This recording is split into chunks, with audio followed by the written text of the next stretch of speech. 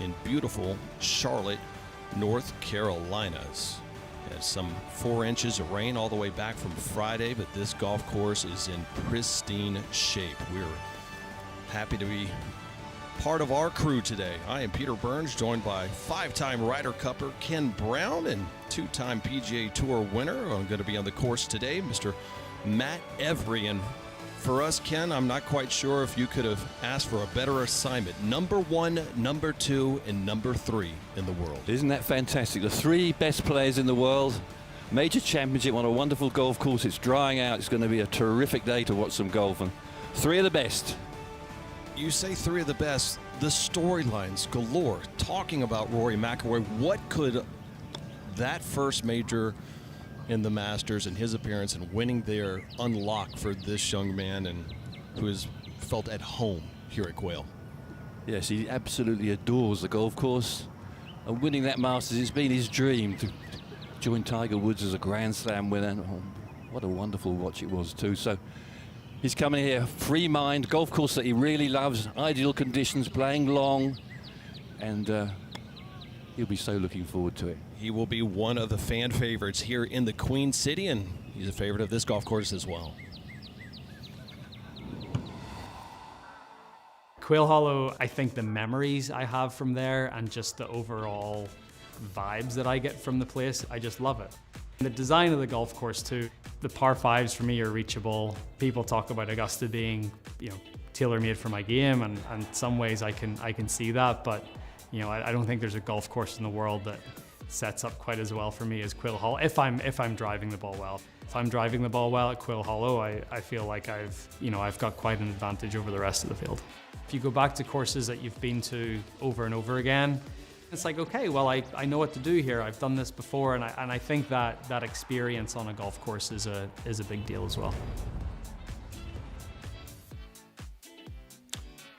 He's in great form right now, Ken. I think that's why so many eyes are going to be on Rory McIlroy this week of what happens when you unlock kind of what he called at some point almost the burden of the career Grand Slam. Now that's done. Now he's just chasing more history. More history, yes, see if he can catch up with Nick Faldo with 6 major championships. He could do that this week, and he looks very relaxed. We've seen him wondering about a little bit and in complete control of his game. And we hear him say why he likes this golf course so much. There's 10 dog legs, and with his power, he can cut the corner of the dog legs and get out there 340 yards. And if he can find the fairways, what an advantage that is over 72 holes. And he can move that ball a little right to left, which helps him out as well as one of the other members of our group. Oh, just the number 1 player in the world. And really, you see him putting right now, and he's had some success. The flat stick rolling a little bit better than years past. If you see for Scottie, he is in great form. If you go back to the CJ Cup, first win of this season, and well, just tied the PGA Tour record for 72 hole scoring record, and that was solid. He's had some success over at Augusta, winning those 2 green jackets, but seeking that 3rd major victory, the first one outside of the Masters, and of course, not a shock, hitting the ball extremely well. So we'll get caught up on the number 1 player in the world, and just rounding out our trio is the 3rd player ranked in the world at Xander Schauffele, and just coming off the success that he had over at Valhalla last year is really impressive, Ken. That was a brilliant performance, 21 under par in a major championship, the lowest ever score in the PGA. Some good form last week. He closed with a 66, and his game's coming back, and his record in the majors is just breathtaking. He's got the perfect game, no weaknesses, lovely rhythm. When his putter hots up, he's a tough man to beat. But a long course. This is a brute of a golf course. Well, and Valhalla provided a different type of golf course, but one that he aced right from the jump.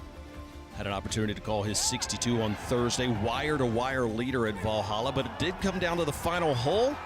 And birdie on 18 Sunday got him to 21 under. All-time scoring record in men's major championship golf. It was his first major title. So walk us through their first hole, going to be the 10th, Ken. And a very comfy hole to start on. It's a par 5. You drive to the top of the hill here, and then the second shot down into the green. Quite a narrow putting surface with a big slope on it. Little hogs back if you just try and run the ball on. Little fringe. Bunker on the right. If you miss on the right to this flag, it's very awkward. The little hollow short of the flag is tricky to play out of, and green that slopes quite a lot from right to left. But a nice, easy starting hole, but you'd like to start with a 4. Easier than the first, for sure. Let's lay out and listen to the top 3 players in the world start their journey here at Quail.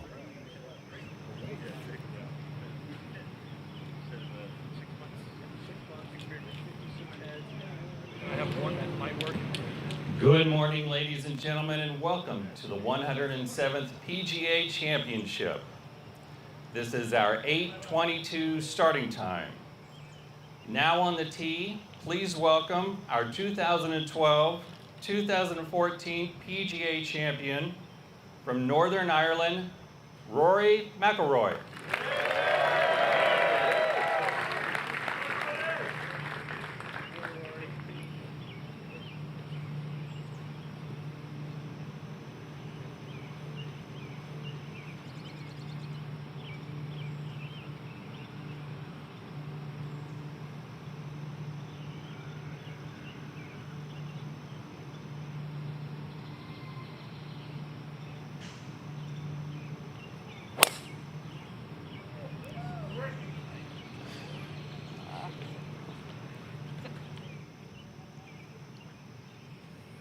See Rory catching that little bit, what he called a little bit Now on juicy the tee, part of the rough. Please welcome our 2020 champion from California, Xander Schauffele.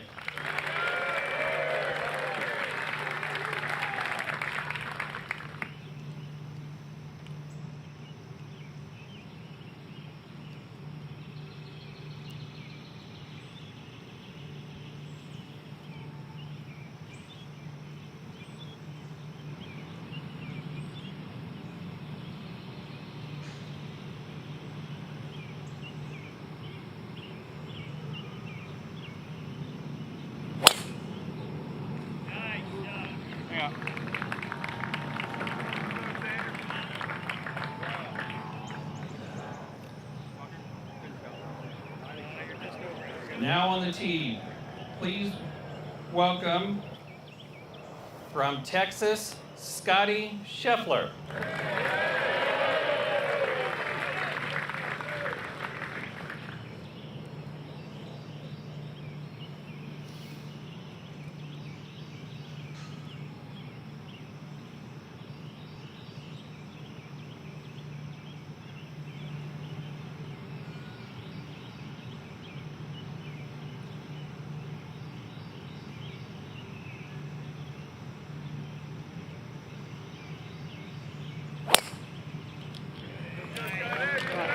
And off we go. The top 3 players in the world.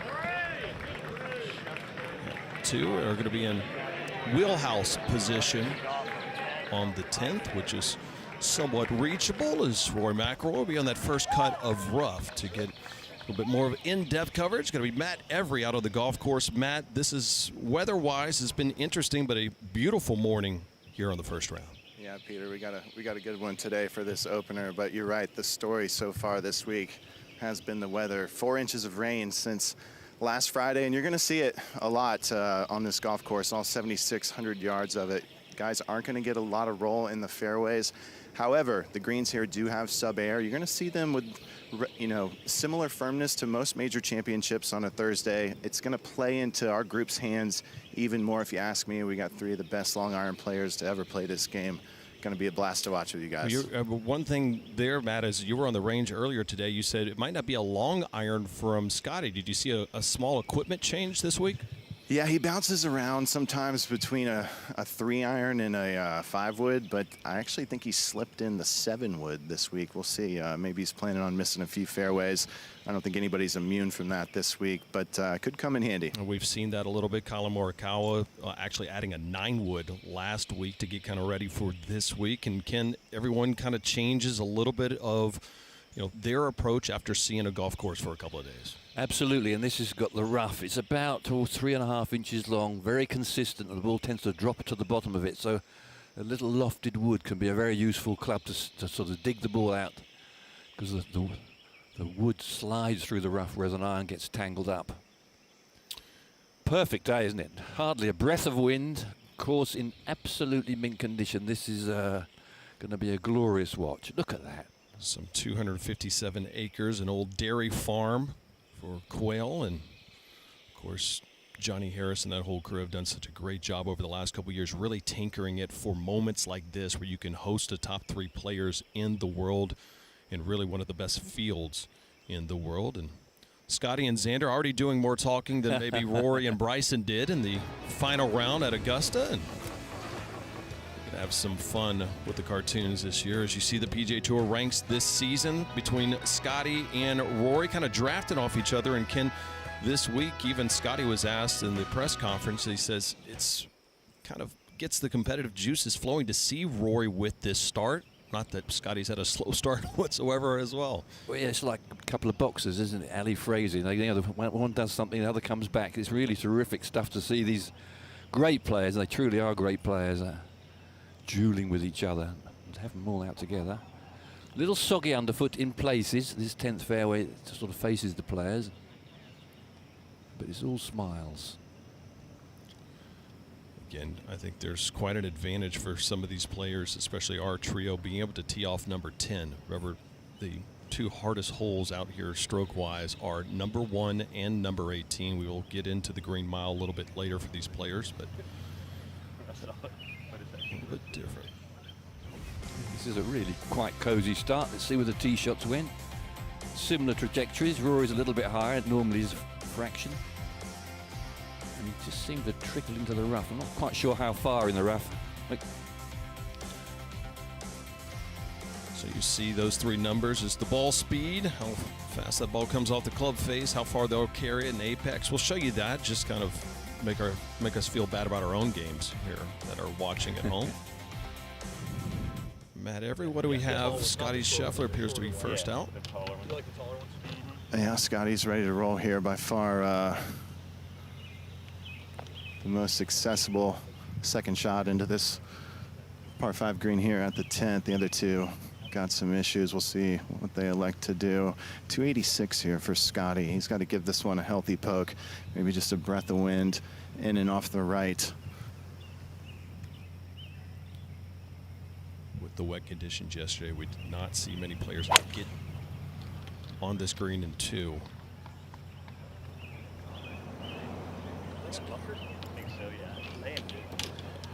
That's an awkward bunker shot. Not much of a lip on that bunker, but it's one of those ones for 35 odd yards, maybe a little more. 35 over, you said? Yeah, bit of a skinny one, wasn't it?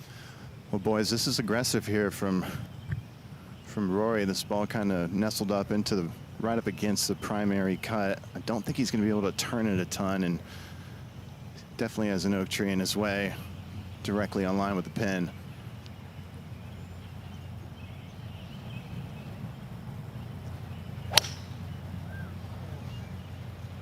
Up in a hurry, Matt. Yeah, it did, but it's left of the green. It's going to be a good angle for his 3rd, though. You hear Rory talking to Harry Diamond. Pretty good leave there, as you see. Not short-sighted. It's almost like he's played here before. That's an awkward lie, Matt. We're seeing just the heels of Xander right on that. That'll get the straight kick. Yeah, slightly left. Yeah, it's below his feet, and I think that's going to help him a little bit here. If it was above his feet and the heels were dangling, I'd be scared, boys. But this is doable here for Xander, and a pretty good angle, 275 to the hole.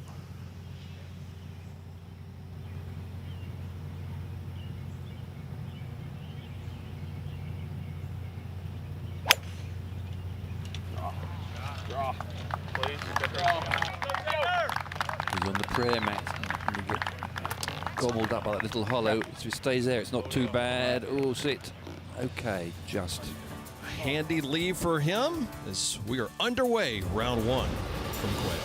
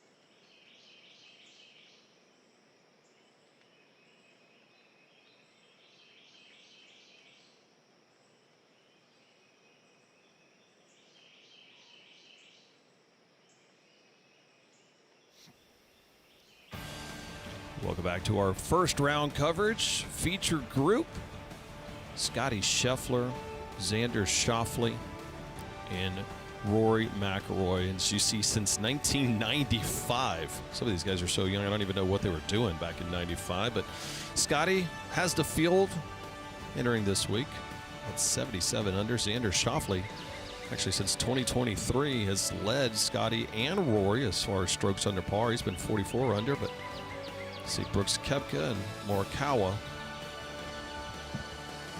It's quite a group, the amount of success they had. And Matt Every's out on the golf course, and Scottie just left himself a little bit of an awkward length for this bunker shot coming in on his first hole, the 10th. Peter, it's awkward for the mortals, but you know, as far as 40-yard bunker shots are concerned, this is fairly straightforward. The lip's not an issue. He's pitching back uphill into the wind. I'd say anything inside of 15 feet is a pretty good shot. It's not one you want right out of the gates by any means, but you know, I think he gets this up and in close to half the time, maybe a little less. Ken, it would take me a bucket of balls to get up and down from that 40-yard pitch that so many average golfers would struggle with. With such perfect lie, perfect sand, you know, gives you the best opportunities. He's got to make sure he flies it far enough. Square his club face.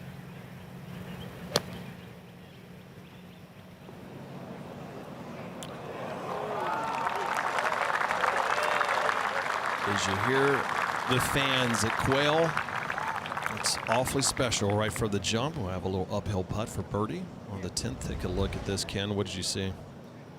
Fairly square club face. He wasn't trying to hit any real elevation on it. Just make sure he came nice and shallow. And that was a beautifully played shot. The sand here is just top quality. There's nothing unpredictable. Beautiful texture.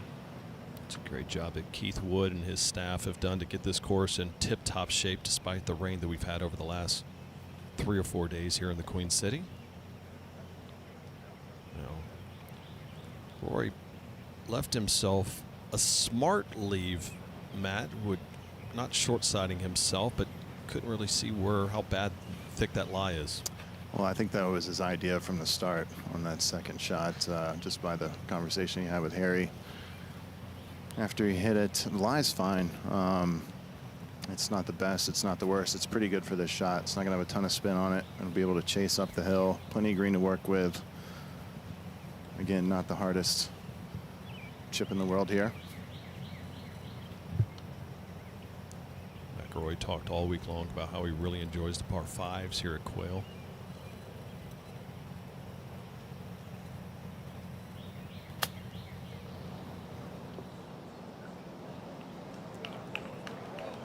And that's one of the reasons why we might be able to get a smidge of a read off Scottie's putt.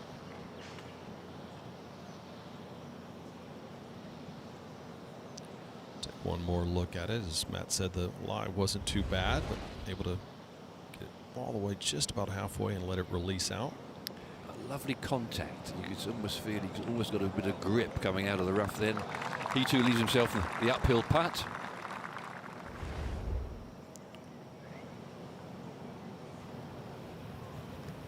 This is awkward here for Xander.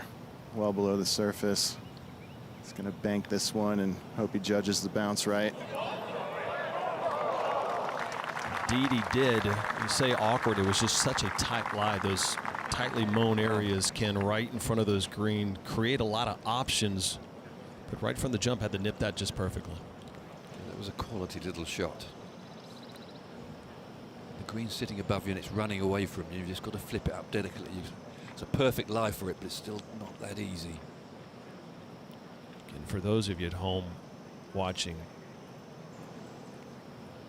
we had an opportunity over the last couple of days to walk this course in the amount of rain, thinking, my goodness, how is this course going to be in playable shape come Thursday? And Matt, the sub air with around the greens and the way that this thing has drained, it is looking tip top already. It really is, guys. You know, we're going to see it in the fairways for sure, but the greens, I mean, you would have no clue that it rained 4 inches since Friday. It's they've done a heck of a job to rally and get this place ready.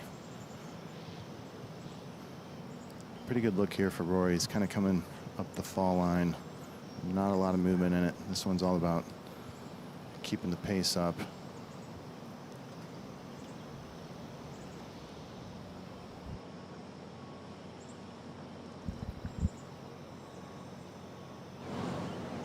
For an opening birdie.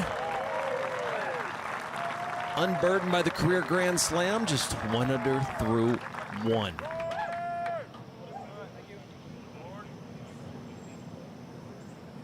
Take another look. It's just silky smooth putting stroke. Perfectly struck, wasn't it? Just, oh, it's got head eyes into the bottom of the cup. The perfect way to start for Rory McIlroy. That's just been the difference maker for him this season, is 6th in stroke gain putting, and able to do it at Augusta and able to do it here early for Quail. For Scottie, similar line. Very similar line.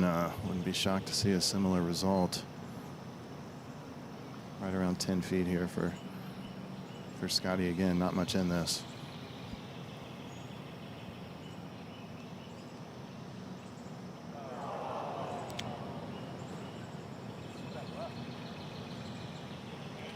Scottie, this was a year that, you know, go back to CJ Cup, as he'll clean that up for par. Stroke gain putting 22. And he's never been in the top 50. That's always been, you know, one of the things that I wouldn't even say plagued him, because he's #1 player in the world. But you think, my goodness, what could he unlock if those putts fall all week long? Just a slight misread there.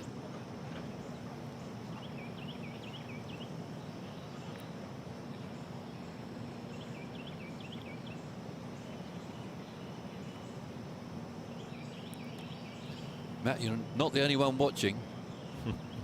No, I'm not. It is electric out here. Just absolutely slammed for a Thursday morning. I think everyone's ready to get outside too, boys. It's been nasty here for 3 days. To say the least.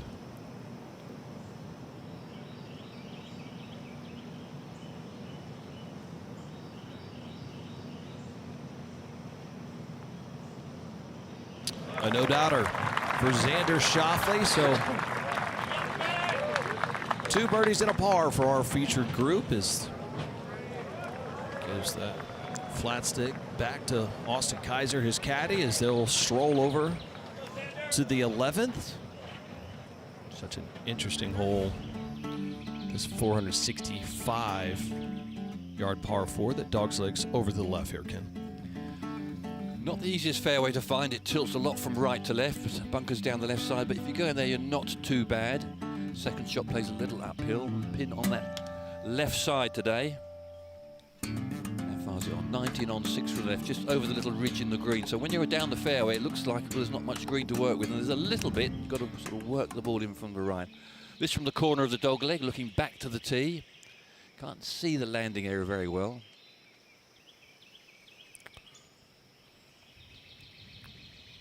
Couple guys that really move the ball right to left, that have zoned in this week, that drive it so well, are both Rory and Bryson. Yeah, this should suit Rory's eye nicely here at the 11th. Those bunkers, especially the last one on the left, most definitely in play.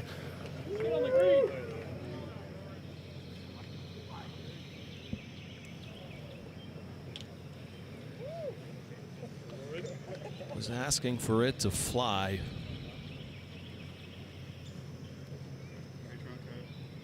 Yeah, there's 3 trash cans just fine with her. Right at this front bunker here. Great.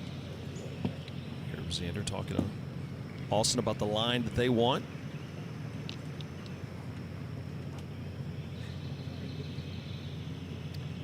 Setting up on the right-hand side of the tee blocks generally means you're going to try and fade it a little bit and hold it into the slope of the fairway.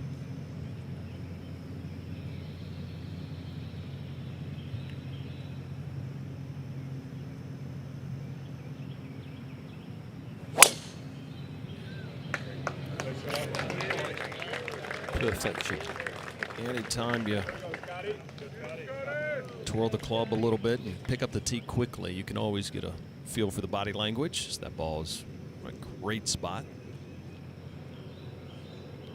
Now let's see the Scottie shuffle.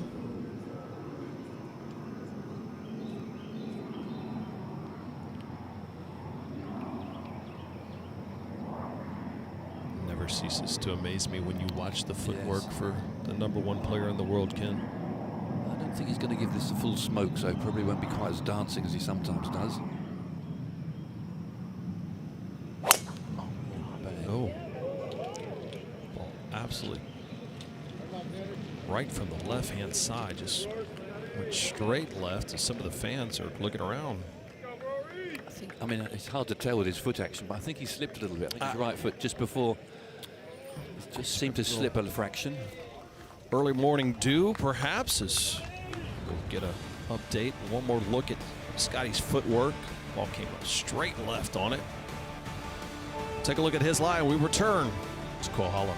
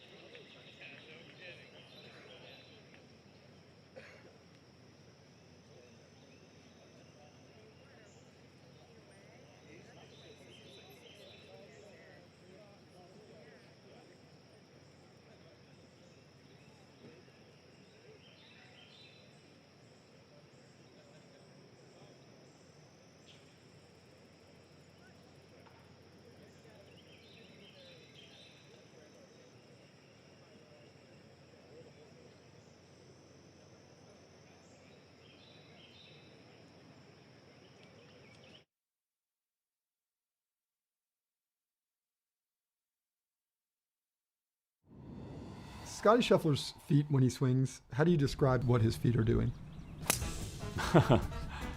His feet are flying everywhere, but I would describe it as athletic. I don't think his feet even know what his feet are doing. It's pretty amazing. I love that he owns it. Doesn't matter what they're doing, he's winning. Keep doing it.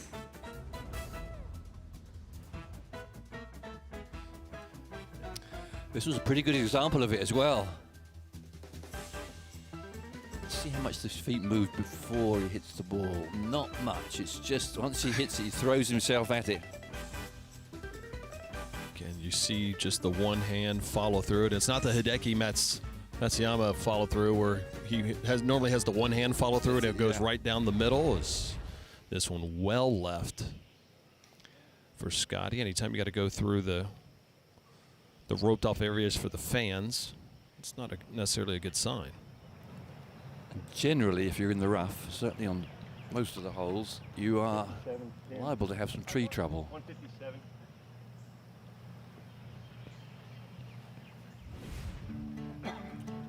It's a good look at where these players have hit their drives to. Schauffele in the greenhouse. McIlroy trying to challenge that bunker a little bit.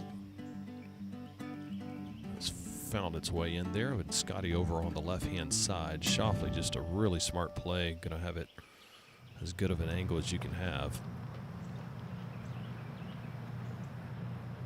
42 front. You got a cart behind on your left, guys.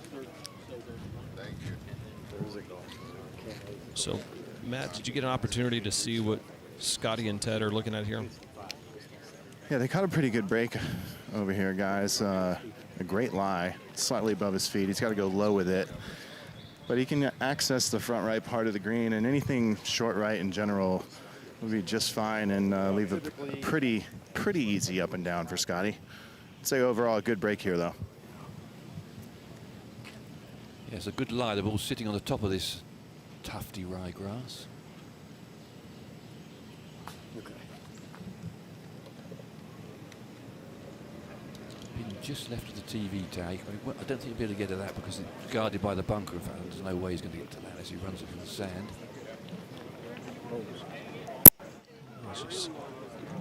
See the point. He's trying to figure out if he's out or Rory or Xander. It appears that he says, "It's me." He's sporting, isn't he? He's a nice fella. Checking it's his turn. His line's just on that sort of bit of tree trunk you can see right of the TV tower. He's going to sort of jettison in that direction.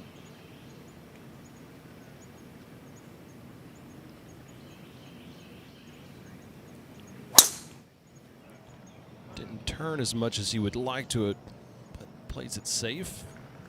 Yeah, smart play there, guys. That's totally fine.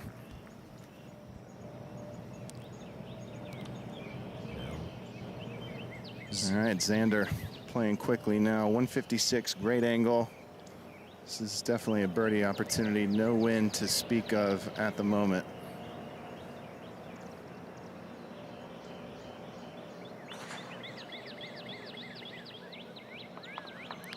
Setting up for a draw.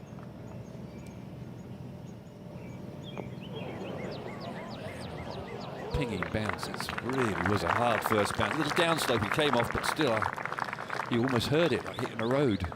You would think that they hadn't had rain here for 3 months with the way that that ball came off of that downhill lie for the fairway, but birdie opportunity for Xander. And Rory's lie in the bunker. Any problems here, Matt? No, it's just fine. And 146 yards. Guys, that's going to be part of the challenge here.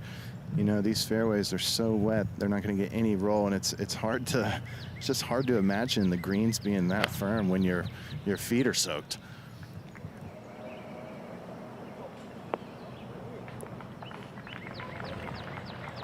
With a little English for McIlroy is a safe play over on the 11th as McIlroy takes a gander at that one. Scottie doing his shuffle a little bit, and Xander in great spot as well. We continue our feature group coverage. PGA Championship at Quail.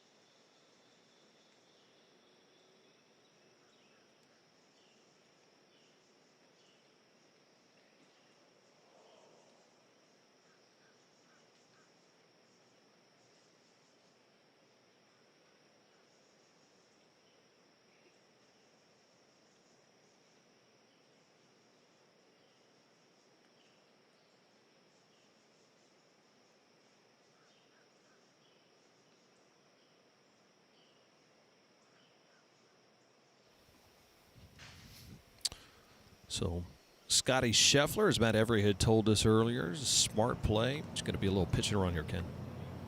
Over the ridge in the green.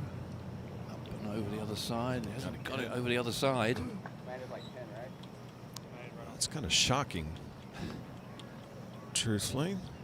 A little bump and run. Ball just seemed to grab a little bit. Yeah, that front portion of the green is into your face, plus it's into the grain. And if you just hit it a little too high, it just digs in. And of course, once you toppled over the crest, it was going to be quick. So it looked a lot worse than it actually was. It did another yard or so of trickle, and it would have trickled down 5 feet away.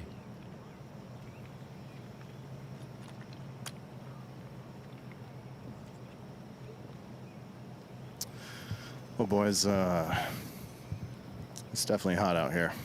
I was going to say, Matt, it's going to be a little humidity in the air. And really, this is going to be probably the warmest day that we've had here in Charlotte all season long. It's been a very nice extended spring. Yeah, it's coming out of the ground for sure. You know, Rory should have got a pretty good read as far as speed is concerned on Scottie's. I don't think it's any secret to him it's going to be slow, but the issue is about a few feet past the hole, it starts to run away from him towards the back of the green. Should swing to his left gradually.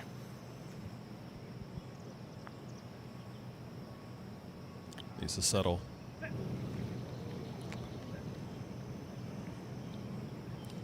Just like Matt had discussed, you had to get enough firepower to get it up that hill, Ken, but then never put on the full flaps afterwards.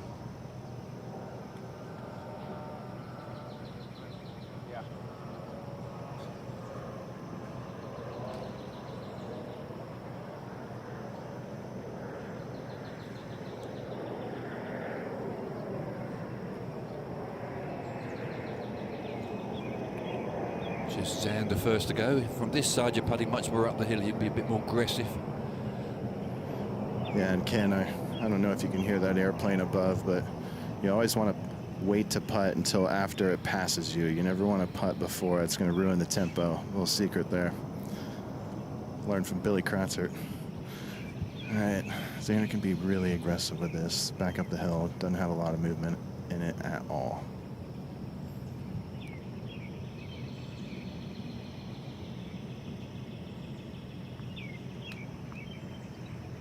Hit it. Oh, just a bit more pace. It would have held its line. A perfect way to start, Matt. Hasn't missed a shot yet. Yeah, rock solid start for sure, Ken. And that's going to be the recipe for success for Xander.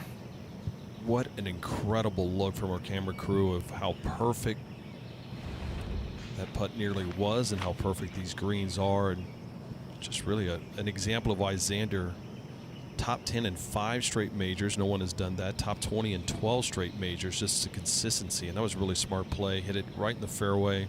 Smart iron shot. Gave himself an opportunity.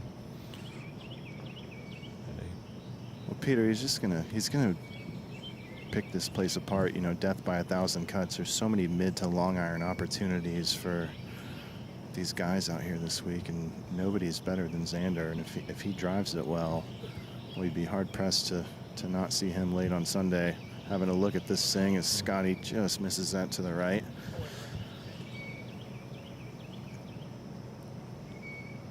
Yeah, that was a little bit of an unforced error for the #1 player in the world. Just taking the medicine, Matt, off that Aaron tee shot. You figured he had played it just perfectly, but yeah, he caught a break with the tee shot, to be honest, and would place the blame. Well, ultimately, I'd place the blame on the tee shot, but the pitch shot was below par for him for sure, and it's definitely a disappointing bogey here. A little cleanup for Rory. Not much in this. Back up the hill, maybe left edge, left center.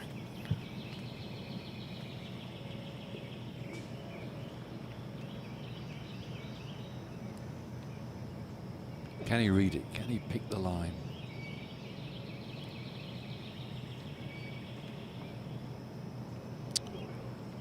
did not. So Scottie on the right. This is his. McIlroy will give back the birdie that he made on his opening hole, the 10th. Put some geometry on that scorecard early. That looked good, just did not hold its line. A little bit firmer pace. Cannon, that would go in, so Scottie will go ahead and clean this up. 6 top 10s for him so far this season. It's the 8th straight major he's come into as the #1 ranked player in the world. His longest streak since Tiger had it back 2005 to 2010.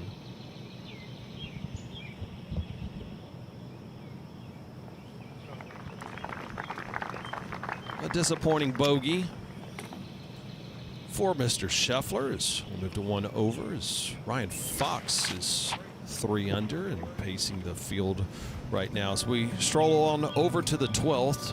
Just a casual 468-yard par 4, Ken. Yeah, and one of the narrower fairways, not easy to find. If you drift left or right, you get stuck behind the trees in the rough. Second shot plays a little uphill to this sort of lavish, glamorous 2-level green, and the tier is quite steep. Little ridge to come up. Only 4 paces behind the flag and about 5 up the ridge, so it's not easy to get at. And over leaves a very tricky pitch. It's a cracking hole. And picturesque as well. It's beautiful. You used the words lavish, picturesque, and what was the other one? I'm going to learn all types of adjectives working with you this week. Cracking, that was the other one. Cracking. So try to listen here to. Austin Kaiser had given Xander the line, and I love the pace of play. It's not exactly Ludwig fast, but he wastes no time getting into the ball. Yeah, I'm with you. All 3 of these guys, they're refreshing to watch for sure. You know, I'm interested to see today this Quail Hollow. It'll let you wear the driver out in your golf bag, and all 3 of these guys can get it out there pretty good. I'm interested to see who's living a little bit longer throughout the course of the day. This Xander packs a serious punch. Just a delightful drive. 3 perfect tee shots in command of his game. Carried at 320, and the ball went 321.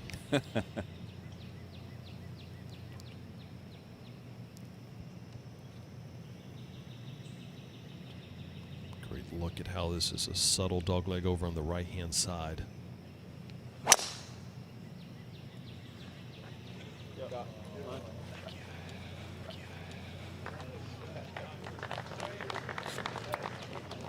Perfection as well.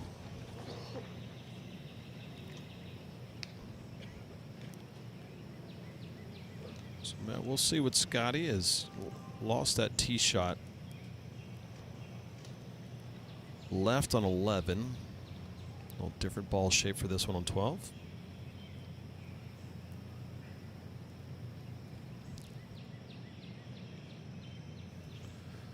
You see his target line.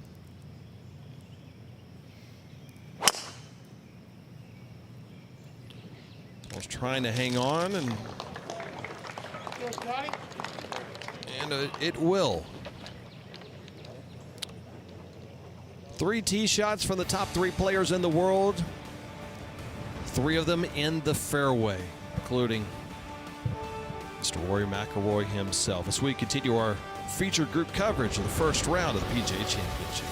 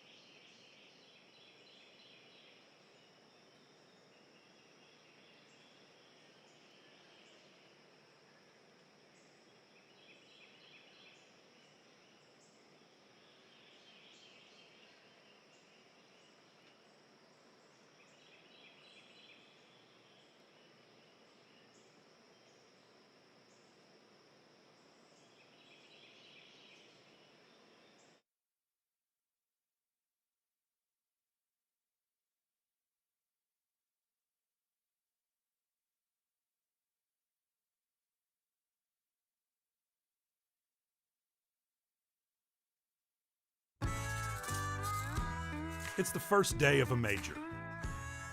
Everyone still believes. The crackle in the air is born of that hope. All these players, somewhere inside, have laid out some scenario that ends with them holding the Wanamaker.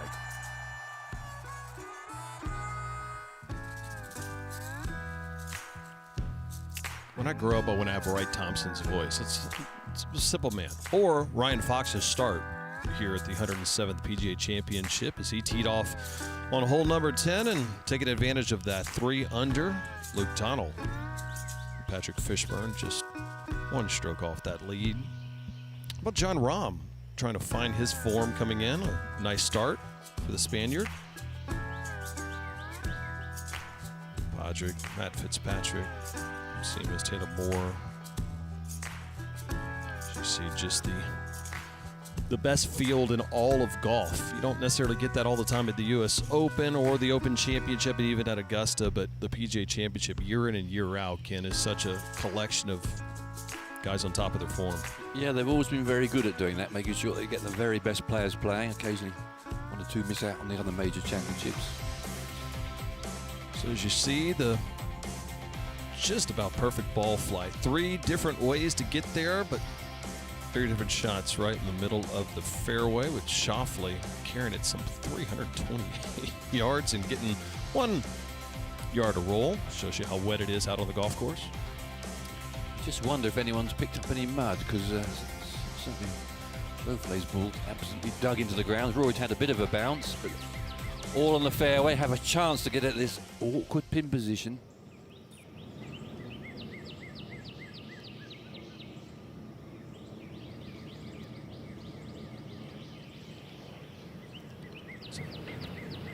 Great look in that shadow for trying to listen in on this conversation.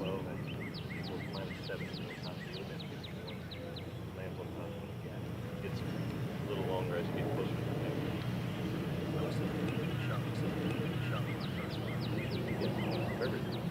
the coming down almost steps? Yeah. Just kind of straight down. Yep, that's right. Great. Everybody needs caddies in their life, Ken. I mean, Yeah. the positive reinforcement, great. I love that. Happy for you. This is a very difficult pin to get at because the breeze is slightly helping. You know it's going to take a firm bounce. You've got 5 yards to get above the tier. Ted Scott there. Guys, this might be one of the harder second shots they faced today. There's just not a lot of green up here to work with at all. Wind quartering down off the left should suit his eye nicely, but it's going to take something very precise.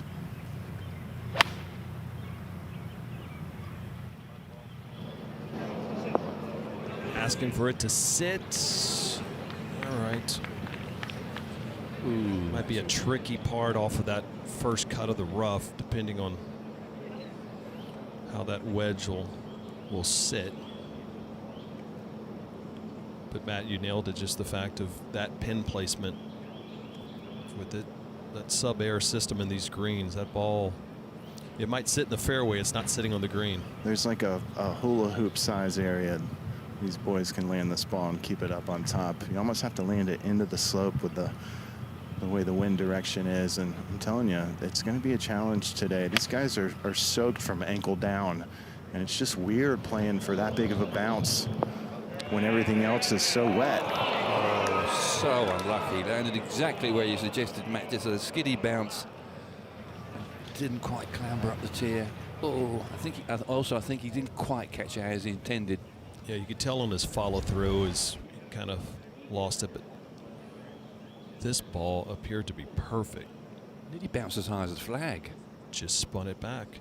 It's one of the things that Rory talked about this week. Johnson Wagner did a great walk and talk with him, said he went to the TP instead of the TPX or TPX, which has a little bit more spin. He's been trying to have more 3/4 shots to take away that spin. It's one of the dangers of going with that little more spinnier version of the ball. Now Xander from just a shade short of 140. We'll see how aggressive he wants to be here. You do have more room the further left you take it. This might need to bite.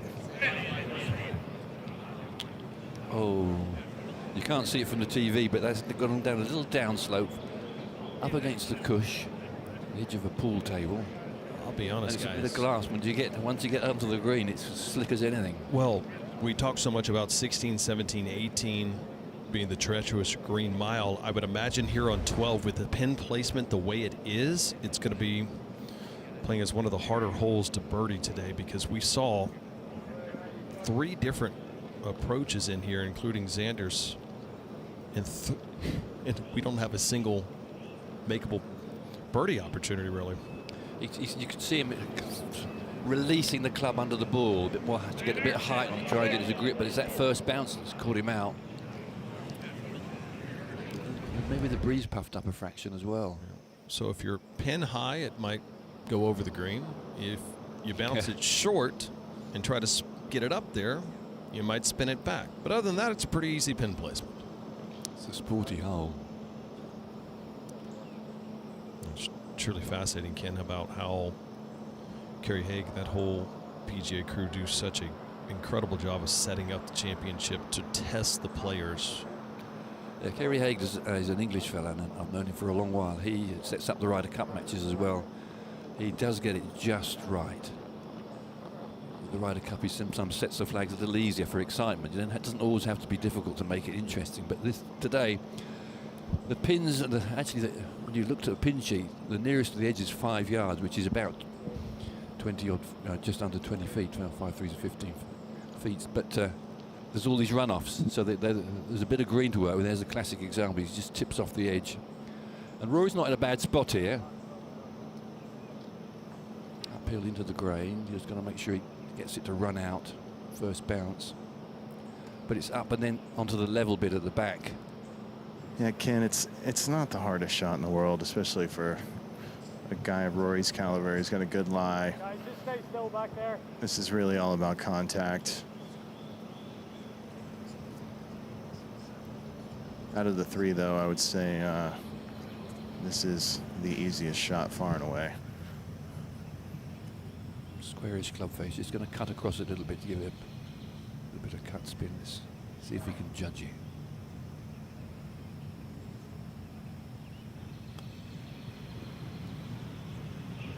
So, beautifully played. Like he knew what he was doing.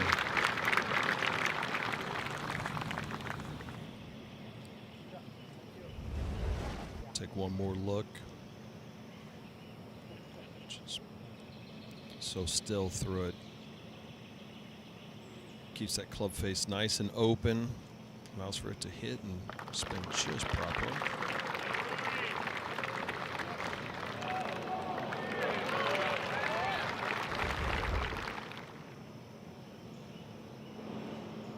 So, tap in mat for Rory as he'll stride over to the 13th. Well, we now have Xander.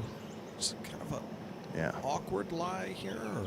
This is hairy here for Xander. It's right up against a primary cut, and there's quite a bit of guesswork involved with a shot like this. You really got to keep the speed up. He's not going to have a huge follow through, but you need some kind of conviction down there at impact.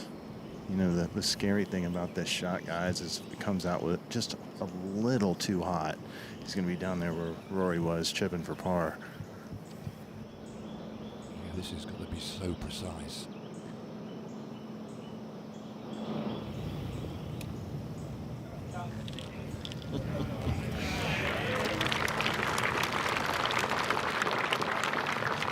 I don't know, guys. Maybe I should go work for the Weather Channel. That was slightly dramatic. Yeah. Take a look, just that tuft of grass. It just had to land it right over that fringe. Xander shows why he's consistent. Scottie's similar situation. Yes, sir. That's a way to get one back.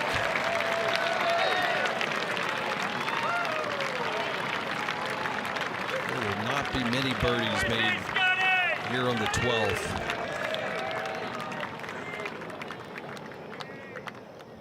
Take one more look at just absolute perfect.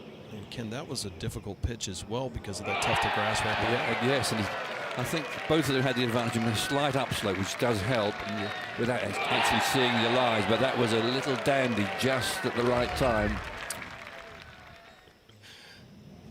Just not bad, as he'll put that 2 on the card, or 3 rather, as he'll look for a 2 on the 13th, just steps away from that green. Shifted these tee boxes around just a little bit.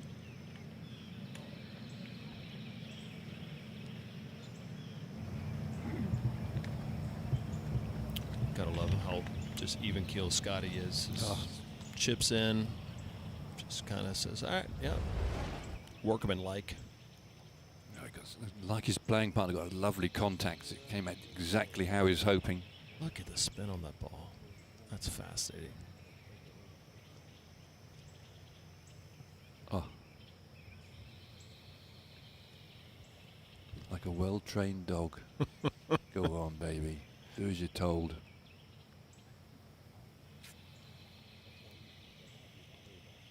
Might as well be a commercial right there for the #1 player in the world, Scottie Scheffler. So now they stride over to the 13th, playing 205, and that back left pin placement today, Ken. Just tucked. There's a bit more landing area than the looks from the tee over that bunker, but that little ridge is guarding it. A classic pin position of this golf course, ridge guarding anything leaking down the left by 3 yards left of the flag. You get drawn off the green. The commercial players did it sort of virtually in the center of the green, just below the cup. Needs a really high towering iron shot to hold it by that flag, and Rory's the man for doing it, but with these firm bounces, it's got to come from the sky and drop very softly between clubs. Seen 18 players already play this par 3 today. Only 2 birdies, some 6 bogeys. Yeah, such a difficult flag to get close to.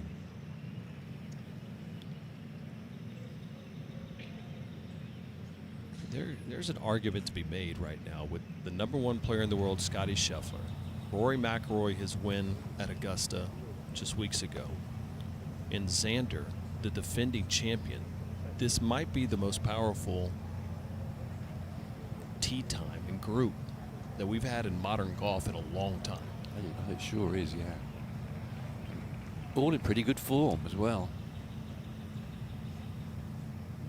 They're waiting a long time here. Is it the wind, or is it just slightly indecisive? See that it had been fairly calm this morning. We haven't seen too much. You know, we might see just a little bit of breeze occasionally, but kind of this tree-lined area in this part of the city is normally fairly well protected. Once you get kind of in the green mile, it opens up a little bit. Let's see, 14, 15, 16, 17, 18 all kind of have a little bit more, or less wind protection, I should say, but They must be on the green. Are there people on the green? yeah, there's got to be. That's causing a little bit of delay here on the 13th. You know, Rory McIlroy, of course, going back and getting his first career win some 15 years ago at Quail.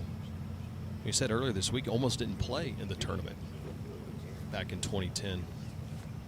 Didn't feel like the back was in good shape, but he played a practice round overseas before, and says, I hit the ball so extremely well, I figured I needed to show up to Quail and play. Good thing he did. That opened up the floodgates for quite the run for Rory McIlroy. Jordan Spieth earlier this week kind of joked around in his presser. Cannon called it Rory McIlroy Country Club. It's a fan favorite. Just see Rory looking around. Harry, he's looking at the flag behind him, just trying to detect where the breeze is. Oh, look up there. Where's that wind coming from? There's the stats of what Jordan Spieth had kind of jokingly called as Rory McIlroy Country Club. 4 wins, a bunch of top 10 finishes. So now we get ready for Scottie, and just look at the crowds that have showed up. Great look. All right, boys. This might be a common theme today for this group. 3 fast players and not exactly 3 speed demons ahead of them. Tough par 3 here at the 13th. 2 of 5 uphill from greens. Scottie falling off of that ball immediately, just like a huge miss hit. Runs into that collection area.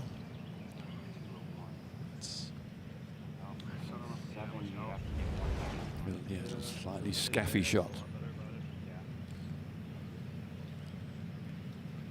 Huge turn, big shoulder turn. And his endeavour to get it high in the air and softly, it just opened the club face. It's easy to just hang back a fraction, like the club face comes open. He's trying to bring one in from the cirrus clouds.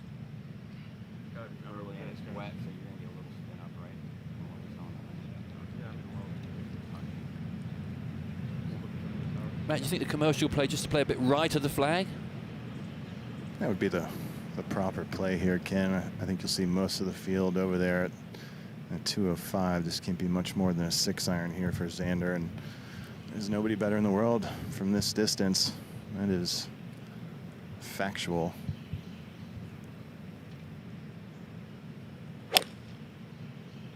Such good pace. That ball tracking.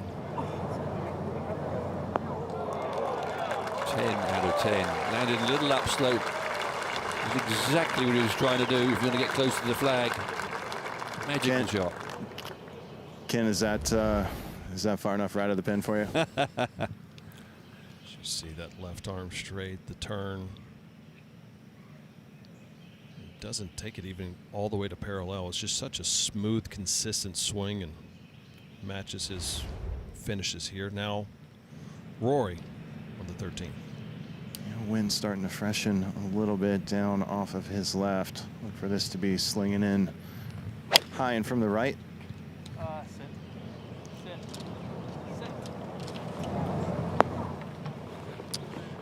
He knew he caught a little bit too much of that one, but he'll have a little downhill putt. As far as this course, they just get longer and longer and longer. Here at Quail, it's the 4th longest layout in PGA Championship history, playing 76-26, probably playing closer, almost 7,900 with the lack of roll they'll get out. 6 holes with water hazard, a lot of them coming up on that finishing stretch of hole, including the Green Mile, and 8 of these par 4s, at least 450 yards, ties for the most the PGA Championship has had over the last 25 years. And grand opening, grand closing, most difficult holes, 18 is the hardest, and the opener the second hardest. So these players in our group will have to go back-to-back on those as they teed off over on hole 10. As you see, par 71 in a course record, held by Mr. McIlroy himself, a 61. Keith Wood and his team has got this course in great shape. 45 full-time staffers, another 55 volunteers this week, and George Cobb put this together. Jimmy Harris back in the day, 1961, but really started getting into a championship pedigree when Tom Fazio has done so much work on this course over the last couple of years, always tinkering it. That's why it's one of the best venues in all of golf. Schauffele won't win closest to the pin at this point. There was somebody had 8 feet earlier today. McIlroy 41 feet, and as we see all of their featured group in hole coverage right now is Koepka, Fowler, and Lowry, and Mickelson, Fleetwood, and Day. John Rahm off to a good start with Patrick Cantlay and Matt Fitzpatrick. And if you want coverage of the Green Mile, we have you covered. Holes 16, 17, 18, a diabolical finish. In fact, the hardest finishing 3-hole stretch the majors over the last decade, where we saw more double bogeys than birdies rather in the last couple of years. And Matt, having walked out on the golf course, having talked to some of the players out there and seen the conditions, if you had to guess what you think that winning score will play at this week? What's the number you're pegging? Well, look, you know, we get intimidated by these, the length they attach to some of these golf courses, but ultimately at the end of the day, if they're soft, these guys will pick them apart. Now, that being said, these greens are not soft, so there's a little bit of a curveball being thrown there. I think someone's getting to double digits here. I would say low double digits, 10, 11, 12. Love to see that as you take a look at. I mean, that's a putting green for most people, and on how they play on the weekends here, Ken. And you got to pick this thing just perfectly, though. Well, this is pretty straightforward for Scottie, though. Plenty of green to work with, back uphill into the wind. Is it? Too much nip there, Peter. Yeah. Yes. Grimaces just a little bit. Would have liked to have seen it. And really, the play was perfect. Just if you could landed maybe about an extra 2 yards. As you see how crisp it comes down to this ball, Ken. Just clipped it off so perfectly. I think he was expecting a bit more of a skiddy bounce. I mentioned the trees around this golf course. They are spectacular, aren't they? Really fantastic. Haven't all been trimmed up and made like lollipops. There's gorgeous on a day like today. We've seen that a little bit more with the golf course architecture over the last couple of years, and them kind of allowing some of these trees, taking out some of the trees, just kind of let the courses breathe a little bit. We saw that at Oak Hill 2 years ago in Rochester. We saw it a little bit at Valhalla last year in Louisville. And now Rory from about 40 feet. Matt, what's he going to have to navigate? Well, he's got a big swinger here, Peter, and he's got to pay attention to the pace. This is all about matching up the speed and the line. It's going to turn quite a bit halfway there as it peaks over the mound and straighten out late. Might have borrowed a little bit too much here. Good play for Rory.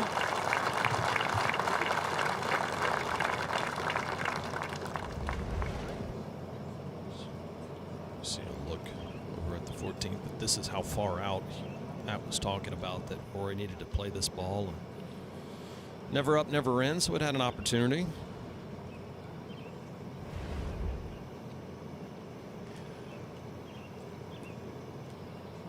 Major championships, par's always your friend, especially if you can murder the par fives like Rory can. Ken, that's so true. And I'll tell you what else is your friend, and this is this club Xander has in his hands. When par becomes a good score in major championships, there's a lot more emphasis on putts from 5 to 15 feet, mainly because, you know, those are your length you're scrambling for pars when you're out of position. But in this case, for Xander, it's a birdie attempt, and look, he's gaining more than a shot on the field if this thing goes down. And over the course of 4 days, I'm telling you, I had the opportunity to interview Webb Simpson Monday for a show I'm doing, and Xander was Webb's pick, and I didn't even tell him you can't say Rory or Scottie. He went right to Xander.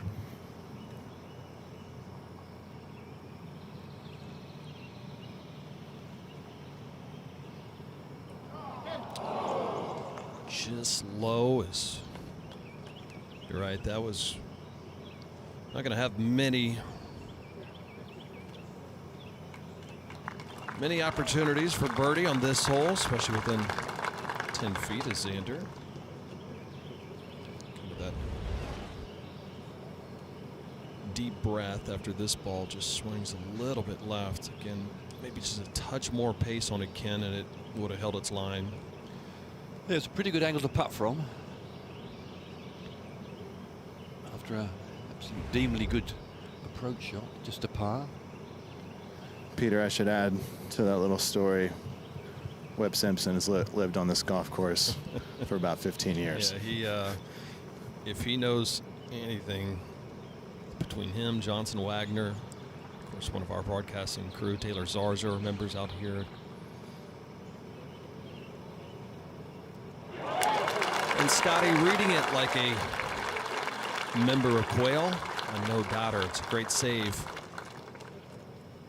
for Scottie. Just makes it look so easy, and that's really been the difference in why he played so well over the CJ Cup. And I think everybody knew in the last couple of years, as well as he strikes the ball, as Rory will clean this up, if Scottie ever got the flat stick rolling, it unlocks even a crazier level.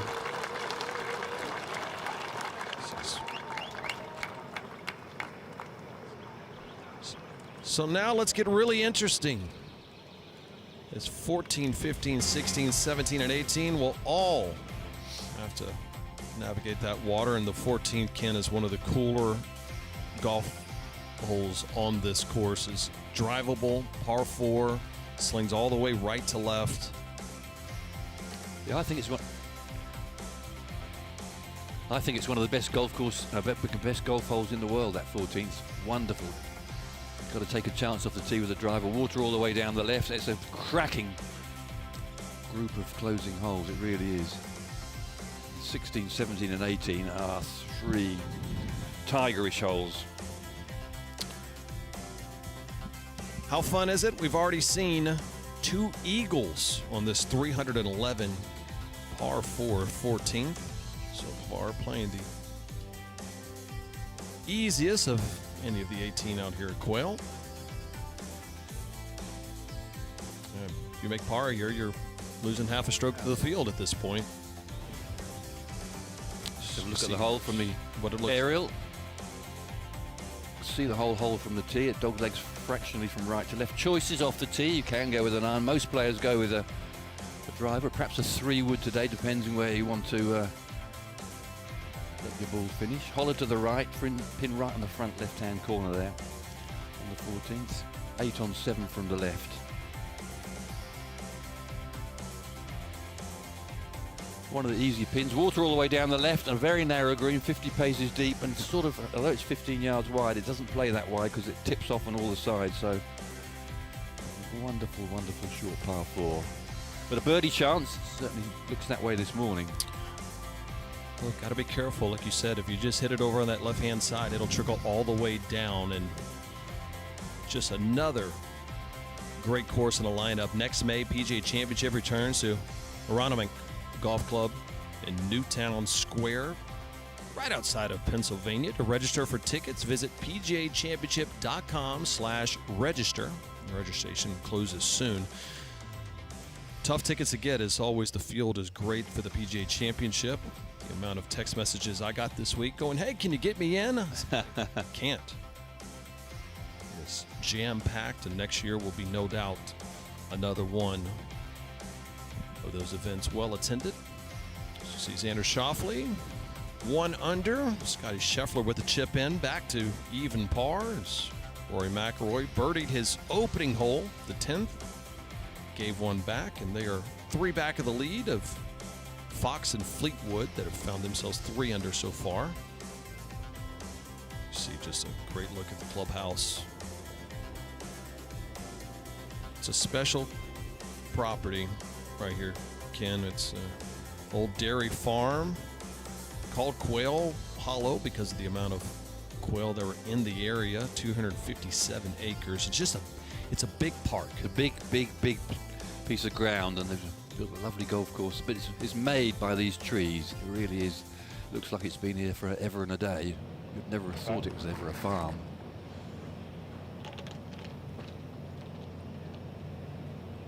Driver, 3-wood.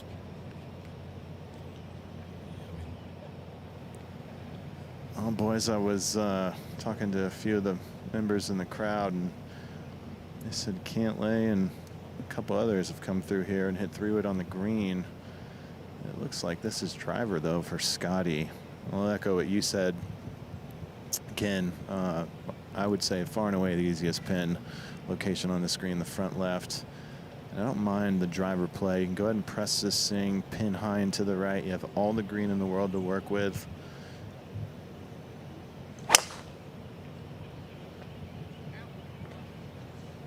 Little collection area just short right of this green. And that's exactly where it'll be. Yeah, it's perfect. That'll be just slightly uphill. I mean, that's a makeable shot for Scottie. Yeah, it's not a bad spot to leave it at all. Kind of shades of this tee, you know, kind of. If this thing was to go straight right and be a couple 100 miles down the road, it'd look like 18 at Augusta. The little chute coming out of hole 14. Oh, no surprise here. Xander going with 3-wood. Delivers one of the heaviest blows to the back of the ball, and also think he just has one of the hottest 3-woods in general on the professional golf circuit. Oh, this is dangerous. Be careful. He's saying catch the bunker. Wet, guys. That is wet. Knew it right off the tee, Matt. Yeah, it's a pretty big mistake too, guys. I mean, this is a birdie hole all day. You just bail out to the right. Xander obviously knows that, but definitely going to be handing back at least a shot to the field here at the 13th. And Rory stepping in quickly, also gearing down with 3-wood, but should be plenty of gas to at least get to the front of the surface here. He has a strong 3-wood as well. He does, and his ball flight should suit this hole nicely. This one hanging out to the right a little bit, but should be just fine. Some of the things should catch left a little bit. That's a little bit of an unlucky break, as Rory knows exactly what just happened. It's about 2 yards to the left. That ball would have kicked left into that collection area, as you see Rory McIlroy and his move at it. So we continue our first round coverage of the PGA Championship in Quail Hollow.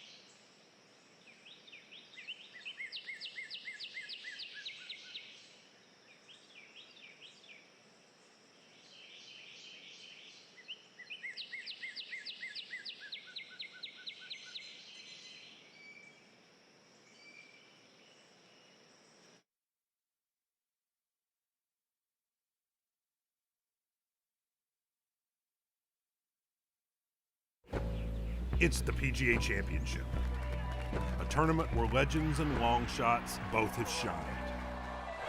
Can it be?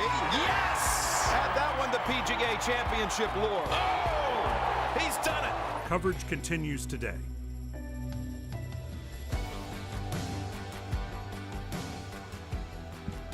We welcome you into feature group coverage. Peter Burns, Ken Brown, Matt Every, as we're watching Ryan Fox 3 under. You see teed off over on the 10th. You see an asterisk next to that hole number. That means they teed off on the backside. Rolling with our feature group, the top 3 players in the world: Rory McIlroy, Scottie Scheffler, and Xander Schauffele. As we see Keegan Bradley, Ryder Cup captain. That's going to be a good one over in New York later this year. I think there will be some fireworks in that one, Ken. There's no doubt about it. It's going to be a fantastic match. The Ryder Cup matches have been terrific since the early 80s. Who will win this time? Yeah, home advantage is huge these days. We see that. It's been a home advantage for the PGA Championship as well. 9 straight Americans have won this tournament. You see a lot of different countries represented on that. Their flags on the first round of the leaderboard on Thursday. As we see Xander. This is what you call a risk and reward hole. He's taken a little bit of a risk, not much of a huge risk, but he's made a mistake.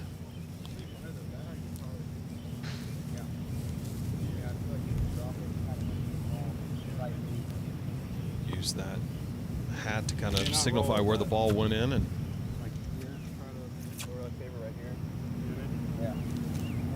so 1 under. And for those just joining us, he'll drop. He pulled that 3-wood, and he knew it right off the jump into the water. It doesn't look very kindly, this shot, Matt. No, it's not at all, guys. Well, obviously, it's a terrible angle, but it's off a slight downslope out of the primary cut. He's got the wind at his back, which isn't doing him any favors.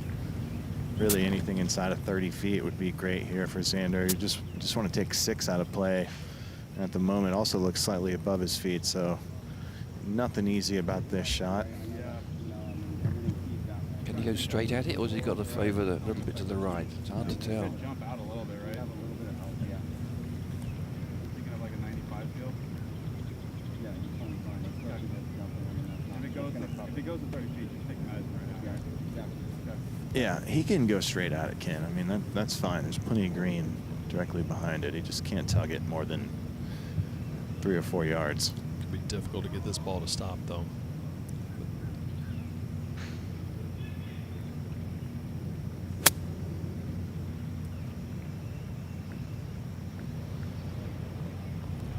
Really good.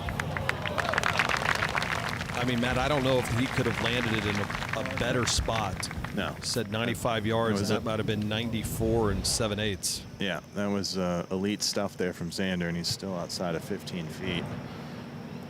Just pitching on a little upslope at the front, and that, yeah, oh boys, that was terrific. I thought he might have had to go a little bit further right, but straight at it. So you can't even see the ball. Great job to commit to it, but we'll have to take his medicine. Meanwhile, Rory, where's he going to land this one? He drew a really good line, guys, but he's got that face very square. Looks like he's going to land it short and run it up. Pretty good. Pretty darn good. And just running out downhill, down grain from there. It's not difficult if you misjudge it to run it in the water on the other side, or certainly run it off the edge of the green. Quality, real quality. Hooded the club face, knocked it forward, got to rely on the perfect bounce, hit the downslope, and this is just trundles out. Great job by our camera crew giving a look at that as we see the aerial view of that water hazard over on that left-hand side. And for Scottie, electing to go with the putter here, Matt. I love this play. Smart at all levels, Peter. Even for the best in the world. There's the worst putt is always going to be better than your worst chip. That's a lesson learned early. Well, look, these aprons are about as good as it gets as well. Not much to this one for Scottie. Uphill about halfway there, and then should peel off to his right as it loses speed. Just needs to break a tackle. Yeah. It was hit behind the line of scrimmage.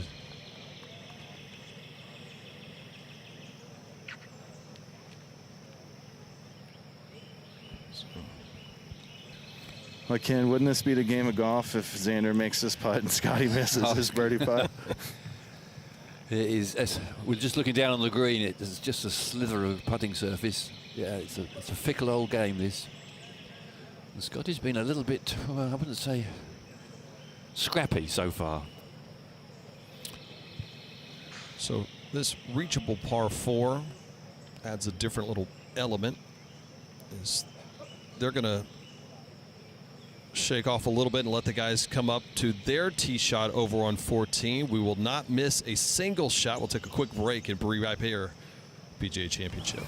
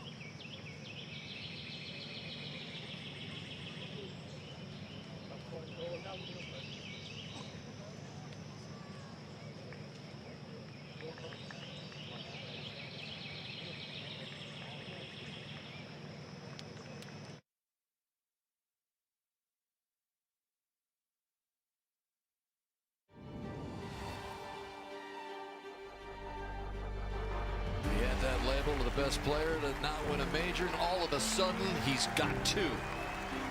Was there anything unexpected that came with being a 2-time major champion? I really don't feel like too much has changed. Maybe I get spotted at dinner more often, but golf is golf, you know, unless you're Tiger Woods. Xander with victory at Valhalla. I feel like I'll have an edge on the rest of the field. I try to work as much positive self-talk as I can. You know, maybe just kicking in a little bit more self-belief prior will help, just knowing that you've done it.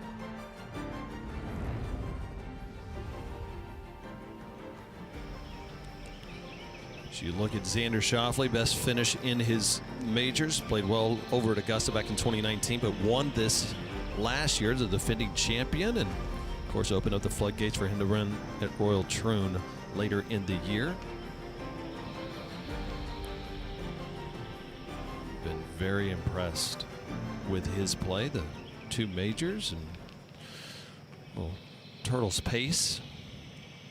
To see all of it. We saw all the Kiowa a couple years ago. We saw all types of things rolling around as PGA of America, and of course more than 30,000 PGA of America golf professionals. We absolutely love this game, and we love Quail Hollow right now. These guys are opportunity to have an all-world par here, Matt Avery. We love Quail Hollow, Peter Burns. Are you kidding me?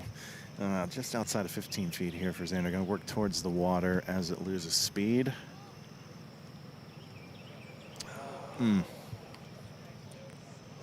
Would have been able to get away with the errant tee shot that found the water, so we'll probably give some stroke and a half to the field for Xander. Just never really found its speed here, Ken. Yeah, a little downhill to start with, then it fractionally up the hill. The grain is left to right and slightly into him. You can almost see it stalling as it got near the hole. Right from the jump, moves him back to even par.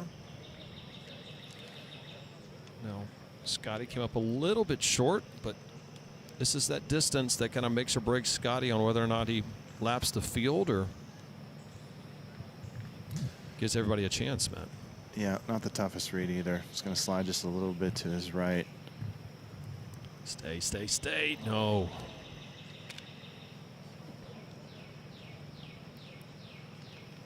That will feel like, really will feel like a bogey for Scottie, who put himself right in the driver's seat. Is get a little feel just out to the right. Yeah, Peter, I'm with you. That's got to feel like a bogey there for Scottie. He couldn't place that thing any better if it's not on the green, and disappointing for sure. I'm going to hammer it home this week, but putts between 5 and 15 feet are going to be massive. It's probably, you know, realistically, there's probably 5 or 6 guys that can win this tournament if we're being real, and 3 of them are in this group. But, you know, who's holding the most 5 to 15 footers out of those 5 or 6 guys? I really like their chances to lift the trophy on Sunday. McIlroy for birdie. No, pulls it left, and he's going to have a little bit of work to left. I would have probably lost $1 or 2 to you, Ken Brown, if I would tell you that this group will play the 14th at least 1 over, if not 2 over par. It's absolutely the beauty of the hole. Eagle chances, and all 3 of them misreading their putts. I mean, for Rory to miss out on the low side at that sort of pace, he's really, he's pulled it a little bit, but misread it as well.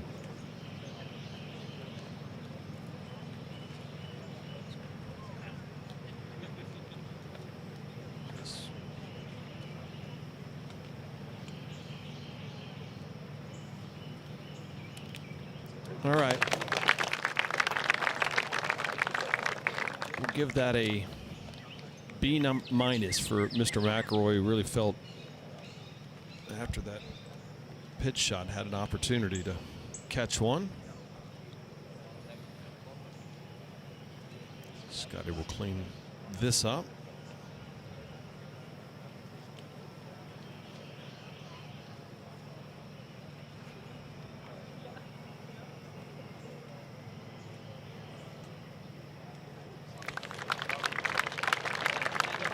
So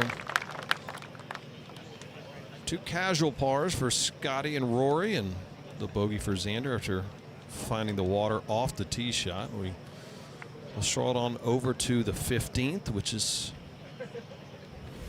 the par 5s that Rory McIlroy has absolutely destroyed over the last couple of years. 30 under on this hole since the tour returned to Quail Hollow in 2003. Ken?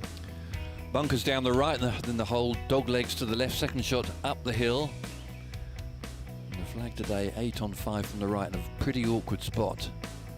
So if you're going for it in 2, you're not going to be able to hold it by that flag. Fairly generous green and divided into little sections by the little slopes on the putting surface. You can see there's a hog's back as you approach the front of the green, and the flag's just tucked to the right of that. Relatively easy to get to if you're pitching to it, but not easy if you're going with a big iron. You see, just a big dog leg over on the left-hand side. This wind, not really much of a factor at this point, but you know, this is 14 and 15 are really the, hey, we're going to give you a little handshake before getting to the treacherous green mile, 16, 17, 18. Peter, this hole's all about the tee shot. It's everything. If you can find the short stuff here, it immediately turns into a birdie hole. You're right, the breeze hasn't been a big factor, but I can tell you there's some people out here looking for that to change. Scottie's trying to cut off a little bit more of that corner. All right, he has. Yeah. You see just how wet the course has been, and yet still looks perfect, just not getting much of a rollout whatsoever. So that's really where the advantage, Matt, comes from guys like Bryson, especially with Rory McIlroy, just the sheer amount that they can carry these drives this week.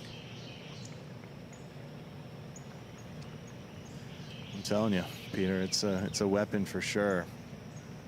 And then that much carry distance, and it's really a reason why, you know, this golf course in general, you could probably narrow down the list of champs to 15 or 20, but when they threw 4 inches of rain, you know, week leading up to this, I mean, if you're Rory or Xander or Scottie, especially with the, we got trouble here, boys. Oh my. Stayed up. That is a huge break for Rory McIlroy on the 15th. Is just really got uber aggressive with that line, and that ball turned over right to left, was flirting with it. Well, listen, he cut off a lot of distance on this hole, guys, and I'm about 200 yards from his ball, and I can see it. So maybe a great break for Rory here at the 15th.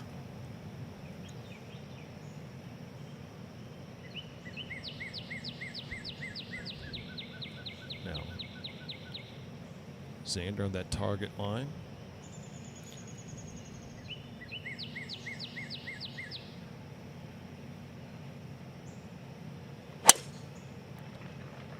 Took that similar line, but just a nice little cut. Kim will find it safely in the fairway here on the 15th.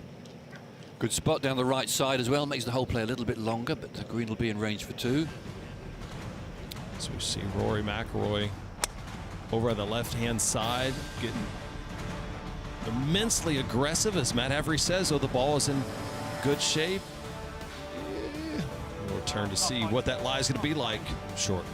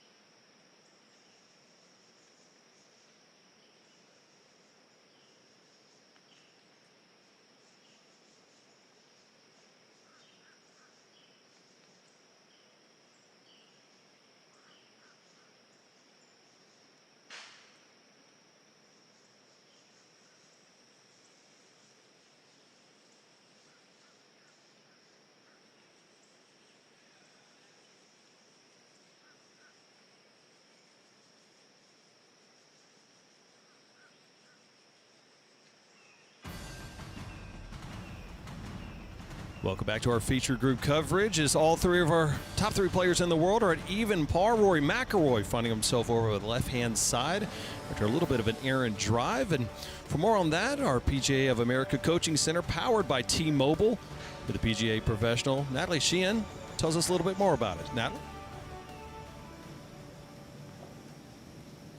Thanks, guys. I know Rory did not hit his best tee shot there, but as one of the longest drivers on tour, I want to share with you a couple of ways you can add length to your drives and learn from what Rory does best. One of the moves that he makes initially in his swing with his driver is he actually moves a little up and back off the golf ball, which is an amazing feeling to help you gain some speed, some momentum, and that effortless power feel. So you'll notice that he just sort of moves up and back a little bit, pushing up on that back leg some into that backswing. And just the feeling for you of swinging actually quickly into that backswing can really help you have that feeling. The other drill you can do is go ahead and use a split grip here on the club and work on reaching into that backswing, making a nice big full chest turn. That's help you hit those powerful, effortless drives. So let's go ahead and put them to the test here.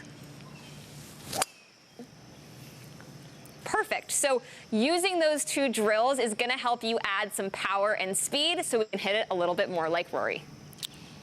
Love that from Natalie, and that courtesy of T-Mobile for Business. Exclusive 5G solutions partner is, well, what a break that Rory McIlroy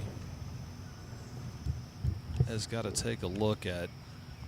Just finds himself on the other side of it. And as Natalie was saying, just kind of that up and back around. He gets so much power loaded into it. But right from the jump, he was staring down this ball. He knows every single sight line of this golf course. Although, Matt, I'm not sure how many times he's been over here. Yeah, this was definitely not on purpose, but you're right, an all-world break. We'll get to that in a second. Scottie Scheffler ready to roll from the left side of the fairway. No tree issues at all. Pin cut on the front right. You know, short right's not a terrible miss here. Obviously, anything on the surface will do, but if they're handing you one out here, guys, it's... Yeah. If you take a look right near where we're showing Rory McIlroy ducking as he's right in front of Scottie Scheffler's ball. Let's make sure this ball gets airborne, Scottie. Okay, we're safe.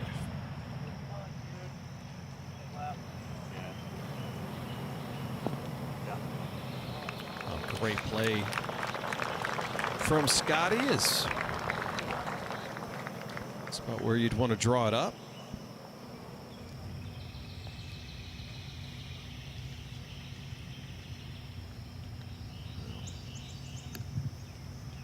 So, Matt, when you look, and we'll go back to Xander real quick, and before we get back to Rory. So 239. You don't see this too often, guys. 239, and this is a set 4-iron off of a pretty good downslope back up the hill here for Xander. This is what separates him from the rest. Sounded a little different. Yeah, it's a little fat. You can tell. Ken, that just came off the club face. You can hear just the impact looked a little different. Yeah, just perhaps a bit of a watery line. McIlroy's really cut this hole down to size. My goodness, what a break, what a break.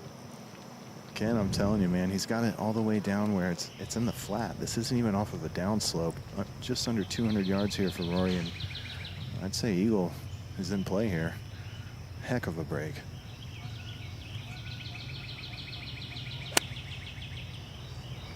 Trying to get that ball to turn out right to left. Okay. Rely a little bit on that short game, but he'll take it after the tee shot, flirting with the hazard on the left.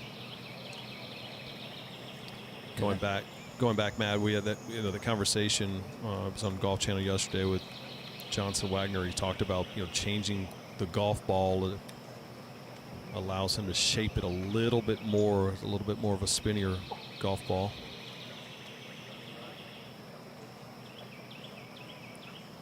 So we see our leaderboard is The conditions ripe for scoring. Keegan Bradley, Ryder Cup captain, coming up at 3 under. Matt Fitzpatrick, Luke Donald, amongst others, over at 3 under. And remember, if you see an asterisk next to their number, that means that they teed off over on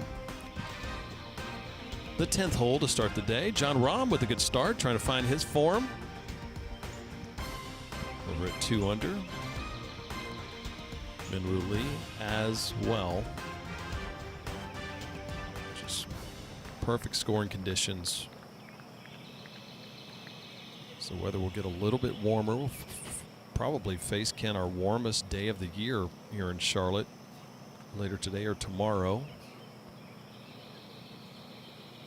And hardly a breath of wind. The wind is forecast to pick up a fraction, but at the moment it must be 5 miles an hour if. So ideal conditions. Green's in great shape. You can turn your passion into a profession. Get started over at PGA.com/working golf, or working golf rather.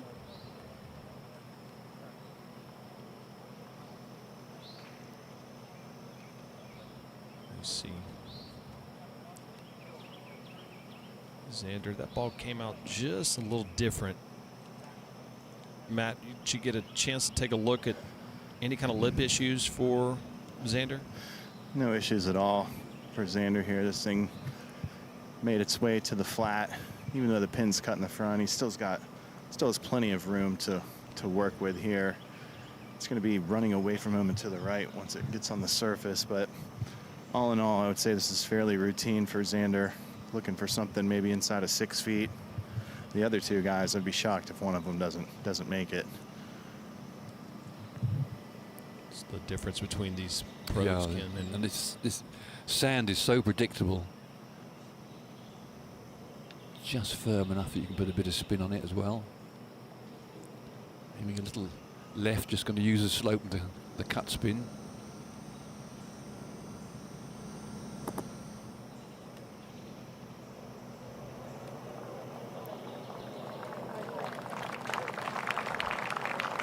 Well, he didn't like that, guys. It came out a little lower than I think he expected. I think he was surprised, but thought it might shoot out just a touch more. It's a great look from the bunker cam.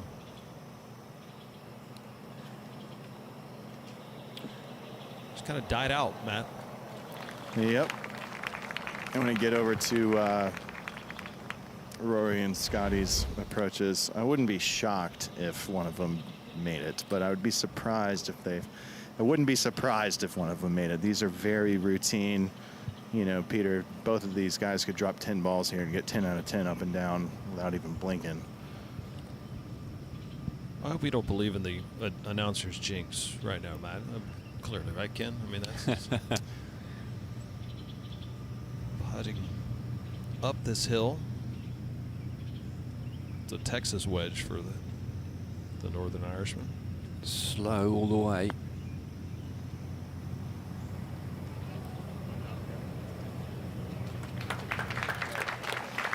You know, Peter, the only place the announcer's jinx scares me, extra points. The only place. Baseball no-hitters occasionally as well. Smart play for Rory. We'll see if Scottie learns a little bit of that, as far as just a little bit more pace up the hill. Lucky they both can putt round that sprinkler head. One looks like it's going to go to the right of it, and Rory just sneaked past on the left. Otherwise, you'd have to chip it.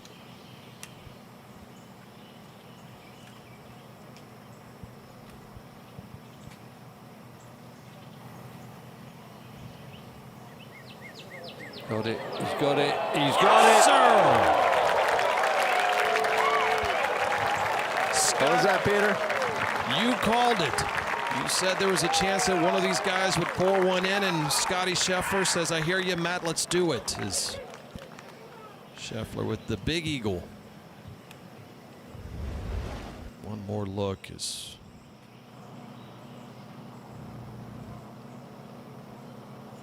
I mean, technically that counts as a chip in. to a certain extent, despite using the putter, right? I mean, he's had a chip-in birdie earlier today, and now technically a chip-in for Eagle. 15. Dead Scott. Maybe we should hit less greens. I don't think Scottie's even capable of doing that. Peter kind of picks up the one he threw away at the last there. Really good stuff from Scheffler.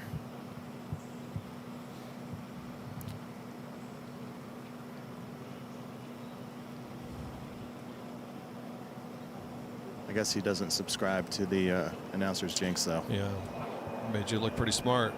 That's a heroic thing. That may be the best thing he does all day today. Here now, Xander to get to red figures.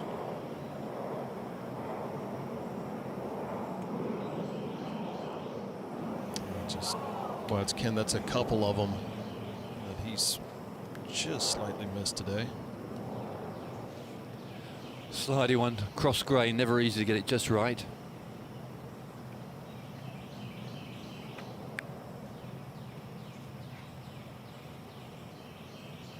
We called Xander's first round 62 at Valhalla last year, and it was so workmanlike.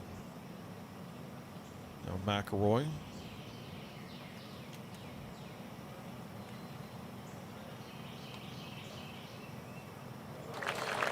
With that birdie, now moves to 31 under on this hole since 2003. They might as well put a plaque. Well, you probably put a couple plaques for Rory McIlroy out here at what the players have deemed Rory McIlroy Country Club. What a break off the tee, though. What a break. Could be tournament defining for McIlroy as Schauffele remains at even par, but my friends, this is where the fun starts. The treacherous Green Mile. As players navigate their way around the course this week, danger will be looming in the form of the Green Mile. The last 3 holes at Quail Hollow have been called a nightmare over the years, and here's why. In the PGA Championship in 2017, there were more double bogeys or worse on these 3 holes than there were birdies or better. Of those, 12 are triple or quadruple bogeys, and that matches the number of triples or worst on the first 15 holes. A lot of the danger comes from the water in play. Since the PGA Tour returned here in 2003, more than 1,800 golf balls have found their way into the water on this stretch of holes. All that to say, in recent history, no finish in major golf has been more treacherous to navigate than this one. Not Winged Foot, not Kiowa, or not even Carnoustie. When it comes down to it, no one is safe walking the Green Mile.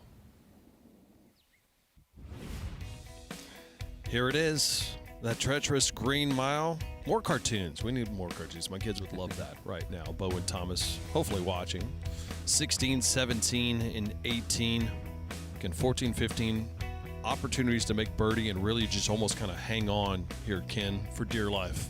Yeah, these last 3 holes are a real challenge. The 16th is the 3rd most difficult. The 17th was the 5th most difficult last time we were here. And the 18th is the toughest hole. It really is a brute of a par 4 up the hill with a little stream running down the left.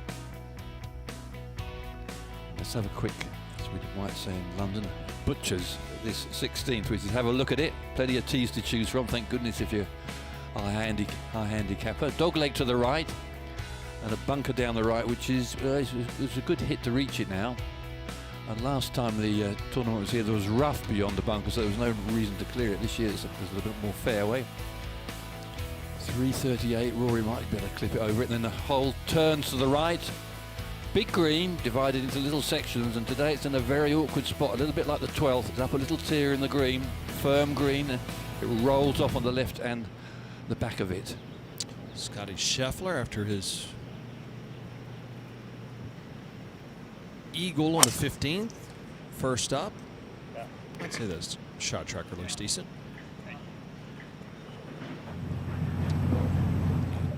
With how how soft these greens are with the 4 inches of rain since we'd had last Friday. Not really a threat for the ball to run out through the fairway. So for Rory, you see that bunker on the right-hand side that was pushed back a little bit as Johnny Harris and this crew tried to quote-unquote McIlroy-proof this hole. So the first time that Rory came out, I'm told Johnny was behind him. Rory flies it over the bunker and just gives a nice little wink and says, "We'll be all right." He needs to get down. Oh, all right. So does not trickle into the water. But this is twice, Matt Every, that he's got that thing cooking a little bit too far left. Yeah, a couple of lefts, but a couple of great breaks as well. I mean, that's a very steep grade that ball landed on right there. Something to pay attention to, though, as the day moves on. You know, Xander, very wide landing area at the 16th.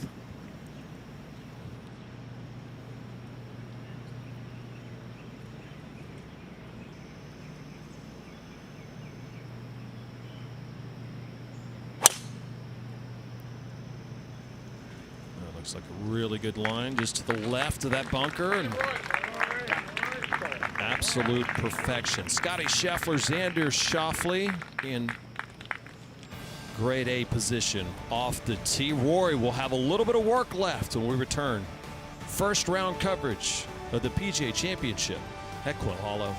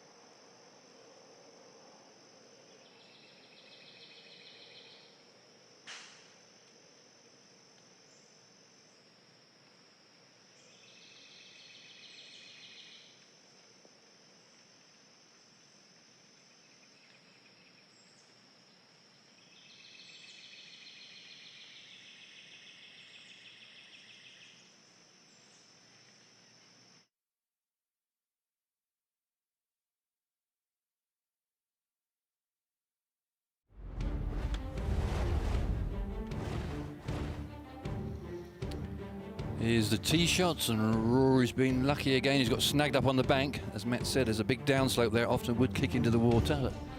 See what he's left himself. The other two in the perfect spots. Cut the corner, shortened up the hole. Just over 200 yards left. Awkward pin though, even if you're going with a 6 or a 5 iron, difficult to get at it. What can Rory do? A couple of good breaks though.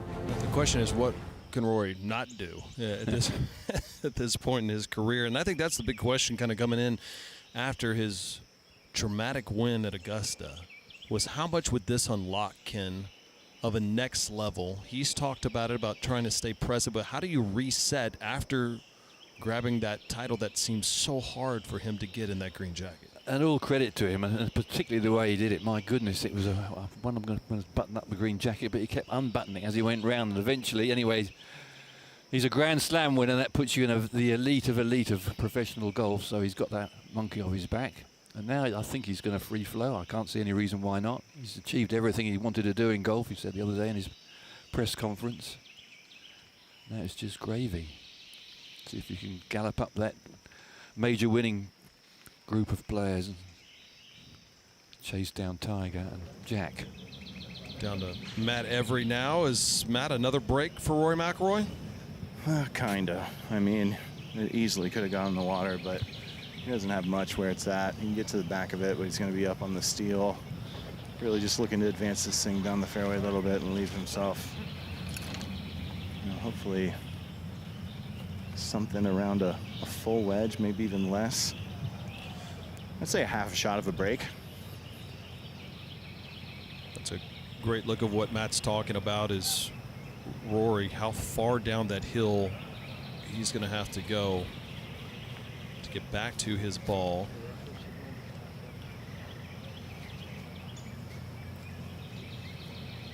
It is not the time to be greedy. It's a time to make sure you find the fairway. Just cut your losses, not trying to hit it too far, though I don't think you can hit it too far.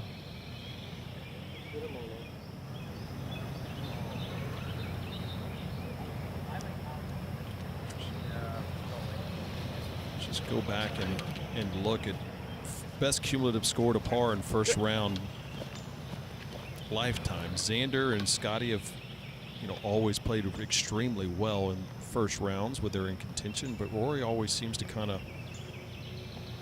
hang around for that first round and then make a little bit more of a charge. He's got stance he's got. Oh no. Oh no.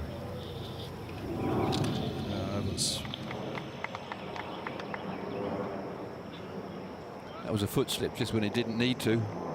Hasn't found the fairway. Hope he's got far enough up. The trees aren't in his way. Yeah, just that footing gave way, as you can see it.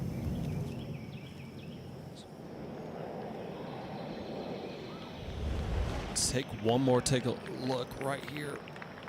That right foot just complete. I mean, Ken, he's lucky to have made contact with that ball. How far that right foot slid before impact. Guys, when I took a peek at it, I went and stood over it like I was going to hit it, and I swear my right foot slid out from underneath me as well. There's just there's something going on there with where he had to take his stance, and I thought all in all he would just crowd it a little more and chase it down the fairway, because it's not like he could get a ton out of it anyways. But pretty big mistake there from Rory. Yeah, Matt, I would have thought that he might have put a little bit more aggressive practice swings into it just to kind of get a feeling for how wet it was. And well, I think he might have got, lulled to sleep a little bit there, Peter, on the lie alone, because it was a clean lie. You could get to the back of it. It was the stance was the issue, but obviously snuck up and got him. Looks like Scottie's going to go ahead and play here. 212 right back into the fan. Breeze starting to pick up. It's going to be really tough to get this all the way back to the pin. No, this ball headed straight left. He knew it. Needs a break. Will not get it. Flew as if he might have had mud on that ball. And that's one thing, Matt, we talked about earlier with how wet it was. Would we see some of that? Now let's go straight back to Rory McIlroy. This is not easy as well. Green Mile living up to its name early today, gentlemen. To get a cut of this is risky. Ball above his feet. Has to make sure this thing doesn't shoot out left. No, he was going to play that extremely safe. So let's go back to what led to that shot and take a look at Rory McIlroy's right foot as he's trying to make impact. Right when he comes down and shifts that weight, look at the right foot here. Full slip. And again, an athletic move just to make contact with it, Ken. But this was Scottie. I can't explain this one.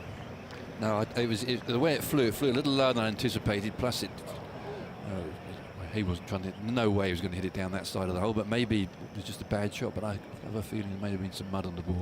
You did see him turn to Ted Scott a little bit and say something about that ball shooting out straight left. Now, here's Xander, 209. Oh, not good. What is happening? Are you kidding me? The Green Mile showing its teeth. Remember, 99 double bogeys or worse. We might be adding to that here early into the 2025 PGA Championship. I am shocked. I could see what happened with Rory off the tee, but Scottie and Xander from 200 yards out, both finding the water here, Ken. It's unexplainable. Well, unless there was mud on the ball, because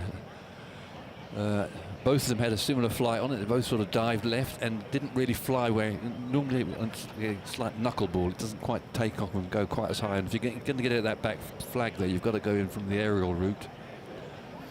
Kenny, I was walking around yesterday out here, and I was, really interested to see if these guys were picking up any mud, and they weren't yesterday. And I still thought the fairways might be too wet today. You'd get that kind of skid on the top of the surface still, but they are starting to pick up some mud, and definitely something to pay attention to. A lot of these second shots out here are just super demanding, even under benign conditions.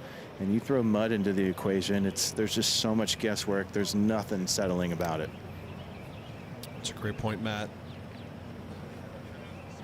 Just regarding, these guys are such creature of habit, and it's just a matter of what are going to be those small factors. And if there is a little bit of mud on the ball, as we see where Scottie's going to be dropping, Xander's not going to be far removed from his spot as well. And this, as you see a great look from our drone, that's not going to be the easiest up and down as that pin over on that left-hand side. They're going to have to go straight up too. Rory just wandering onto the green because he's got to go up a little tier, which is about 7 or 8 yards short of the flag, and it levels out a little plateau at the top, but it's not too difficult to tumble it over the other side of the green, coming out the rough off a downslope. Fabulous hole. I mean, it's a great golf hole. Look at the action we've seen already. Well, I played out here a couple of weeks ago with Taylor Zarzer, and we had much of this similar results in our group. I think 2 balls in the water and 1 short right for bogeys. Pros are just like us.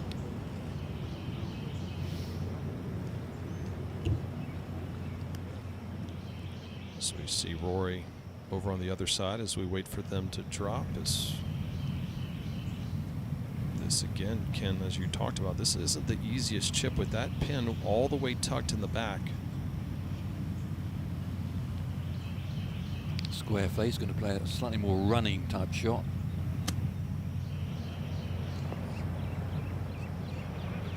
Just to get up just enough.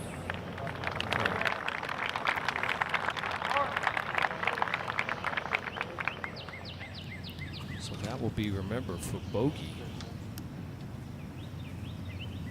For Rory is the number 2 and number 3 player in the world.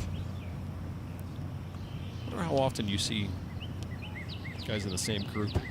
No, never. It can't be a coincidence. No. One might have hit a poor shot, but 2 of them didn't.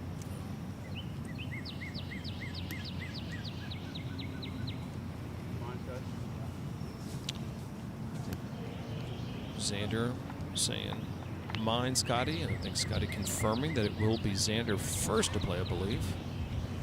Well, these guys got to be careful over here. I mean, they're already going to make a number, but there's potential to make a real big one here if you get cute with this. I think they'd both feel like they were stealing if they got out of here with bogey, but at this point, 6 looks like it's very much in the cards. Yeah. This ball set up very nicely for his drop, but his open club face is miles open.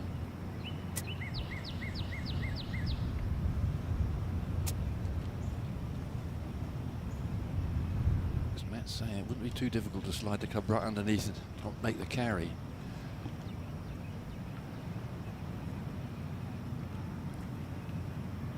With this straight up. Got a parachute on it.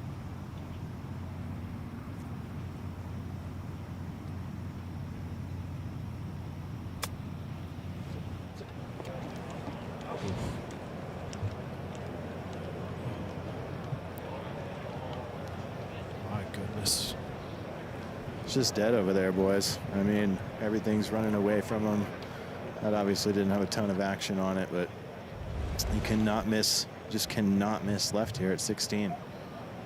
It's a great look for how far up he had to go. Oh, Scottie, that ball buried a little bit further down.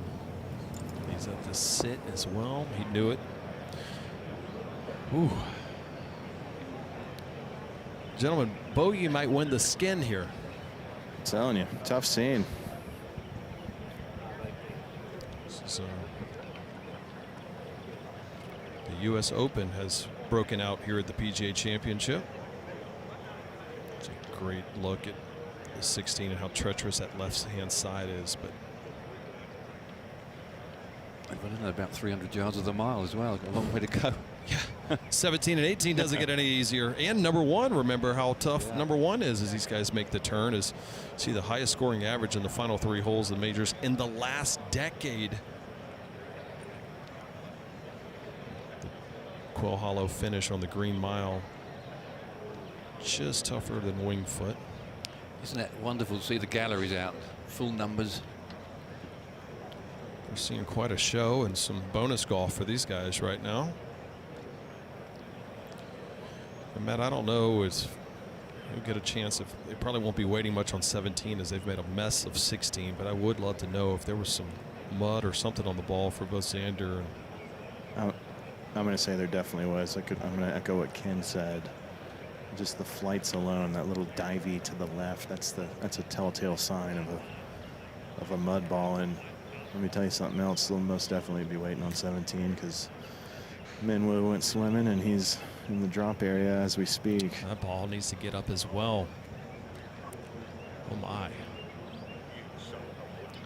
You have to get Abacus out and add them up. How many they've had?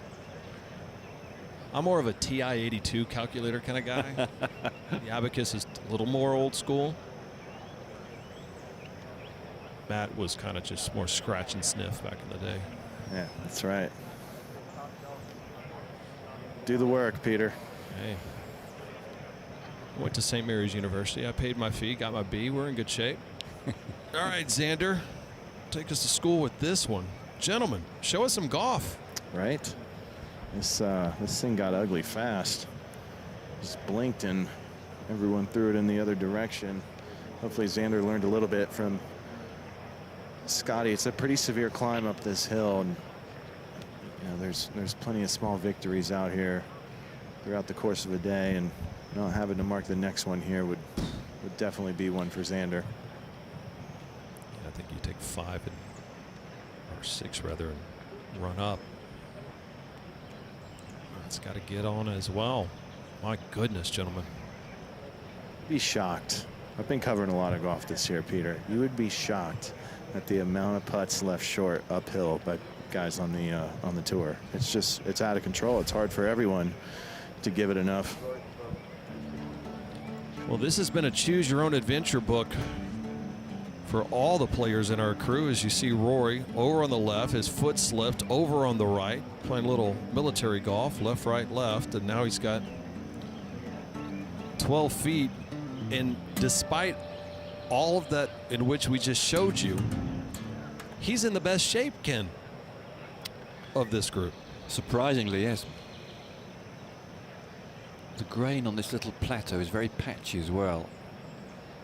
See the different colours there. It's a tricky one to read. The overall slope, there isn't much on it once you get onto the ledge, but tricky to see the line. Can he make a bogey? An adventurous one. No.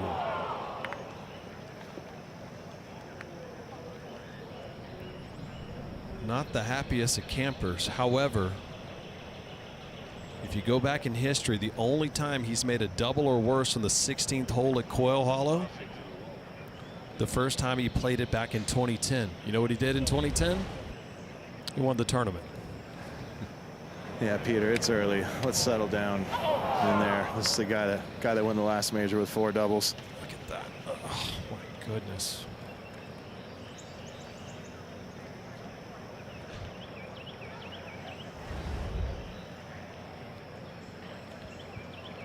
So we've got 1-6. They're looking for some partners here in the best ball competition.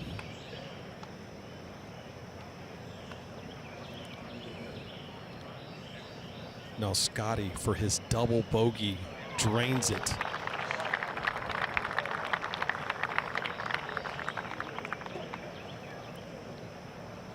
This incredible stat. Entering the 16th, Scottie Scheffler had played 402 holes in the first round of majors and had never made a double bogey. That was his first one. Holy schmoly. Matthew Willis and David Gordon are great sports and information group guys, keeping us up to date on these stats here. The first round. Now Xander for his double.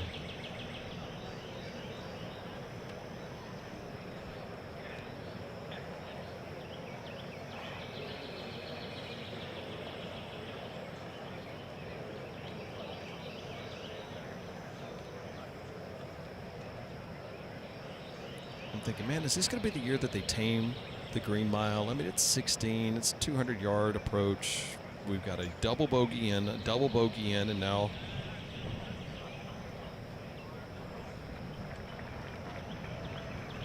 a double bogey.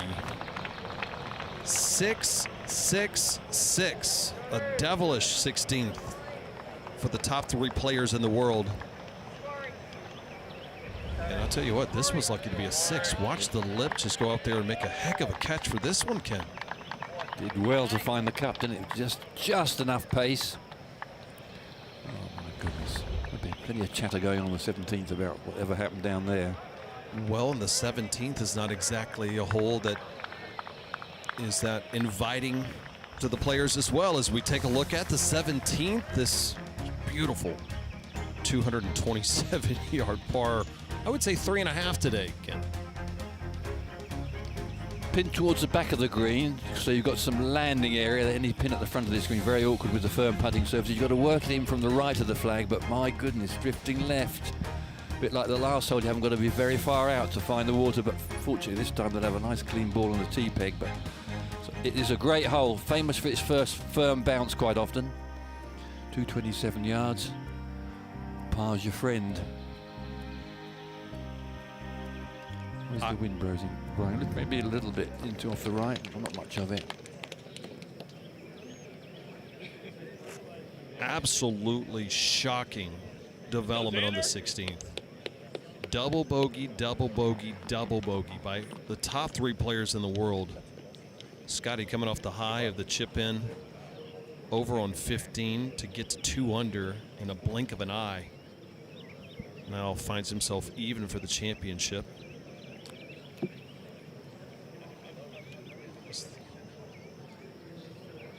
Again, Matt Every was talking about the guys on 17. Then Leaf finding the water. And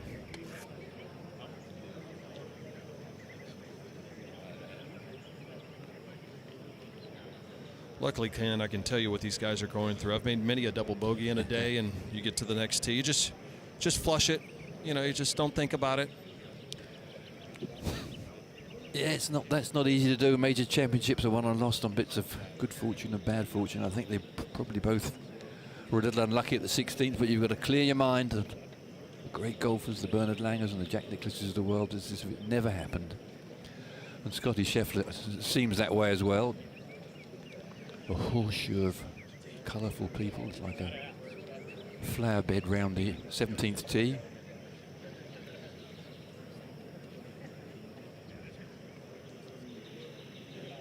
Just see the flag on the top of the picture there, a little off the right, maybe just straight across, maybe a hair into them. Guys, I hated making double bogeys and then having big weights on the next hole, especially when the humidity level is like 90%. Yeah, fortunately, this is quite an easy hole. Yeah, right. Yeah, I think the humidity out at Quail's getting hot, and I imagine the internal temperature for these 3 players after that double run a little warm as well. As the scoring conditions honestly are pretty good. If we take a look at the leaderboard, we've got some 10 players at 3 under par so far today.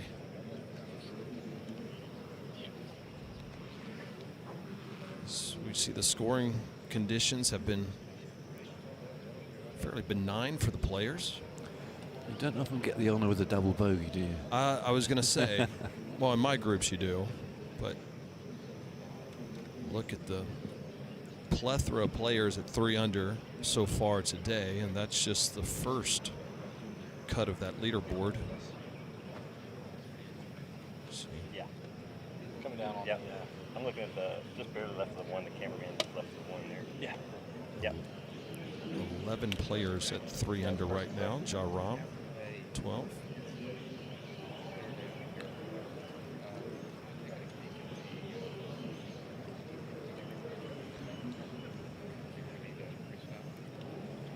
It's a great look at just how packed the 17th is. Now Scottie, Matt, from 227. Yeah, 227 back downhill. That pin cut all the way in the back left. Really just looking to fly this, guys. About 205, 210. Should get a big first bounce. Oh my God. Holy God. Said holy gust. All right, the ball did get up, but I think there was.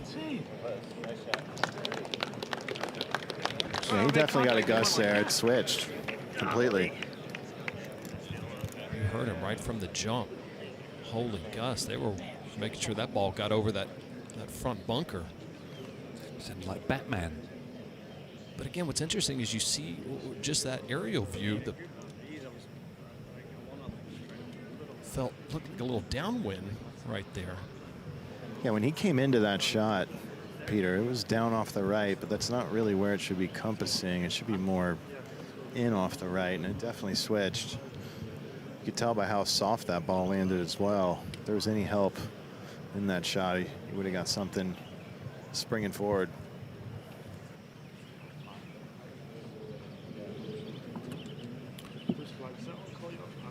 Not a tee shot for indecision, this one. Not one for any mental daisy picking.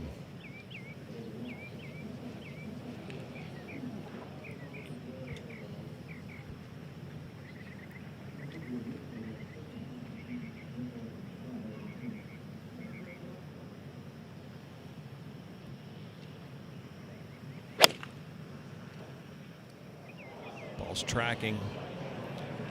Looks good off the tee. Distance-wise, awfully good. Needs to settle. The brakes. Well,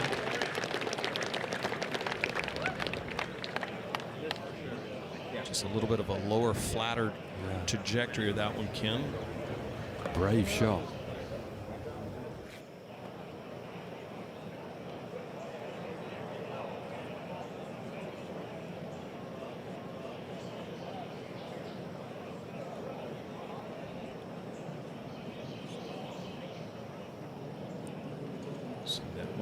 Moving it from right to left for the players. Probably that line is right where the 17 television camera is, about halfway on that green. Let it roll out.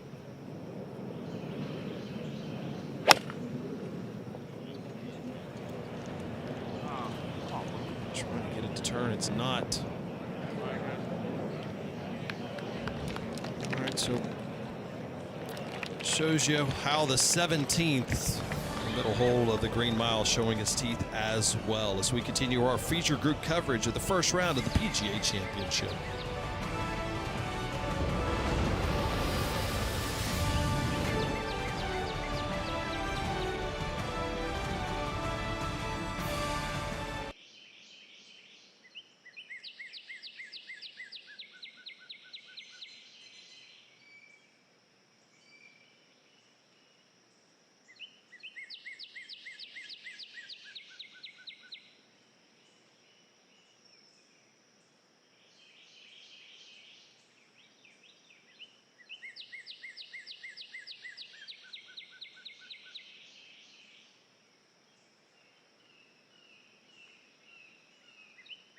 Well, this stream runs all the way down the left-hand side of the 18th, virtually from the tee, certainly from driving distance, right up to the green. And it's right in your eye. It's such a demanding tee shot. You can see, here's the post that marks the stream. It's 1 yard off the fairway. It really is a tiger. So sometimes you can slip one down this right-hand side, and it does kick into the water.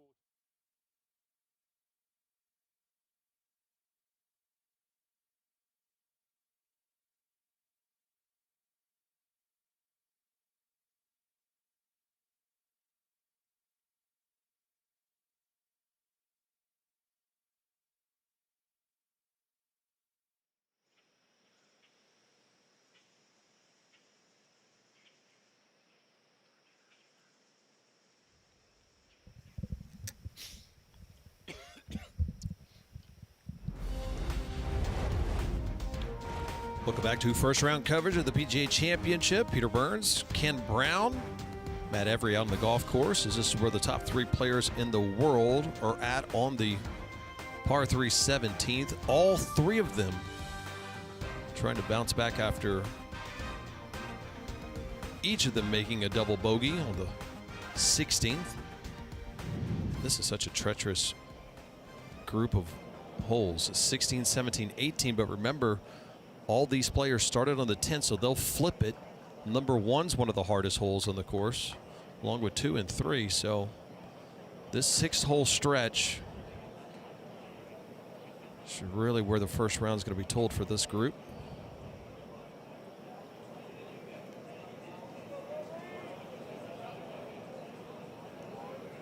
Just one birdie so far at the 17th.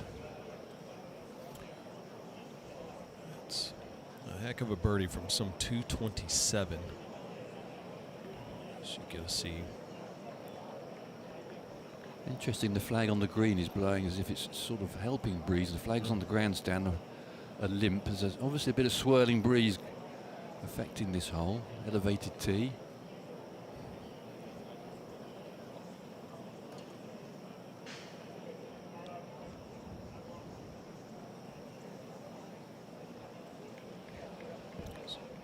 See Xander, and I would imagine, Matt, just because of where this ball is kind of on that break, he would rather chip it and fly it out there versus putt it. Yeah, he can chip it here, Peter, and take out a little bit of the initial part of the break, but this is very straightforward shot here for Xander. I mean, layup line material, boys. Cool, look at that turf, eh?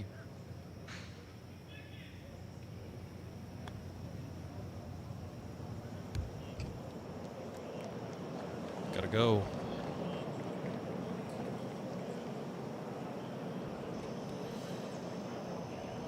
All right, so take one more look at this, Ken, and I mean the lie was good. It's just a matter of just not rolling out as much. Probably would have liked to have maybe got maybe a little about 3 or 4 more yards. Yeah, it's the ball died out. Yeah, he just sort of rolled. Let's just watch it here. He didn't get the right contact. He just sort of grazed the grass behind the ball. He was trying to just turn the club over to hit a lowish rolling shot, but it run out, but it didn't.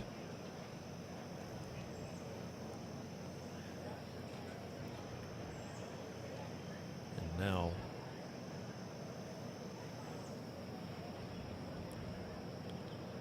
great look for McIlroy behind the green. Is what's he going to have, Matt, on that side? Yeah, I think it's going to be Scottie ready to roll first, though, boys. He's got a long ways home. A lot of ground to cover. Gonna be moving to the left early and then straightening late. Maybe fairly quick the second half, but anything inside of 5 feet, I think he'd take in a heartbeat.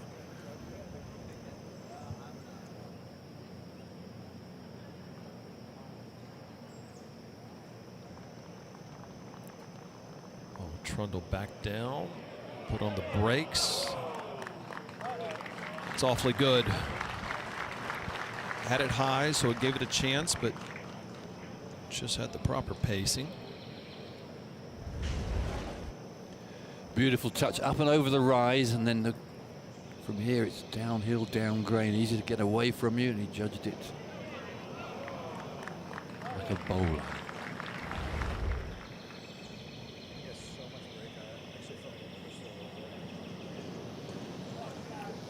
This is kind of unfortunate for Rory. I mean, that was a heck of a shot he hit into here. Obviously, it ran through, but always found these little bumpers out of the primary cut, kind of awkward shots. Just got to give it a little bit of a stab. McIlroy. No! What an amazing view from that drone that was just hovering over the water on 17. A great look. He bellies that wedge in. Superb shot. He made a very, very tricky shot look so easy. When he hits those shots, he intentionally just grips the club a little lighter. And he's not a huge practicer of his chipping. He's just got that natural talent and feel to get the right contact. It didn't go in, but it was 10 out of 10, if you see what I'm saying. So easy to duff those in front of your nose.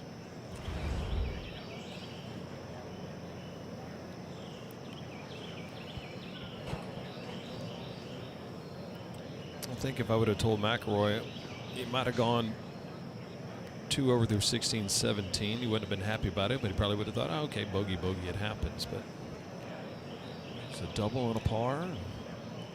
Now Xander to save his par on the 17.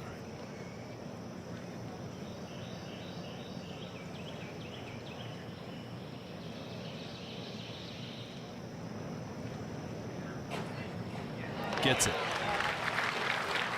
Xander had some close misses earlier in the round. Right pace, right line.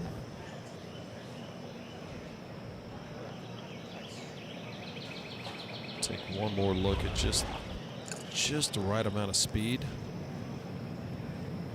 Tell you what, any less speed, Ken, and that ball's gonna have take the break a little bit too much. Yeah, just like the one on the 16s, just enough pace.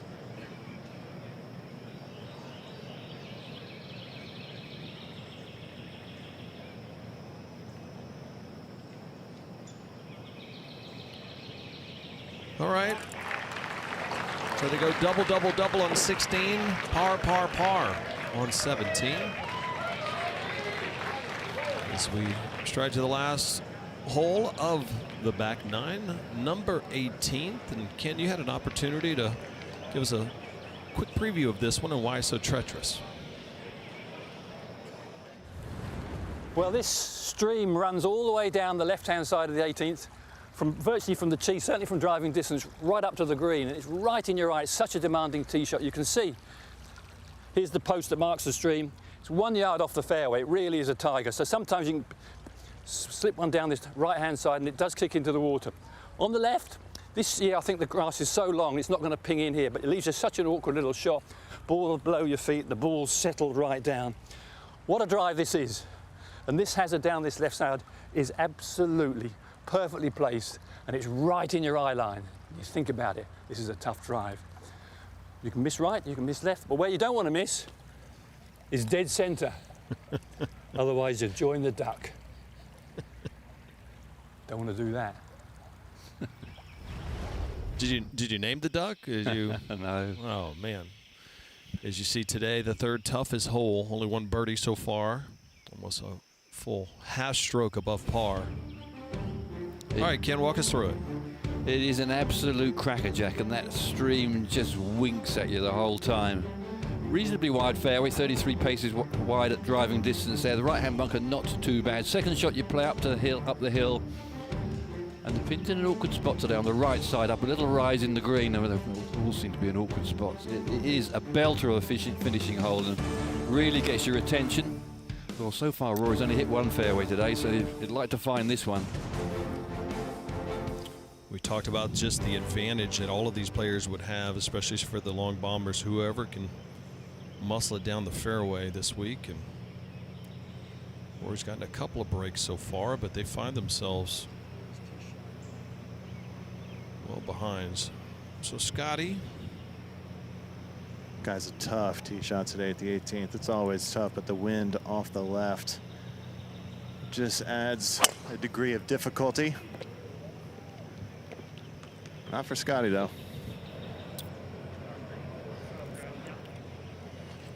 Not much doubt left in that one. 309. I'm going to full 311, maybe.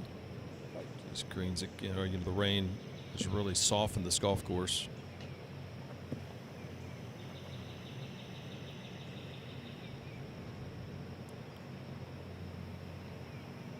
That's that wind that Matt was talking about, slightly from the players left to right.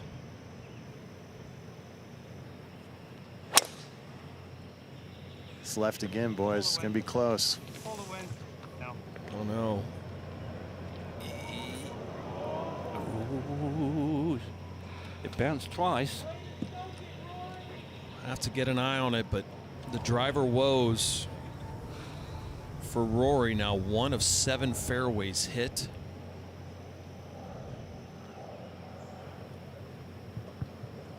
Well, Kenny, I don't know for sure, but I don't like that ball's chances of being dry. Saw it bounce twice as well, but disappeared pretty fast. And if so, even what stance he might have, that ball somehow stood up.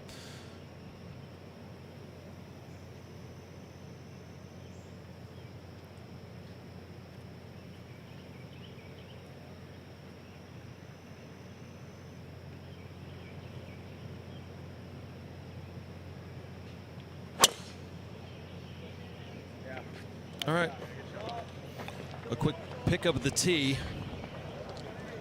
So great drive for Scottie, great drive for Xander. However, for Rory McIlroy coming into the home hole on 18, let's take a look at the aerial view of it. He's flirting with the water on the left-hand side. One bounce, two bounces, another break for Mr. McIlroy.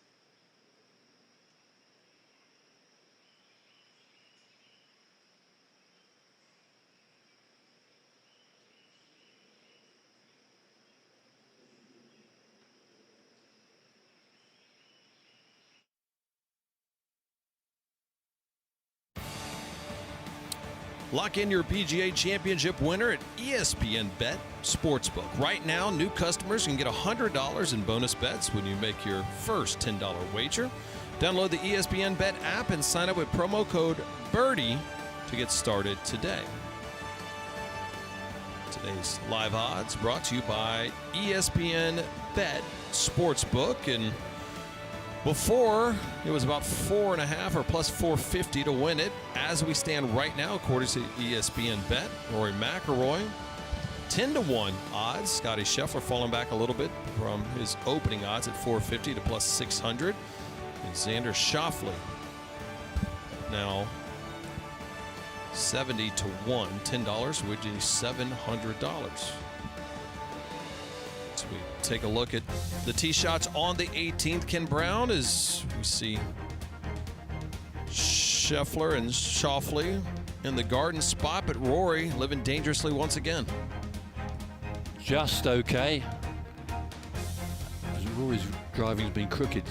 Xander Schauffele's driving has been superb. That was a lovely shot to launch it on the water and just have a feather of a cut with the wind off the left. That's an impressive tee shot. A long way up there too. He's in the mayor's office. It was right where you threw that golf ball over there on the left-hand side, and as we were previewing the 18th hole. But Matt Every's out on the golf course. Has been taking a good look for all of these guys. And yeah, Matt, what do you got? We got another great break for the Grand Slam champ over here. This is three boys that have easily could have found the water, but stayed up for Rory, and it's a decent lie too. Not the worst one in the world. Back pen, plenty of green to work with. Definitely got away with one. Great look at the finishing hole. This will be the finishing hole for these guys.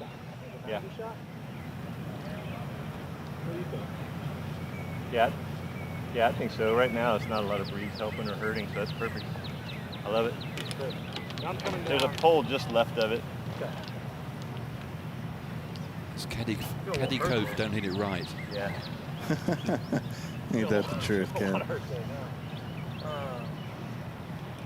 go mid-90s right now.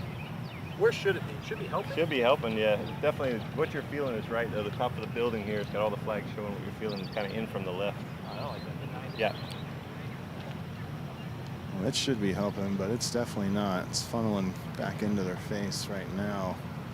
I got Scottie at 186, but you heard him and Teddy say they're going to play something in the 90s. This should just be a solid 7-iron here and take it where you can get it under the hole.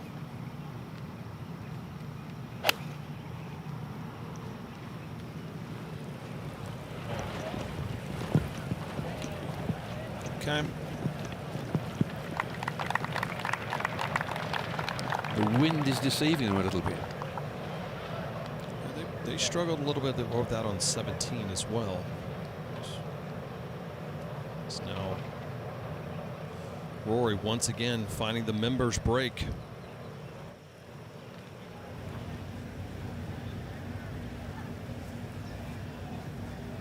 Oh, 164 here for Rory. Ball above his feet, obviously almost up on the steel here, but he's got about 30 paces short of this pin to work with. Really just needs about $140 out of it in the air. The rest should take care of itself.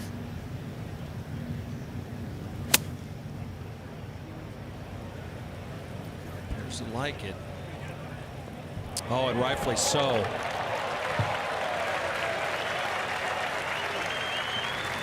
Just about 2 yards from disaster off the tee, and now about 20 feet from making a rare birdie. The first one of the day would be here on 18.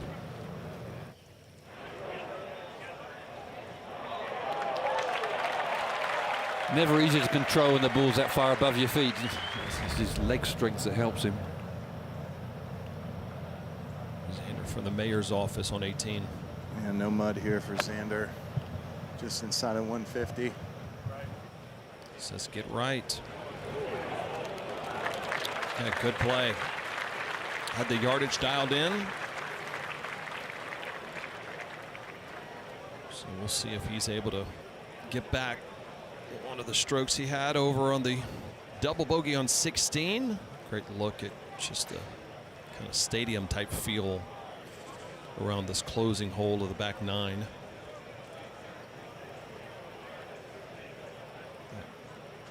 I mean, you just that little river that over on that left hand side, just a subtle water feature that just adds so much to this closing hole. It's very intimidating off the tee, the look of it, because the water kind of lies slightly across you. Not quite sure exactly where it is at places, and the bunker on the right. You've just got to commit to the shot. And as Matt was saying, the wind off the left doesn't make it any easier. Although it's just a light breeze. It's a tricky tee shot. You've got to make your mind up.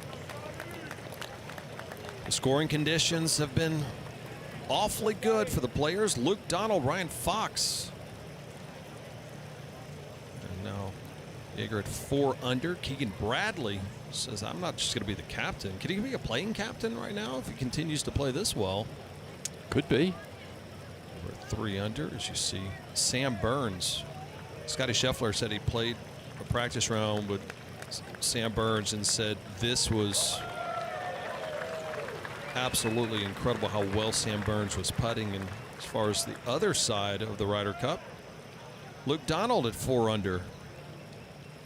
Maybe there'll be a captain's match. Just love to see that. I want to see Keegan and Luke paired together at some point on Saturday. That'd be great. Maybe even Sunday.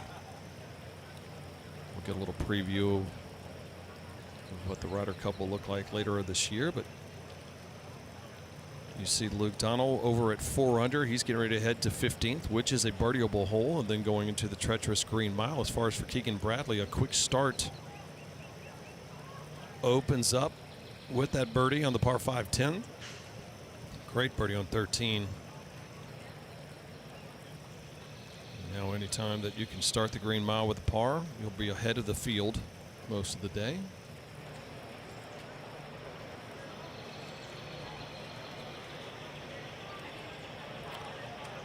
Matt Every doing a great job on the course, doing the Lord's work, following the top 3 players in the world right now.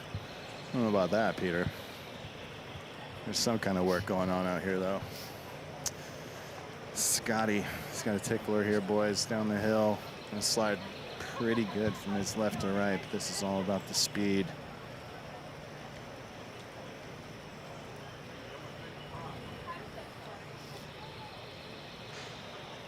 Pace strong. Tell you what, that's a couple. I mean, Scottie's really made some headway. We remember last week, of course, or a couple weeks ago, how good he played the CJ Cup. But speed-wise, he's left a couple short. He's been a little aggressive with them. Hasn't just quite got dialed in quite yet. Down grain, downhill. The flag is a flattish area. It's only about 2 yards by 2 yards, and if you topple past it, it's quick. Not back of the green.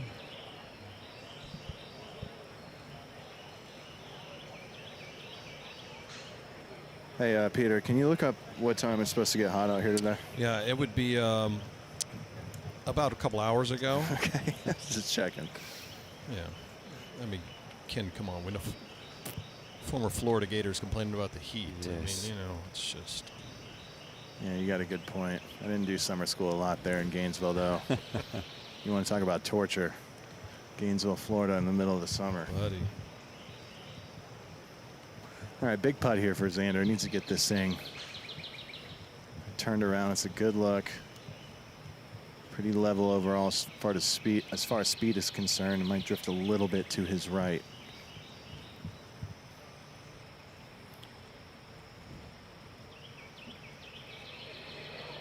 And it did.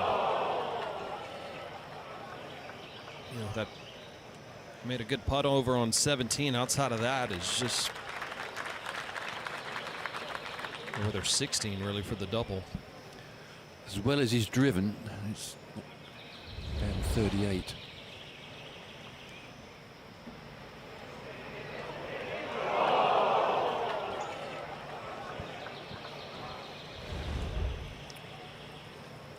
You would not have figured a 38 for Xander, how strong he's been, and just really so consistent each and every year in these majors. This will be quite the roar for the Rory crowd assembled on 18, Matt, if he's able to drop this one.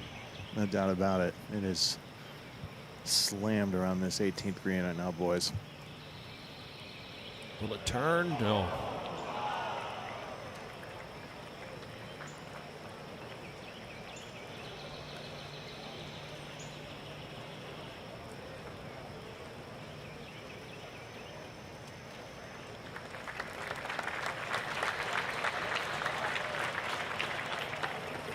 So McIlroy will go out as they started on hole 10, 1 over 37.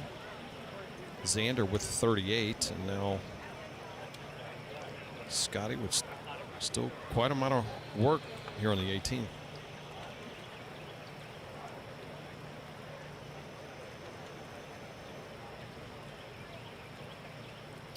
Uphill a little bit. Into the grain. It's got to keep a little bit of head of steam up, hasn't it?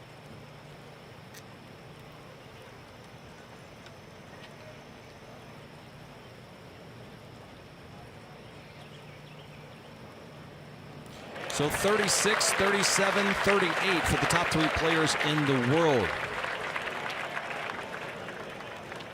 Not sure if we thought we'd see that when we first showed up, as we start looking at the first 9 holes for top 3 players in the world, as they will stride over from 18 back over to the first tee box. But head back to 16. Ken, I think we caught a little mud on this ball. I think so. You just watch the way it flies. It sort of ducks left very quickly, and the low tumbling flight all suggests there's a bit of moisture or mud on the ball and into Alcatraz. Well, for 18 there was, or 16 rather, there was no escaping. Watch the back right foot for Rory McIlroy. Lucky to even make contact and not get injured. So after that, didn't get much easier for McIlroy, making sure that he did not put it over in the water on the left, the ball above his feet.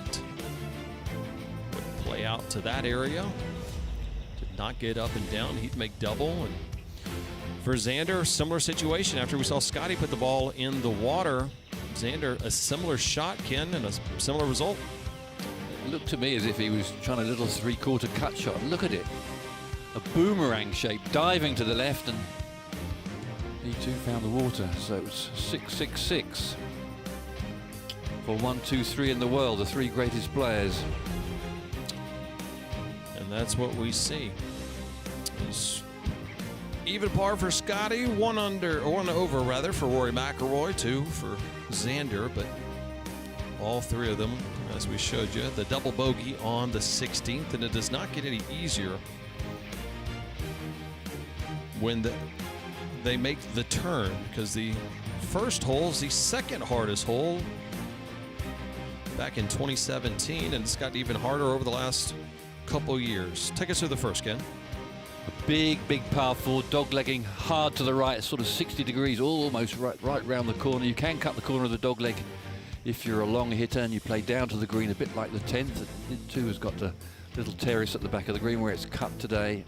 It's a demanding par 4, fairly generous, capacious fairway. Bunkers down the left. Even if you go, and there's every chance you better make it to the front of the green. Little subtle slopes. What's that word you use? Capacious? Could you? I don't know. I'm not familiar with that word. Wide. Yeah. Okay. Yeah. Generous. I'm a simpler man. Ken, you're dealing with a couple of guys who went to school in the SEC, but we're going to need you to tone it down a little bit. I went to the School of Golf. I didn't do much schooling myself.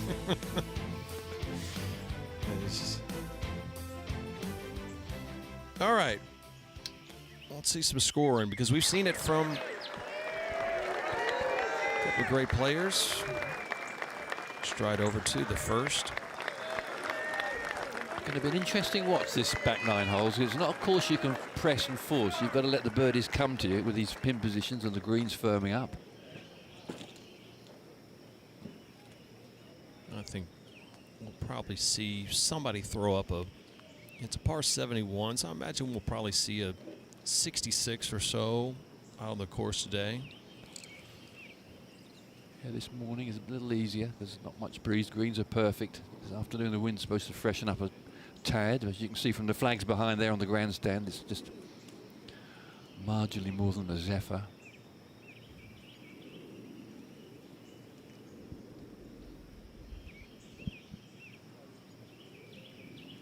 Sign behind it, Ted? Correct, yeah.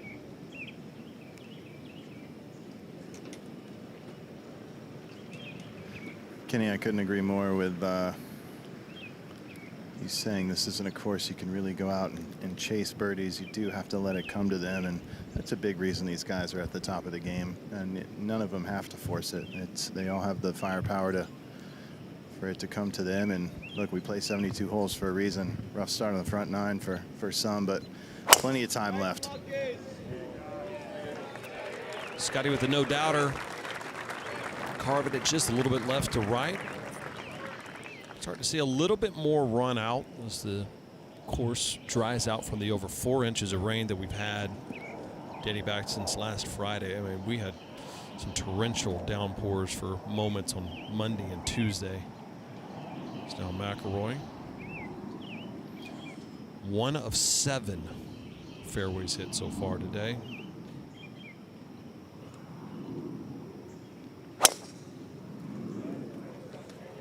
Seems like that one really cutting the corner. Knows that carry distance. And make it 2 of 8. Ooh, that's a long way down there, that one. 184-mile-an-hour ball speed. There's angles that him, Bryson, some others can take on this golf course that give them an advantage, but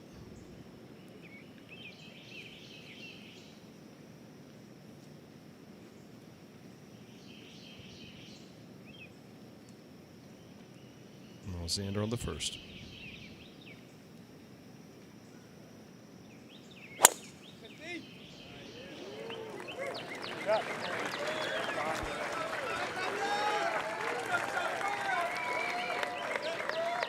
Number 1, 2, 3 in the world. All find the fairway here on the first, and Scottie Scheffler doing his little shuffle as always as we continue our first round coverage of the PGA Championship at Quail Hollow.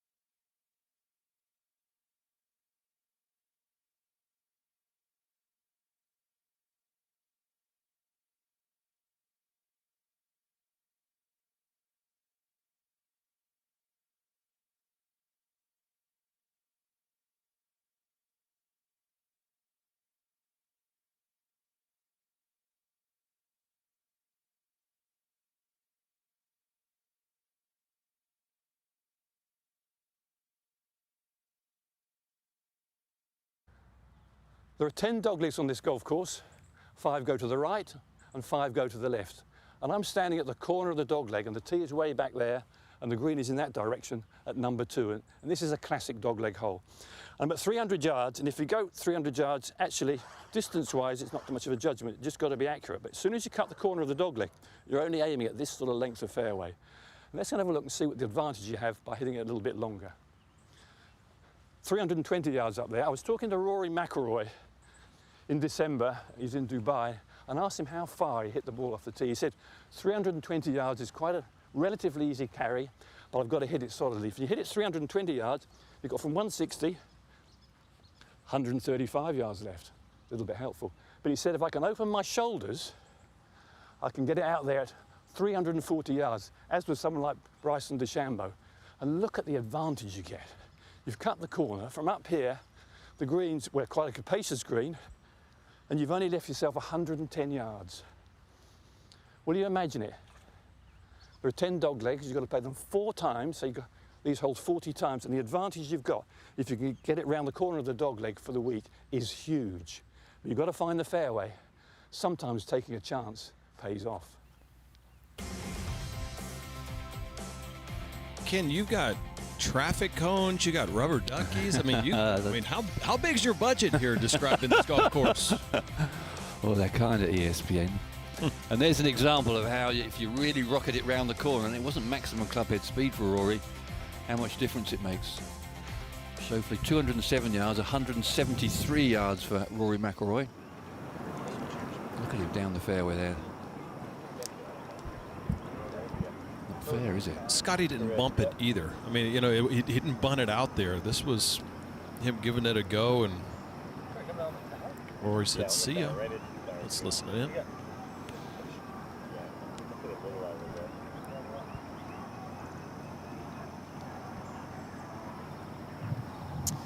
Well, 207 all the way back to the pin, and if anything right now, just a tick of wind back into his face, maybe slightly off the left, but all in all, not much going on here for Scottie. Maybe 5 to 7 yards downhill in this shot. I think anything between the pin and that camera tower in the background would be A-okay for him.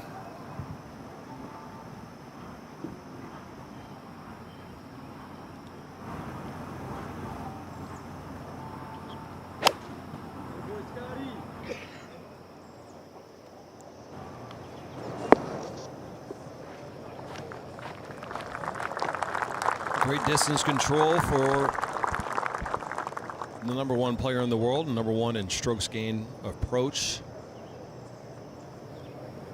They know their distances awfully well. Now,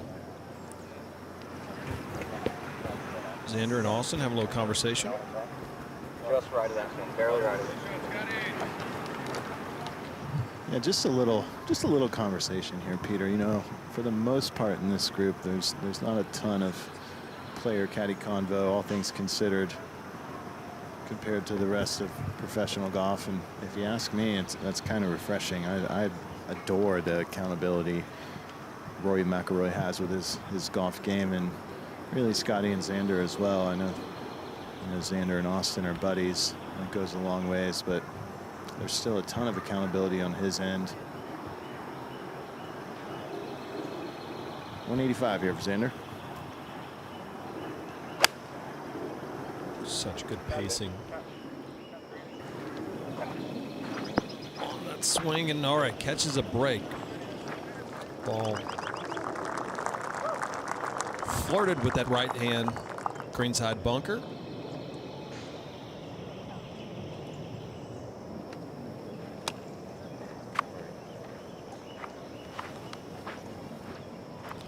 McIlroy absolutely just crushed his drive. Let's see if that awoken the monster here for a man so comfortable at Quail, Ken. Yeah, so he's one of these players, if he gets just, a couple of shots, gets a bit of momentum, gets a bit of confidence, a bit of a spring in the step, and suddenly he can come alive in no time at all. And Matt, these guys tend to draft off each other too and playing well.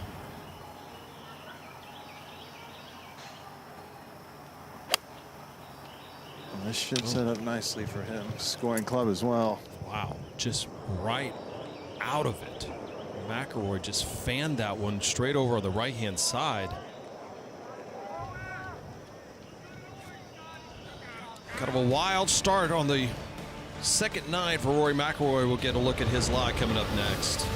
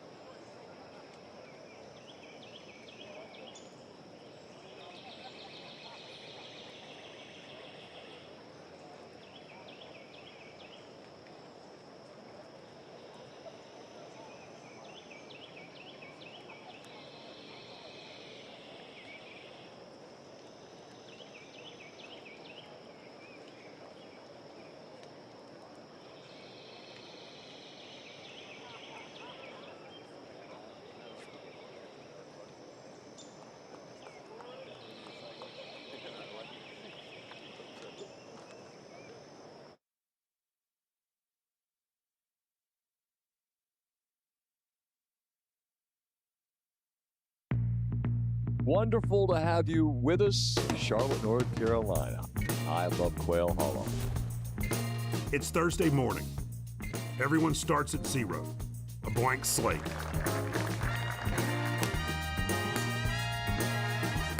Empty scorecards dueling with the fullness of hopes and nerves and the possibility of magic. It just takes 4 good days to change your life. Welcome to the PGA Championship.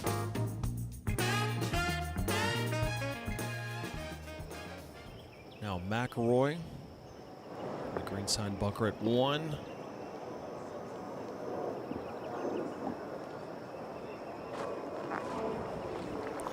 All right. I don't think he's going to be crazy about that one, guys. That was a pretty easy shot he had there. Perfect lie. Green's running away from me. He's to slide the club underneath the ball, just slip it underneath, which he does, and almost slides it too well.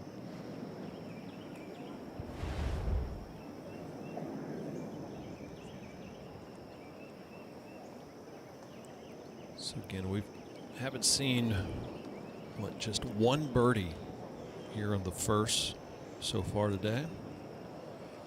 We're back in 2017. It was the second hardest hole. So it's quite the gamut that these players have to navigate, Matt, is, you play 16, 17, 18, the toughest three-hole stretch or finishing three-hole stretch in the majors in the last decade. Then you go to the second hardest hole on the course, number 1, and 2 and 3 aren't necessarily friendly as well.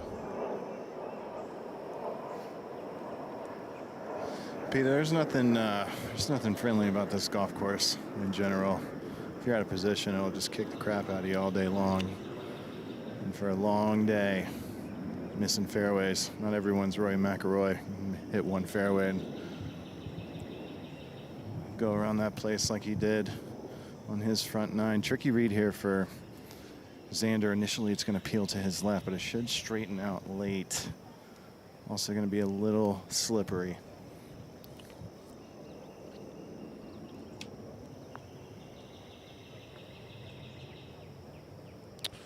Never really had a chance speed-wise.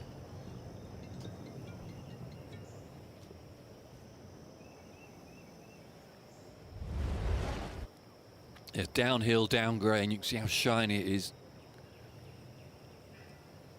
I think he was perplexed. I think that ball really thought it was going to go out to the right. Just never had the speed. Serenity now. Ken, I'll tell you, we need something good to happen here. We need this putt for Scottie to fall. Because I wouldn't exactly describe this group right now as loquacious. This is a pretty high tariff putt as well to get everything just right. Something to get this crowd behind it and give these guys a little wind in their sails. They find themselves back behind Luke Donald amongst 3 others at 4 under par so far today.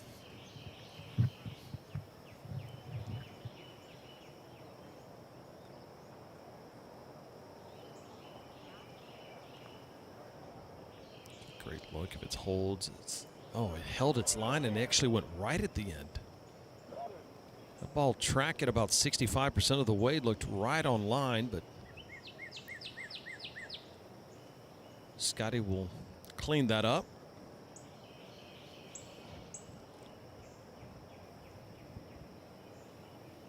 It's gone very quiet out there, hasn't it? Everyone's sitting in their pews waiting for something to happen.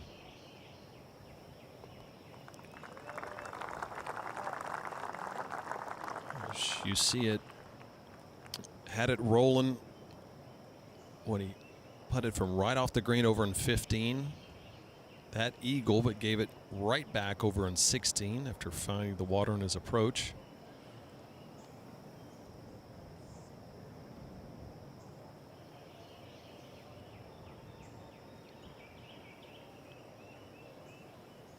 McIlroy. Just looking to see where the grain is running, because that gives you a good idea, because the grain generally runs with the slope, nearly all of it on this golf course.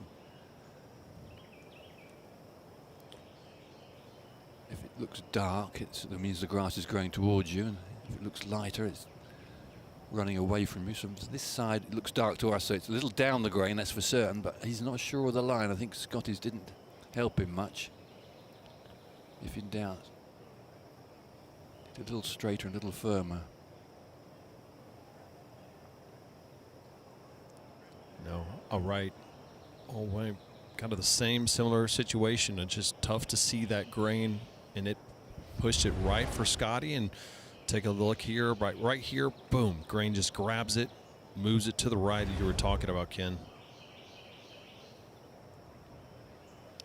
They both misread it. It must be difficult to see.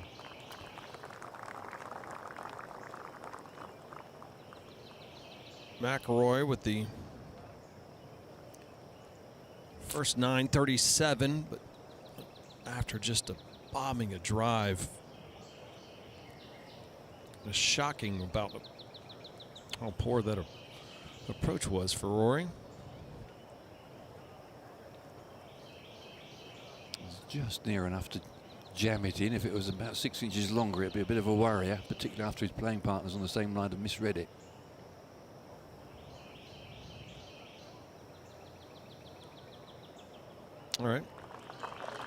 So Xander cleans that up.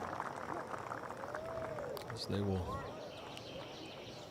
head on over to the second, which is playing 452 yards. A hard dog leg over on the left-hand side. You said there's five dog-leg lefts, 5 dog-leggers right on this team? This is one of the one that swings right to left. Yeah, this is the one I did that little piece on. This is a horrible tee shot because the fairway tilts from left to right. If Rory can get it up here today, particularly where the flag is a great birdie opportunity, but it's a tough drive. And the pin on the right of the green, it doesn't look much, but there's a slope from the putting surface, so although that looks like it's about 6 yards, it's probably only about 4.5, otherwise you'll tiptoe into that drop-off, and it's, oh, that's like falling off a cliff down there. Little tear in front of it. Awkward flag. As I say, it's such a tricky tee shot. You're hitting right across those trees.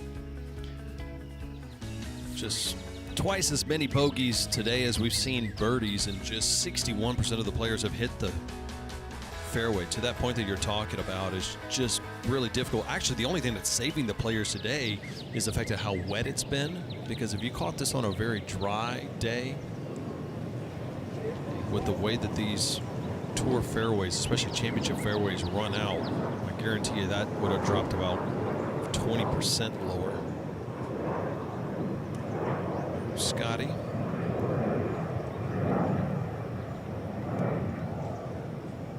It's a great look on the right side of our coverage of how big of a dogleg this is, and he's going straight up.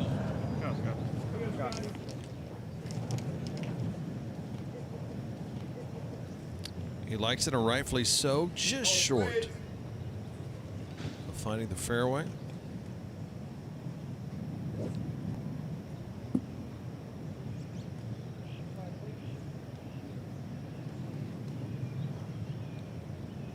Quite get the same high trajectory, Xander, so he's got to be a little careful he doesn't clip one of those trees if he's cutting the dog leg.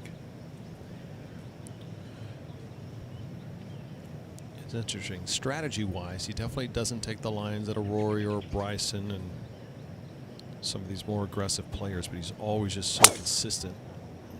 As soon as I say that, announcer jinxed him. Over on the left-hand side is going to be enough to carry it. Oh, wow. That's quite the break. Trees are 90% air, right?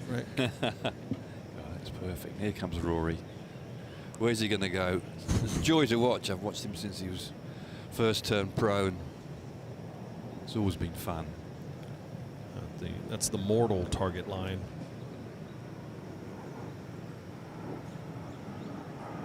McIlroy's line might be slightly different. Oh, no. All right, he may have cooked that one through the fairway. Oh, our cameraman, great positioning for him as you see the lie, but the question is what the leave is going to look like for Rory McIlroy, struggling right now amongst all three of the top players in the world. Keep your head on a swivel when you're working at the PGA Championship. You never know when Rory McIlroy is going to fire one right at you. We'll see what that line looks like when we return. First round coverage of the feature groups PGA Championship.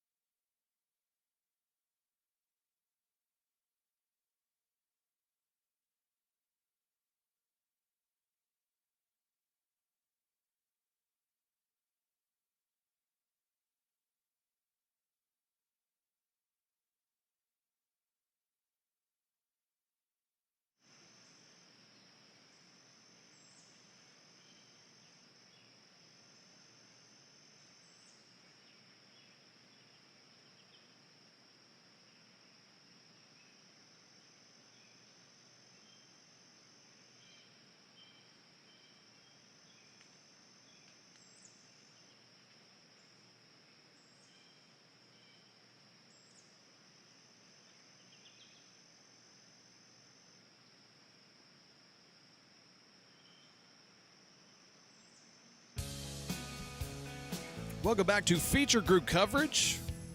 Top 3 players in the world struggling through 10 holes so far. Scottie Scheffler at even par. Rory and Xander both 2 over. Peter Burns, Ken Brown, Matt Every out on the golf course. It's turned into a beautiful day after a couple days of rain leading into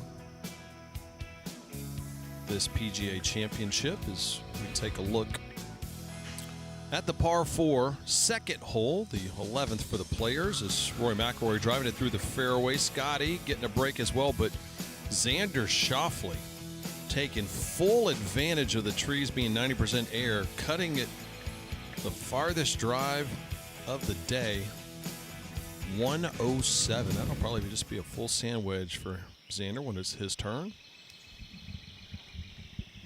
You know, Matt, there's the announcer jinx. I'm going to go the opposite here. I think these guys are about to go on a little bit of a heater, especially I think Scottie. This is one of these, we're going to put it in 12 feet or so. Okay. Well, I'm here for it. I hope it happens. Need some kind of boost, that's for sure. And by the way, we sit in the nice air-conditioned studios here calling this. Me and Ken went outside. It's getting a little toasty out there for Every and the boys. A little. It's been like this from the rip, fellas. Yeah, I hate to hear that. It's all right. Cut out for it. Yeah. Ken, you talked about this course, this wind starting to freshen up just a touch as it gets a little bit closer to midday. That's great. Burn down? Yes, sir. Well, a really good angle here for Scottie coming out of this first cut. Pin pretty much in the center of the green. Right's a big no-no here. But all in all, this has got to be a scoring opportunity for Scheffler just outside of 150 yards. I'm with you, Peter. Look for this one to be close. 155 from Scottie from that first cut. Staring. Not bad. See, we need the universe to manifest. That's what we needed. We needed the vibes to get a little bit higher. Scottie delivering that, just knowing exactly what that just cut was going to do. Now, McIlroy, Matt. Yeah, playing quick. Pretty good lie, but he's got some tree issues. Got to go low and judge the bounce. Maybe land this 30 yards short. Or a couple feet. Settle. Not too bad. It's a good play. And to give him any kind of a look at birdie after what I think he would deem to probably about a C+ tee shot. Meanwhile, A+ positioning, Matt, for Xander Schauffele. As we look at this, and him and Austin got to be looking right at just a touch over 100 yards, I would imagine. Yeah, this is as good as it gets here for Xander. Tell you what, boys, the best feeling in golf is when you hit a slight pull and you get away with it, because it's got that extra heat on it, and that's exactly what happened for Xander here. He most definitely tugged that about 10 yards, but got away with it, and is turning this brutal par 4 second into a relatively easy approach shot just outside of 100 yards here. I think he'd be disappointed if he didn't walk away with the 3. Perfect.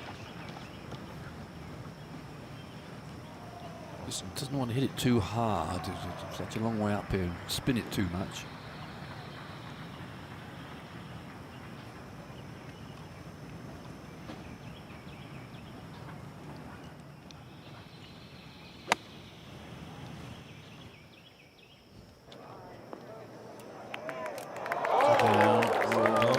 And just like you talked about, that was the danger. Look at this, catching that.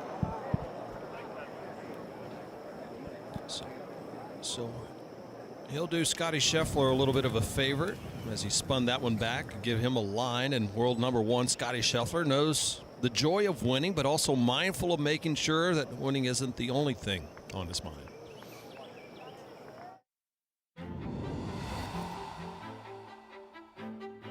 winning golf tournaments is great, but at the end of the day, that's not what life's about.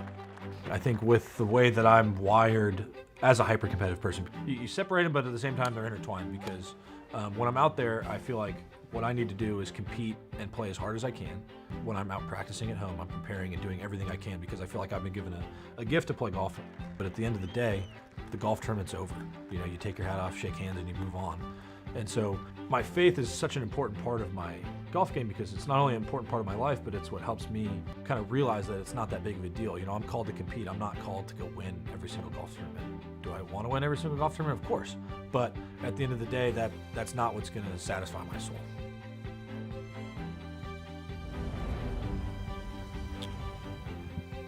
Great insight on one of the most unbalanced piece of footwork is maybe the most balanced player on tour right now, Ken Brooks. Yes, he's very, very much under control of everything and lovely attitude. I've spoken to Randy Smith, who's his coach. And one of his bits of advice this week, and he's a bit of a sage, is Randy, be comfortable in this environment this week. Just be yourself and feel at home. Feeling at home with Mark Brooks, my former analyst for the last couple of years. I saw Mark this morning right when I was crossing over, and that'd be, I mean, between you and Mark Brooks, that'd be pretty powerful 1-2 punch for those two. As we see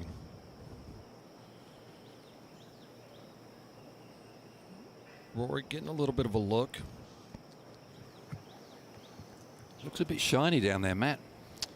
It's shiny, and this is one of, if not the quickest putts on the golf course. Pin high left here at the second.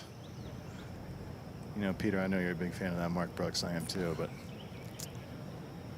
just want to say I think we got a nice little upgrade today. This Kenny Brown is an absolute legend. He's been carrying me for about 4 years in these broadcasts now. Now McIlroy. Really got to be careful with the speed here, boys. Just look how soft this is, taking that right-hand side. That's a good play because Kenny's got to be frustrated with the way that this has started. So excited about unlocking what he did over at Augusta, coming back to almost his home away from home. You kind of think you want to chase some things early, but it's a good example of staying within himself, giving himself a birdie putt. Just missing too many fairways. 4 on the left, 3 on the right, so it's a sort of not even a pattern.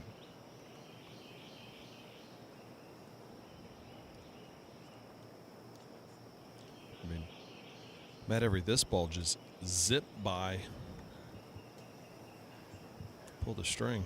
Yeah, this is a bummer here for Xander. He was doing some dancing for a second, but you know, he's got one he's got to give a healthy wrap to get it there. Not a lot of movement in this. It's a long one, but it wouldn't shock me if it gives it a scare.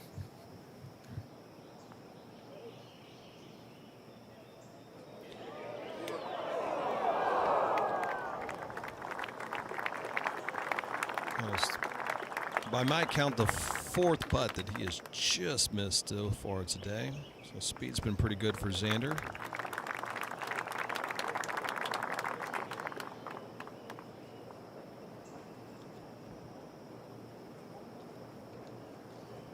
Just been rock solid. Top 20 in 12 straight majors. The only player to do that. Top 10 in 5 straight majors. We'll have some work. All right, Peter. Let's see if all that manifesting you did back in the fairway works here. I feel it. I've already written down 3 on the scorecard for Scottie. I'm already starting to scout hole 3. Okay. I saw what you ate for breakfast this morning. That could be gas you're feeling, but we'll see. We'll see. Put some hot sauce in the bacon. We were rolling. See if this one rolls for Scottie. What'd I tell you? Never a doubt. My man. Are you not entertained?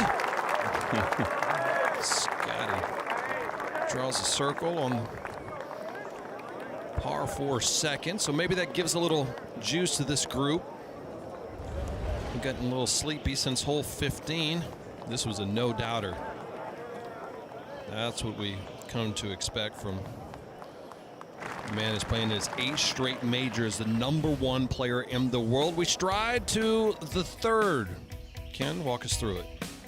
Oh, it's absolutely dead straight, this hole. Don't get tangled up with the left rough, otherwise you get parked behind the tree. So ideally, a little right of centre, particularly where the flag is cut today in this left corner. Slightly elevated green that tips the ball off on all edges. At the second, 24 on 7 from the left, this flag. You can just see on a little area, 5 above the little tier in the green and about 3 behind it. There's a little back slope. So, okay, but you've got to find the fairway, and the left rough is, oh, you struggle if you're in there. Only 3 birdies so far today on this 488-yard par 4 is one of the tougher fairways to hit, Matt. It's just 44% of the players so far early in this first round have found the short stuff. Yeah, Peter, all you can eat here at the 3rd, just straight away. One of the narrower fairways on this golf course, starts to pinch in at about 3 bills out there.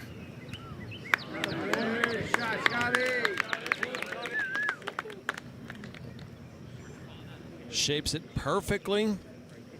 And here comes the #1 player in the world, Scottie Scheffler, in the red digits.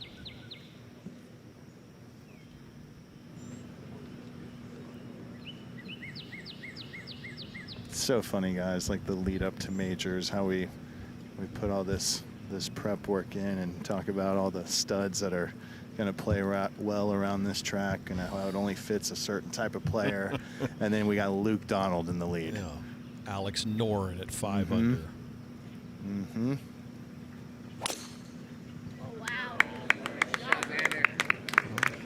Spectator said it best. Oh, wow. I'm telling you, oh, wow is right. He has been noticeably the longest guy in this group today. Seen that a couple times now. McIlroy been struggling with the driver accuracy.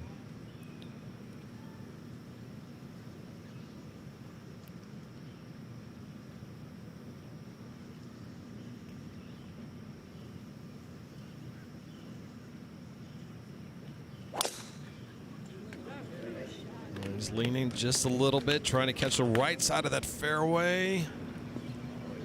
No, another fairway miss. That's the story of McIlroy's round so far. Scottie Scheffler finding the fairway, as Xander as well. Top 3 players in the world navigating the first round of the PGA Championship here at Quail Hollow.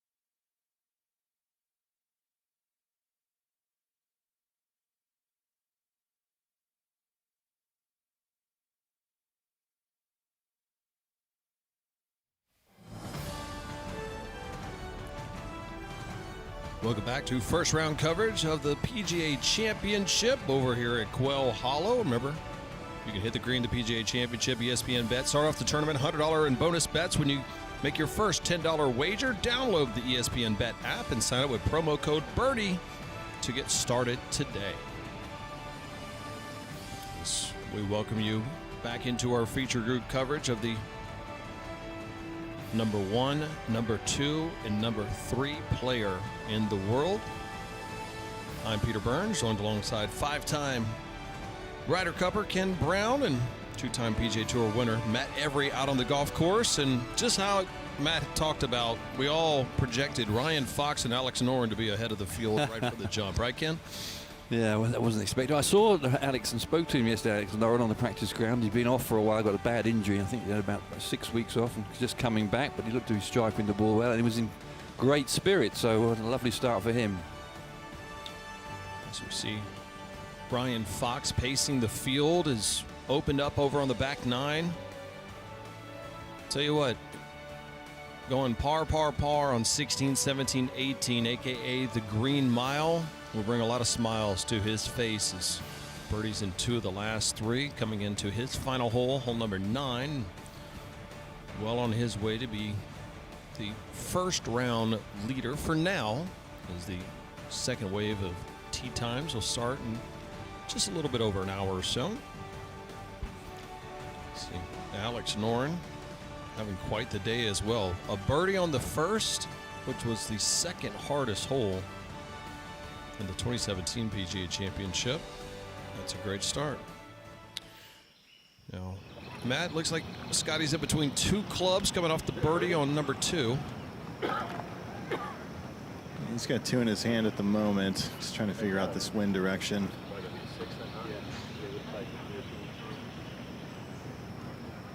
It's a big piece of property, this Quail Hollow, and there's a ton of movement around it. Kind of funnels through these big pines and oaks they have out here, and it's just a recipe for it to swirl. You don't need much. You really don't. You need like 5 to 10 for it to give you fits. At the moment, it's quartering down off the left and just 188 yards for Scottie. This could be a big 8-iron. Definitely a scoring club for him.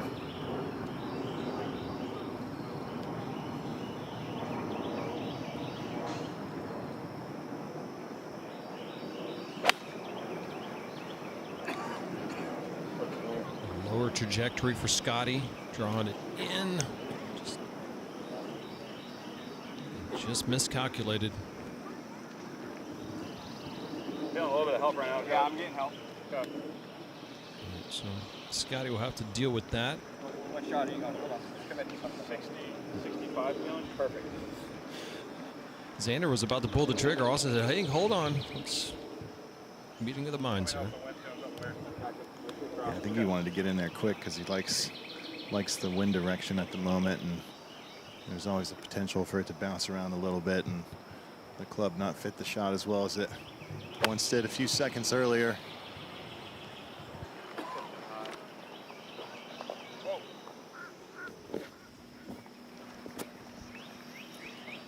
All right, so safe play for Xander. For McIlroy continuing to have some issues off the tee, Matt. We got problems here. Big tree in his way. He's got to go low. Decent lie, but kind of hairy if you ask me.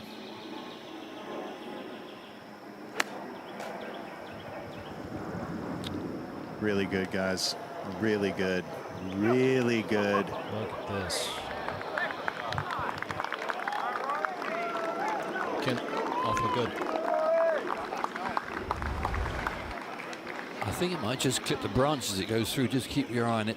A very tricky shot to get it low and under the tree. It just tiptoes up, you see. I think it just gives it a little tweak on the way through. Oh, man. Yeah, he was lucky.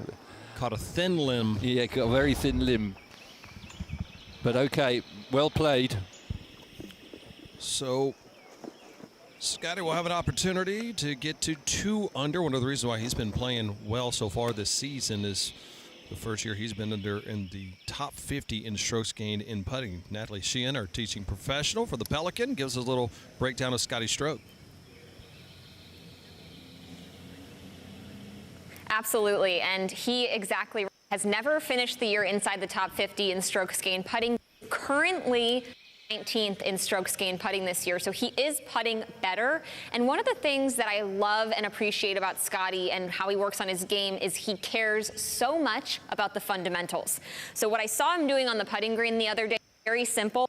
He was using a putting mirror, and he had a bigger one just like I've got set up here, which can check your setup, but you can also see your shoulder alignment, and on a short putt like this, you can make sure that your alignment is perfect and that you are hitting the ball on line. So before he goes out and plays, he hits some putts on here, checks his setup, sees the ball going in the hole over and over again to build confidence and just make sure he's doing the simple things really well. Back to you guys. Great insight from Natalie for the PGA of America Coaching Center, powered by T-Mobile. Remember, T-Mobile for Business, exclusive 5G solutions partner. And absolutely spot on. That's exactly right.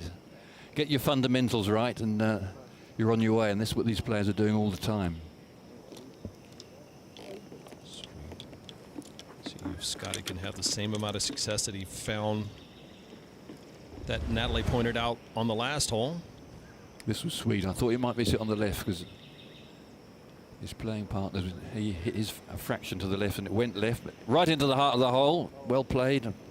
Second shot was delightfully played out of that first cut of rough.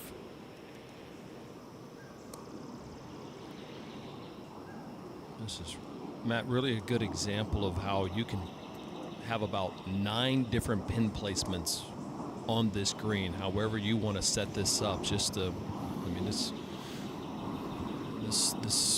square footage wise on number 3 is monstrous. Yes, it is. It's the beauty of the design. Guys, I got to be honest, I'm a little disappointed I didn't bring out a pencil today on the course. Need to write down all these tips Natalie's given. Haven't been playing a lot of golf these days. She was great. She's over at the Pelican Golf Club.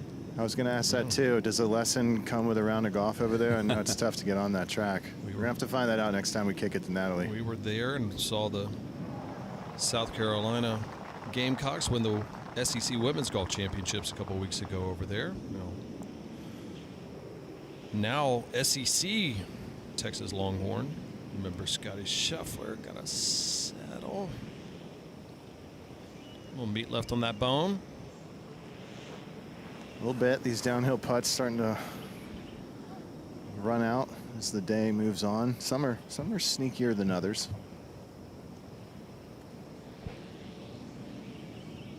This stretch here, though, boys, right off the rip. I know this is our 10th, 11th, and 12th holes, but boy, the start here at Quail Hollow 1, 2, and 3. I mean, you'd be hard pressed to find a tougher opening stretch of holes than anywhere in golf. Yeah, the opening stretch and the closing stretch have been treacherous for these players so far today. Now Xander trying to get one back.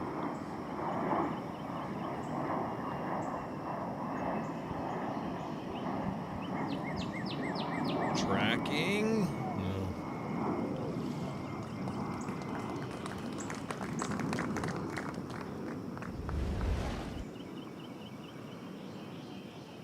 Take a look at just how severe that stroke was.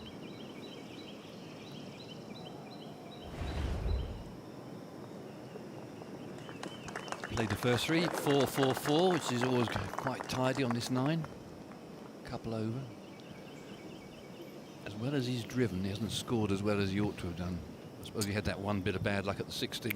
Yeah, there's a little mud probably on the ball on the 16th. Has really just changed the complexion of this round. Finds himself 1 over. It's been quite the opposite for Rory, boys. Two fairways so far, and let me tell you, pretty much every fairway he's missed, he's drawn a great lie. I mean, even here, to be able to keep that ball low.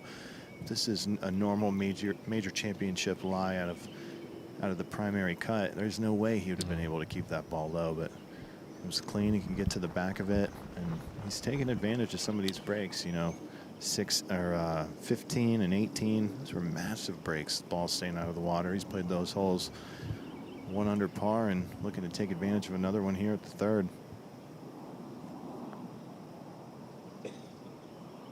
Steal one. Oh, just a touch too much pace. Might have caught a little bit more of that borrow. But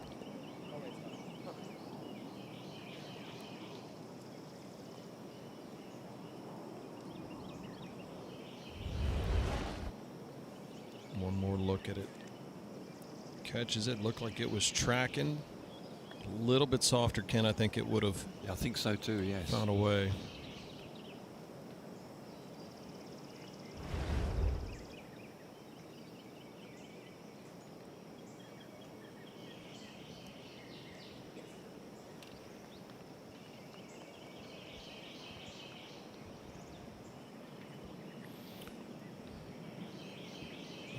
Sheehan gave us a kind of a great look at that drill that Scottie was using with the mirror, just to make sure those shoulders are square, the stroke is square, and the club face was not. Pulls it a little left.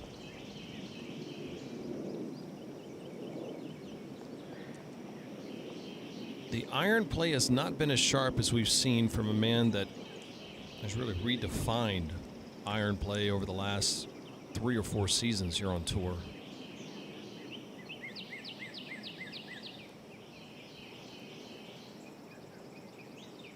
Oh, Rory to clean this up.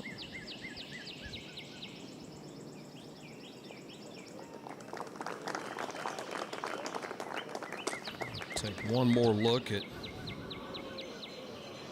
his scorecard as he'll stride over to the par 3 fourth, but head was still. The stroke looked maybe a little quick, but found its way on the left-hand side.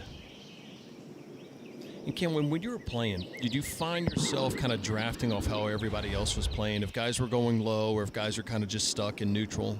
Yeah, it certainly helps if everyone's going well, I think. Drags you along and you think, well, I should be doing this as well. It can happen the opposite sometimes. People just struggle a fraction. Here's where they all are. 22nd for Scottie. We'll head out to the par 3 fourth, playing right at 186. Look at where that pin is today. Yes, shortest hole. Fortunately for Rory, he won't need his driver. It's quite difficult to pick the wind. It's always tricky anyway, but today's been a difficult day to pick the breeze. It's a light breeze and it just moves around the trees and you can't feel it. And where that flag is cut, you've just got to be just right. Yeah. But it is a relatively easy hole.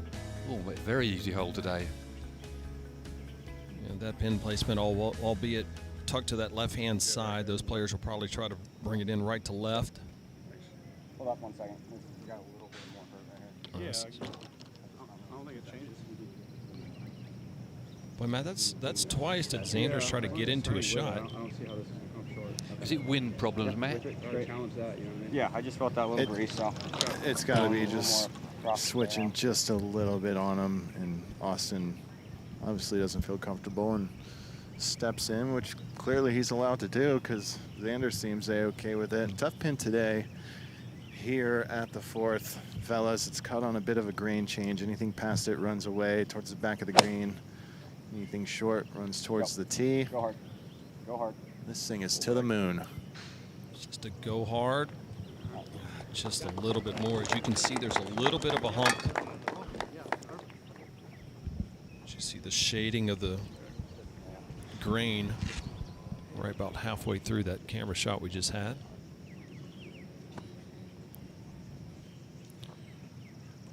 All right, Rory, time to make a little charge. It's out here for sure. Scoring conditions ideal, all things considered. Got to look at a pretty good one there from Xander. You could take anything inside his ball. Whoa.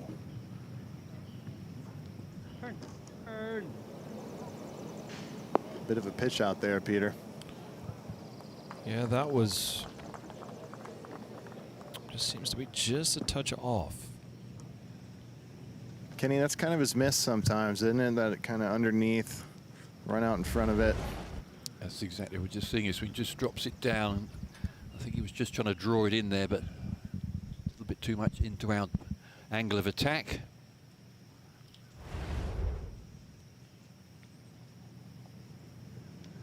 So now, Matt, the number one player in strokes gained and approach, needs it. He does. I spent most of my time on the range this morning watching Scottie warm up, and what an absolute treat. I know it's the driving range, and most guys are pretty good on it, but just a clinic from start to finish. Number 10. Good play. He'll have an uphill putt. Back into red the numbers here as we continue our feature group coverage of the PGA Championship.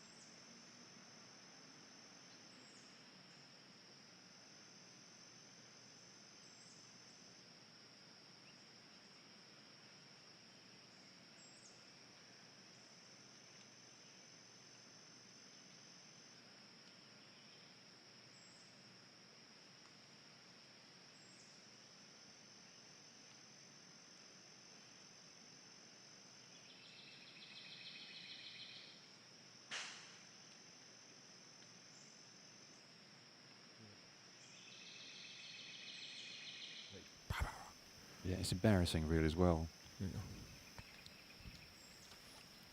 Nobody has it covered better when it comes to the PGA Championship than us over at ESPN+. Koepka, Fowler, Lowry. Of course, our group, we got Mickelson, Fleetwood Day, Rahm, Patrick Cantlay, and Matt Fitzpatrick. He's playing extremely well. He's 3 under. And if you want the Green Mile, you can get that on the feature groups as well. 16, 17, and 18. The AKA Green Mile, which we saw all of our players in our group, the number 1, number 2, number 3 players in the world, go double, double, double on 16. Here on the 4th is a good look of every shot that's been played so far today. 31 feet has been on average right now. Xander and Scheffler inside of that. 12 birdies. That's the little red marks. Got a couple of bogeys and guys missing it over on that left-hand side. Yeah, it's noticeable. You've got to be close range to make the birdies. Very few long putts are holding this golf course because the flags are cut in the corners. You've always got a ridge to come over it if you're not in the right spot.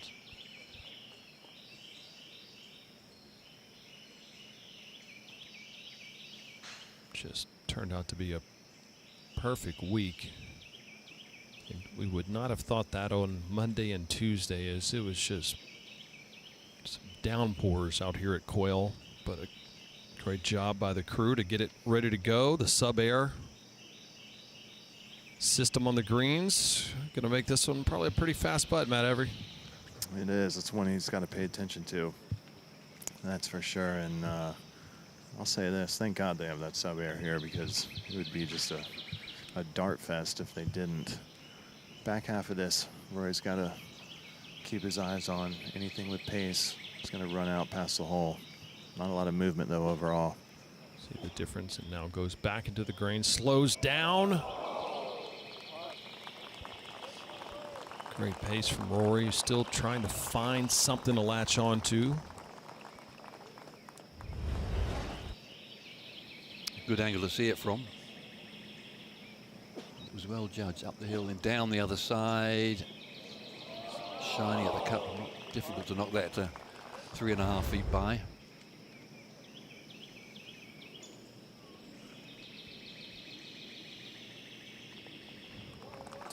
So McIlroy taps that in.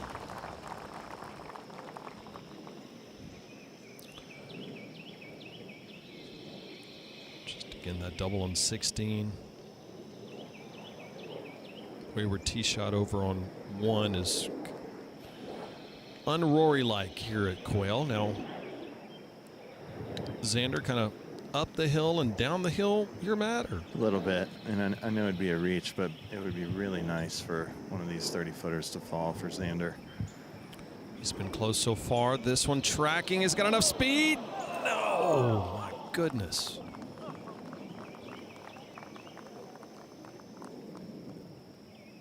It's been all around it.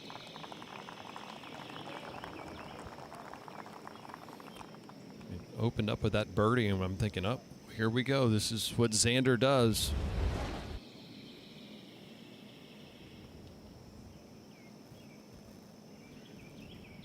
Yeah, it was all downhill from that little crest there for the last 5 feet. This is certainly the most makeable one of the three. First of all, it's closest, and it's not got a hump to come over. Yep, spot on there, Ken. It's also slightly uphill. Go ahead and be aggressive with this one. They virtually started giving these to Scottie at the CJ Cup. How well he putted that week. Good pace. No. I think that was going to be right all the way. I think the only reason why that one hit the lip is because he did have such an aggressive pace on it.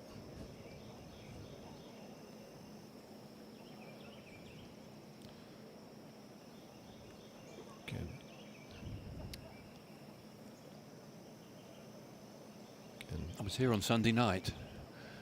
I arrived into town and I thought it's going to be a dry evening. I'm going to have to go around the golf course in case it rains on Monday and Tuesday, which it did. Mm-hmm.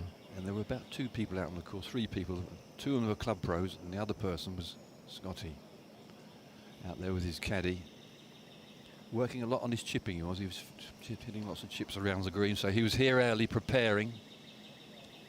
You know what's interesting, Ken, is Scottie was asked, well, because of the weather and the disruption and guys not being able to get in traditional practice rounds like Monday and Tuesday, did that affect you? And true to form with Scottie, he just says, not really. Just out here, we've played this golf course before. They feel familiar with it. But there's a lot of different geometry shapes on that scorecard for Scottie.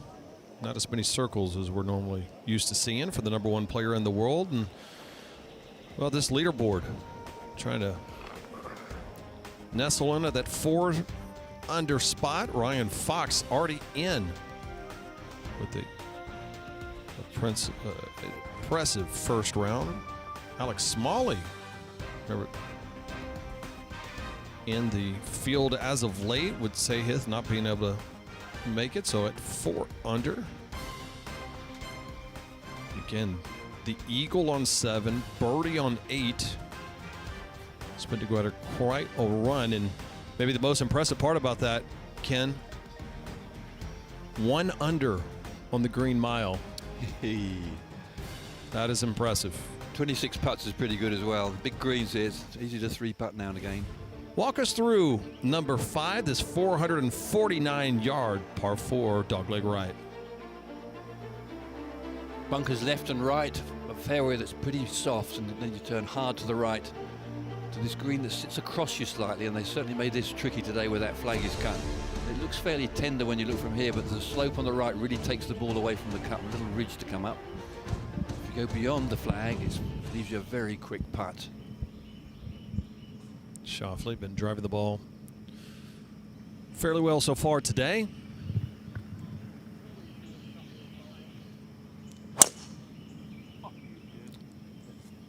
And as soon as I say that, misses a fairway. Dynamite drop in there, Burns. That seems to nestle in down the right side, pin on the right. That's not a good spot to be. Better missing left than right on this hole. It's a great look at how wide this fairway is. In fact, one of the 22 of the 30 players have gone through so far. About 74% of the players had hit that fairway.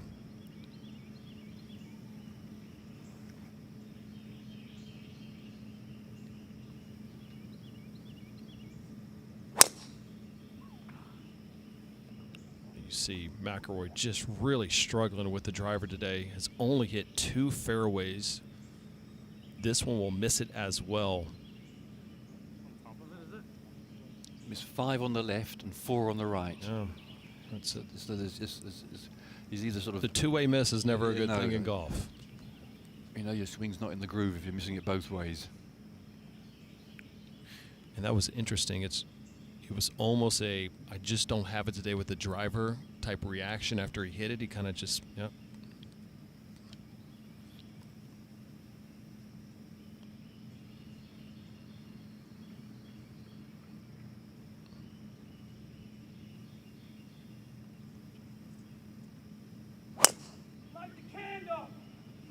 Scottie going to be challenging that bunker over on the right-hand side. Oh, it appears it found it.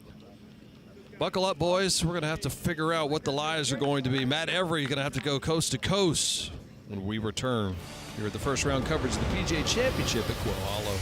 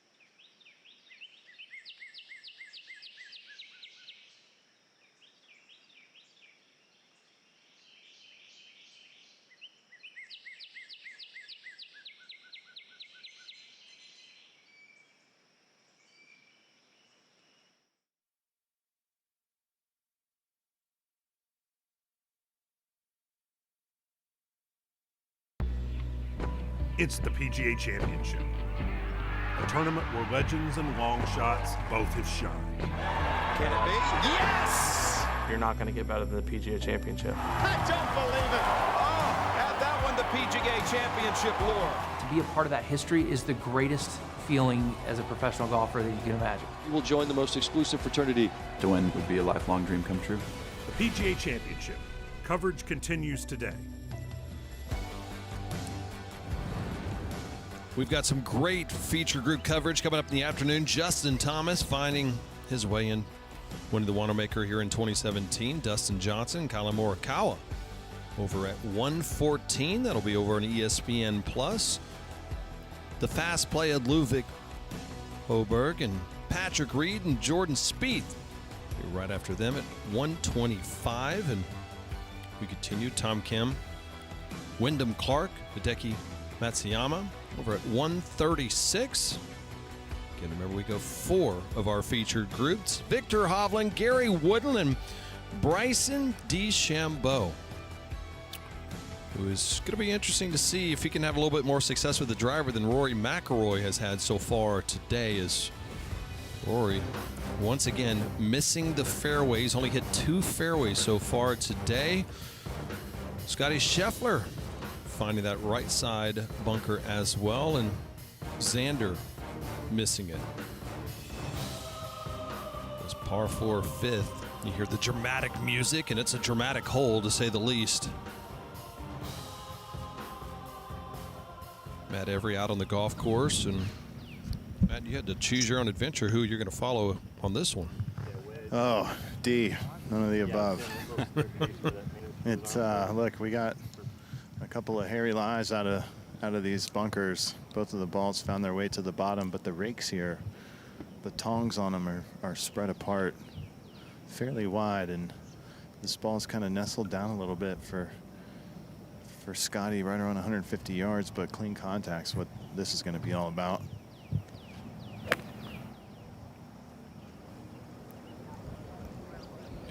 touch heavy. Yeah. Does that ball catch the front bunker? Yeah, that thing hit about 2 inches below the lip, guys, and ran all the way back down. Came out of the plug lie, though. But just sounded just a touch. Maybe like he got a little bit fat on it. As you see it right there. You're right, another 3 inches, and that ball probably nestles to about 12 feet. So some work left for Scottie.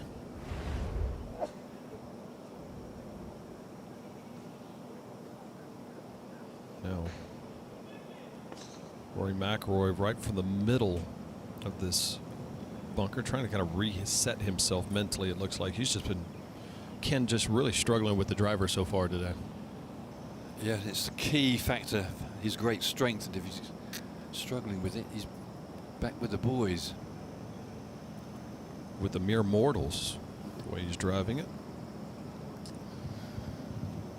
Well, this lie worse than Scottie's. Also nestled down. He's got a better angle, but be doing really well just to get this on the putting surface.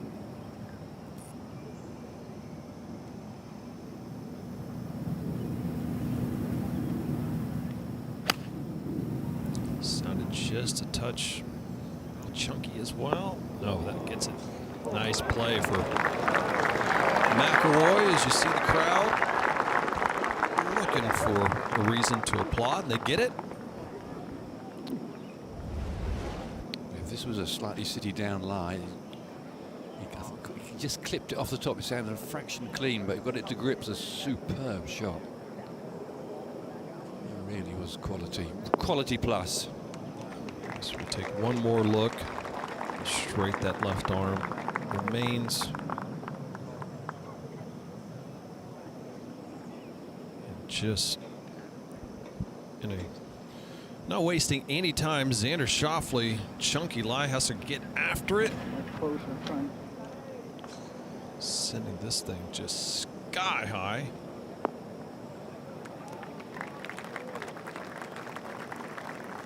Well, we saw two of the best players in the world doing what a lot of average golfers do, find a fairway bunker. Natalie Sheehan is over in our PGA of America Coaching Center, powered by T-Mobile. A little bit on how to hit those shots, Natalie. Yeah, we're seeing a lot of fairway bunker shots today from quite a few players, but things I'm most impressed by with these guys who are the best in the world is their low point control. It's what you need to have when you have a fairway bunker shot. I see too many players putting the ball too far back in their stance who are amateurs and really struggling with catching too much sand because we're trying to hit down too much or hit much like a greenside bunker shot.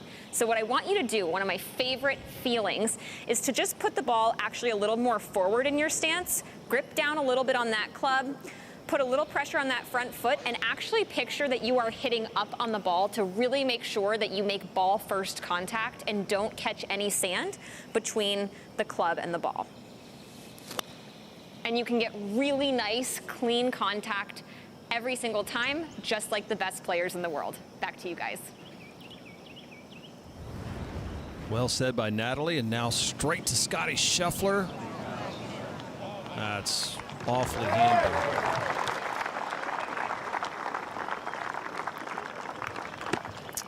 You know, guys, I just want to touch on Rory's bunker shot there. That was a very bad lie, and when I walked by it, I mean, the good lies in my career, I felt like I fatted every time. I walked by that thing, I was like, there's no chance, there's no chance, and he made it look so routine there. I was actually going to ask you guys for our next tip to be about a fairway bunker shot, and our producer read our mind there. We'll send you the bill for Natalie for the week. Fair enough. They're over at that PGA of America Coaching Center, which is a fantastic just compound that they have right by the headquarters. Correct. All dark at me.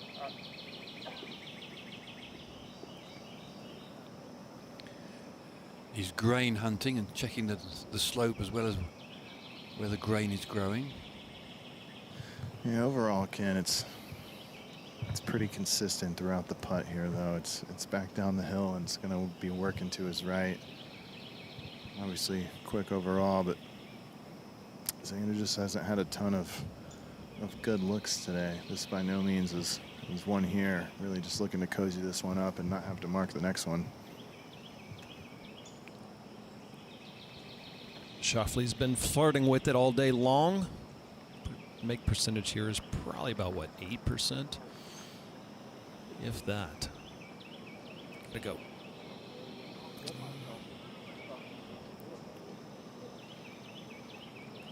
His pace had been pretty decent up to that one. But again, you know, Ken, you talked about green hunting. That's another little part of these huge greens where you can have maybe 1 or 2 different breaks, 2 or 3 different elevation changes, but also it's the change in which way that grain moves on these greens. Well, that's why it's so important to find the fairways, because you can't get at these flags from the rough, and then you're always a long way away. Oh, I've got a tricky chip. You know, the key is finding the fairways.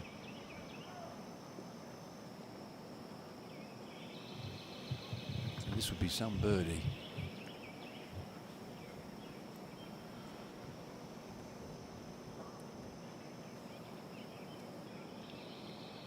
As you talked about it, the chances of making birdie from where McIlroy's lie probably weren't too high, according to ESPN Bet. No, not at all. That's a good point there, Peter. This is a slider from right to left, but most definitely makeable. Keep your head. Keep your head. Oh, my goodness.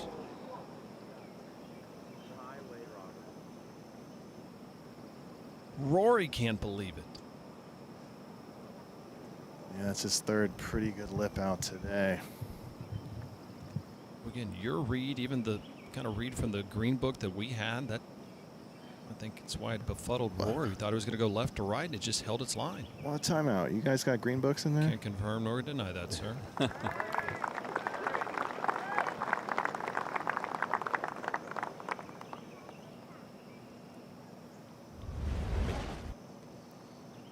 at this. Looks like it's going to stay low, and all of a sudden holds its line.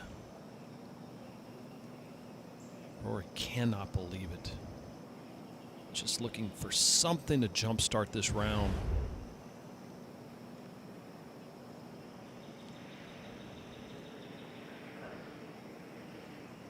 Meanwhile, Scottie. What do you see here, Matt? We'll see if he has got anything. And probably not playing outside of the hole here, Ken. Beautifully done.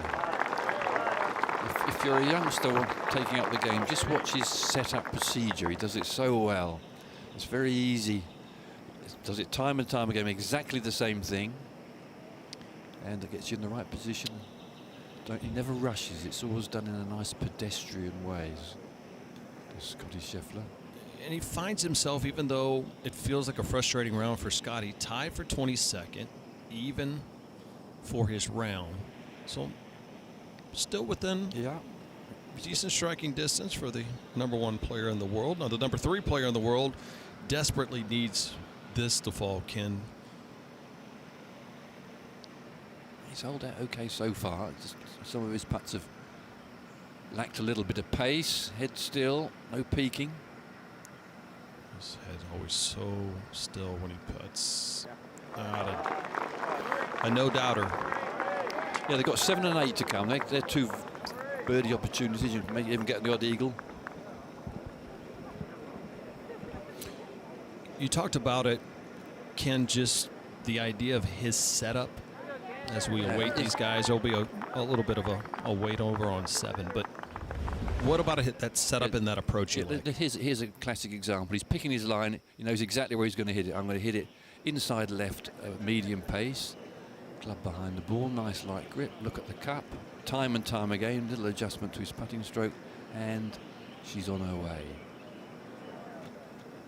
When I was a youngster, I went out to see Henry Cotton, who won the Open 3 times. I used to go to Penina in January and February to give me a few lessons. And he said, you've got to get a setup routine. And I spent 3 months working on the same thing, over and over again, until you don't even know you're doing it. You don't even think about it. But it's an important factor, particularly on pressure putts. As we look at the 6, it looks innocuous, that pin position, but it ain't. It's the bluff at the front of the green. It's a sort of greedy bluff, not a valley of sin, but it gathers the ball up, so you've got to carry it beyond that. You're going to get a hard bounce.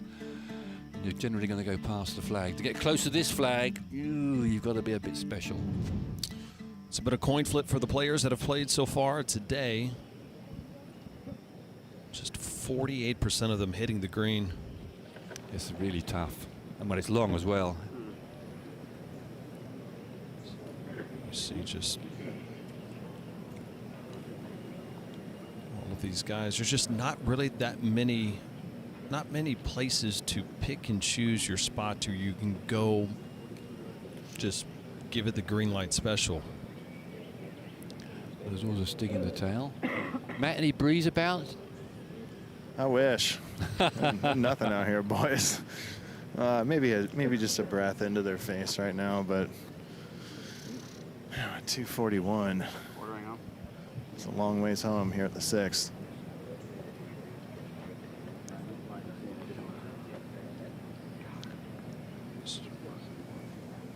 Let me see.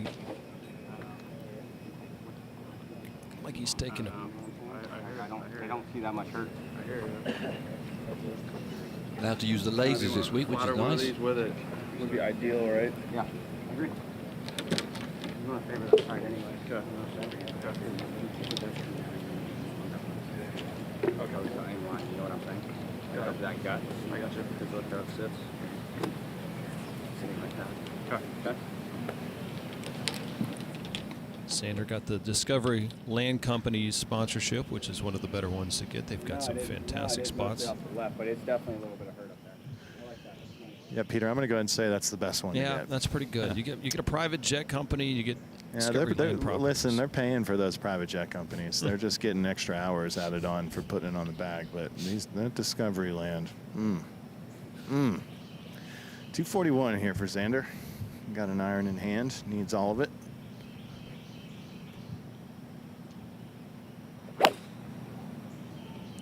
Win. Gosh.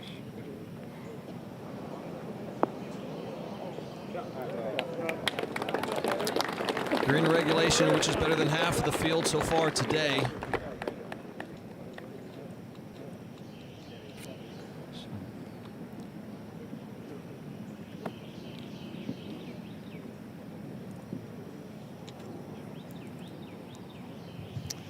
That was 4-iron from Xander. This is also a 4-iron from Rory. Shot does play downhill about 10 yards, but at the moment we do have some breeze back into their face, which probably neutralizes that out. Gotta hold on. That wind starting to take it out. Settle. Settle. All right. At least there's a little space in between that and that first cut. Maybe pitching it back into the breeze.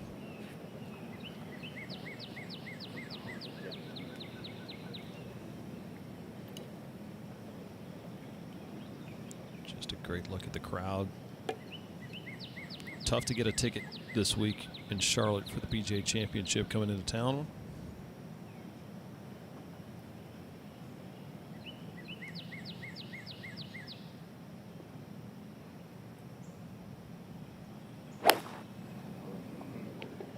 Ball was left right from the jump. Well, when you have a 250-yard yard par 3, chances are maybe one of them are going to hit the green. Little short game clinic coming up for a couple of the best players in the world as we continue our first round coverage of the PGA Championship at Quail Hollow.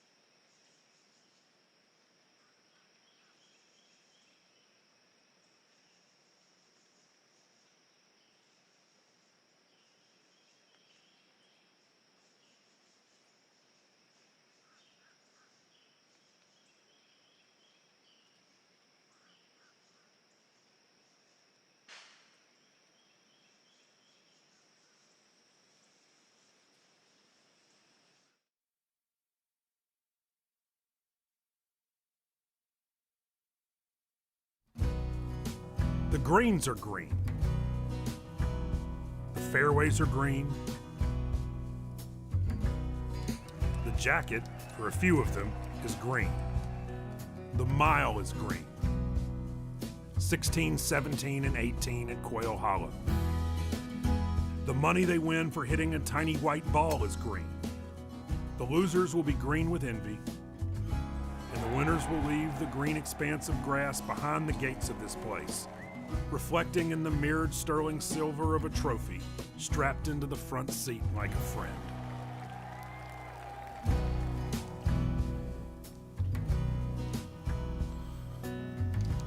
Looking down onto the 6th green in an awkward pin position and the wind picking up. Let's have a look and see who's done what. There we are, that gives you an idea. Blues are the pars, reds are the birdies. You can see there's only been 2 of those, and there's been a few bogeys which are in grey. A lot of people got gobbled up with it. See all the balls at the front of the green, they've pitched into the little bluff and they all run into the same spot. And they've done pretty well to only have 3 drop strokes from there. So we did see some gray colored golf balls when we show that shot chart, and that means a bogey from the same areas that we saw Scottie and Rory's ball end up. Matt Every's out of the golf course with Scottie. What do you see, Matt? Yeah, well, let's settle down. This could have been club pros over there, not the best in the world, boys. This is very straightforward for Scottie Scheffler. Plenty of green to work with. Going to work to his right as it loses speed. Awfully good. Oh.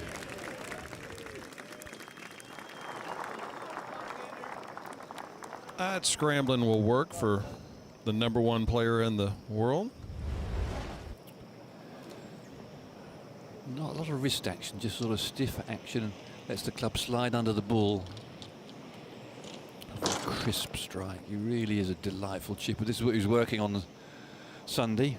Glad you brought that up. You said that he was over here Sunday working on the short game. He went from 5th around the green in 22-23, 17th in strokes gained last year, and is at 95 so far this season. So trying to get dialed in on that. Here's McIlroy from a very tight lie, Matt. Tricky shot, too. He's got a sprinkler head. He's got a dodge. It's right where he needs to land this ball. Boy, just carries it over it. All in all, pretty nicely done, boys. Oh, that was judgment. That must have tiptoed over that sprinkler head by 8 inches. If he hits it in there, it can go anywhere. It gives him probably a visual representation. Look at where that... You can just see it on the top of the hill there. Oh, just got to get it over that. Watch how close it goes. Ooh, well done. Made a tricky shot, but pretty darn easy there.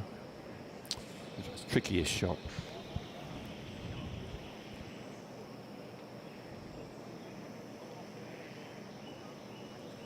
So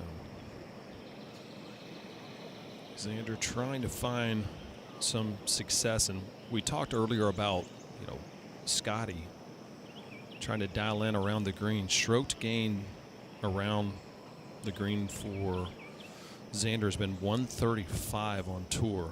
Putting wise, though, he was top 15 the last 2 seasons, coming in at 140th so far this season.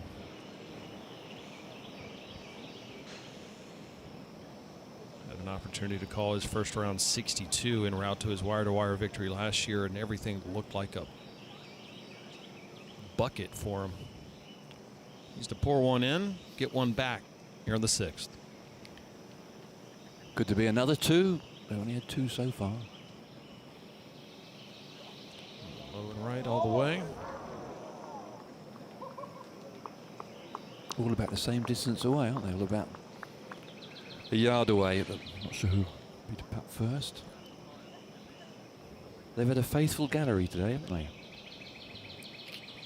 I think they're all waiting for some fireworks, but haven't seen a whole heck of a lot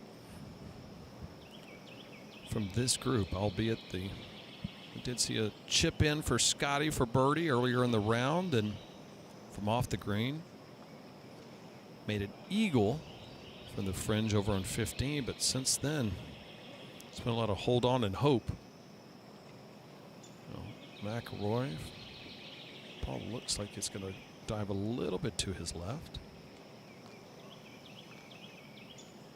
It's a great look from our camera crew. Okay.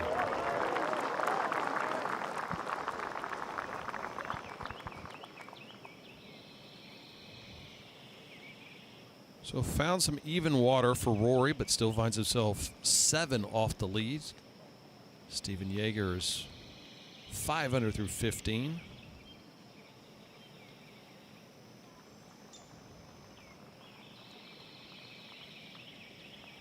We can just watch how still Xander's head is.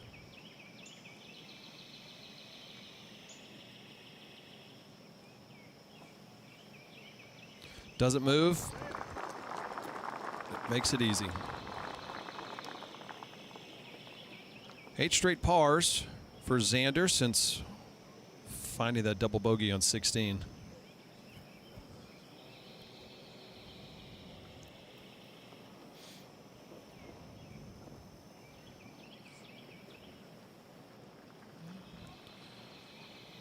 Tap in for Scottie, and this crew will play the 6 at par, par, par, which is quarter stroke better than the field.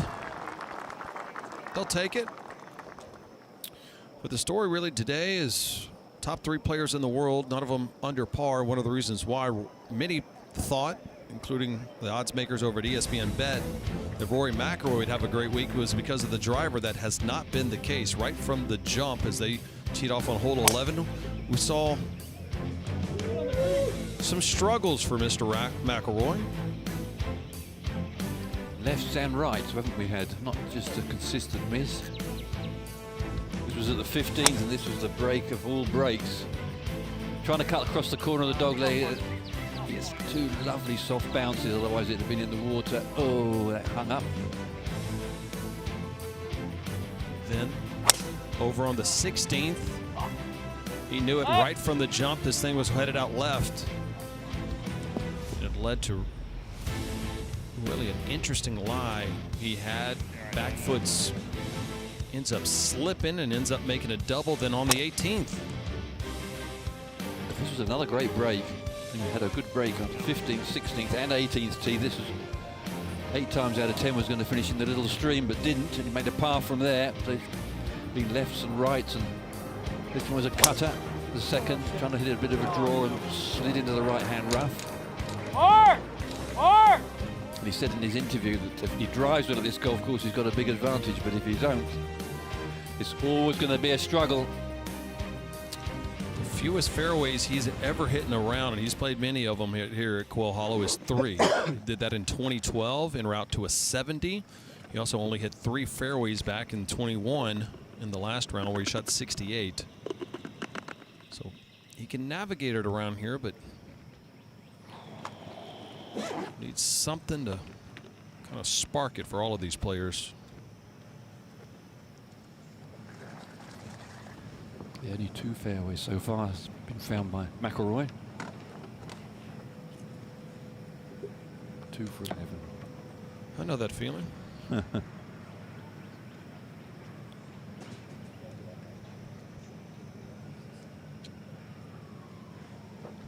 Now a couple of birdie chances coming up, the 7th and the 8th. 7th is a reachable par 5, the 8th is a actually drivable par 4, so. Yeah, exactly. Here on the 7th, as we wait for these guys, it's that water over on that right-hand side, just a really picturesque. Oh, it's a magnificent hole. You can see it all from the tee. Bunkers down the left, water very much in play. It's quite a narrow fairway. And the second shot, well, to half island green. It's the shortest par 5, 546 yards, and it plays downhill. The flag today cut on this little high ledge on the left side, which isn't very wide. It also tips off on the right and the left, so there's about 3 places left and about 5 paces on the other side. A tight little pin. If you find the fairway, you have a chance to get one reasonably near the cup. Xander's driven darn well this week. It's set up for these little cut shots so far.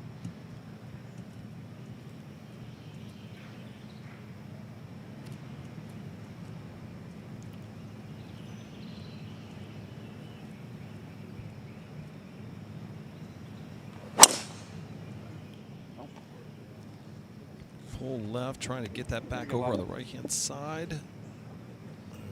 See it, guys? Yeah, that'll be a good look for the fans. And tell me, these things are so cut in a square type situation. And you're saying Jack Nicklaus used to like a little different tee boxes, right? Yeah, he liked to have a round tee box. And I never liked the straight path, 'cause it kind of gives you an aim line, whereas some of the old courses in Scotland, they used to snake about just a fraction. Right, Rory, there's not much. You hit the fairway here, in a bit of trouble. Needs to make a move right now. This is the moment.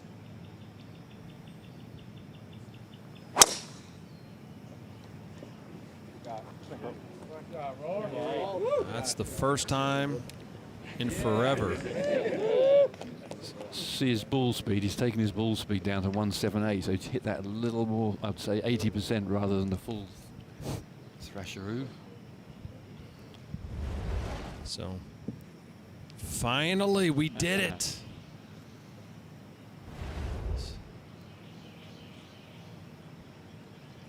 That was an important one to have as he wants to get back something on the field. Now it's Scottie.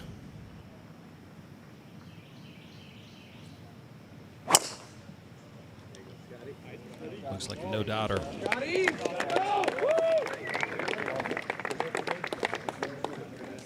there. Right behind Rory McIlroy, but right in the garden spot. So we should see some fireworks when we return. First round coverage of the feature group of the PGA Championship.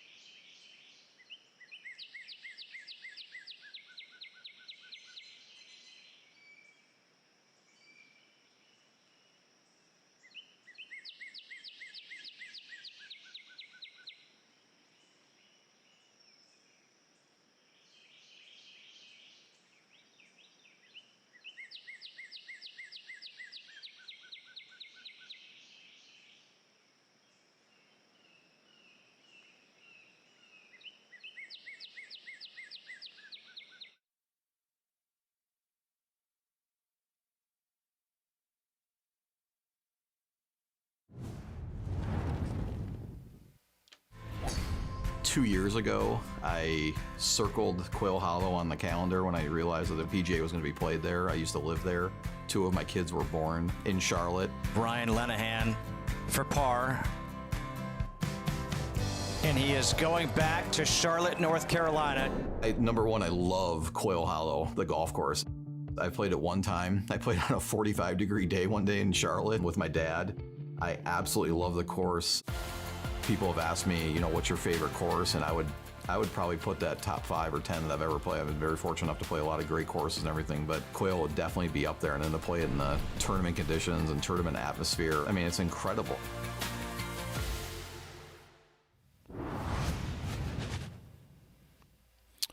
Awesome to see the Corebridge team, the Corebridge financial team of pros getting an opportunity to play with some of the best in the world. Bob Sowart's starting his day. Of course, Michael Block saw him. He'll be teeing off a little bit later this afternoon. So we get one of the best fields in all of professional golf this week over at Quail Hollow. So remember, just Michael Block was one of those players over in the 2023 PGA Championship at Oak Hill. Was one of the 20 club professionals, one low pro, and also had that Very memorable hole-in-one on hole 15 in that final round. Just slam dunked it in and finished tied for 15. So got himself into last year's and now in this field as well as he qualified for it. It's a conversation I'd like to hear between Rory McIlroy and Scottie Scheffler. And knowing these two, there's no telling. Rory's one of these Renaissance men that can kind of, yes, he can talk about anything.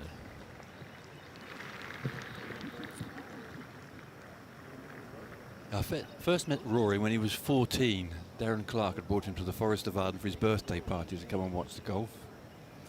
And someone said, you better go and interview this new star. He had his little curly hair and his tightless hat on. Oh, yeah?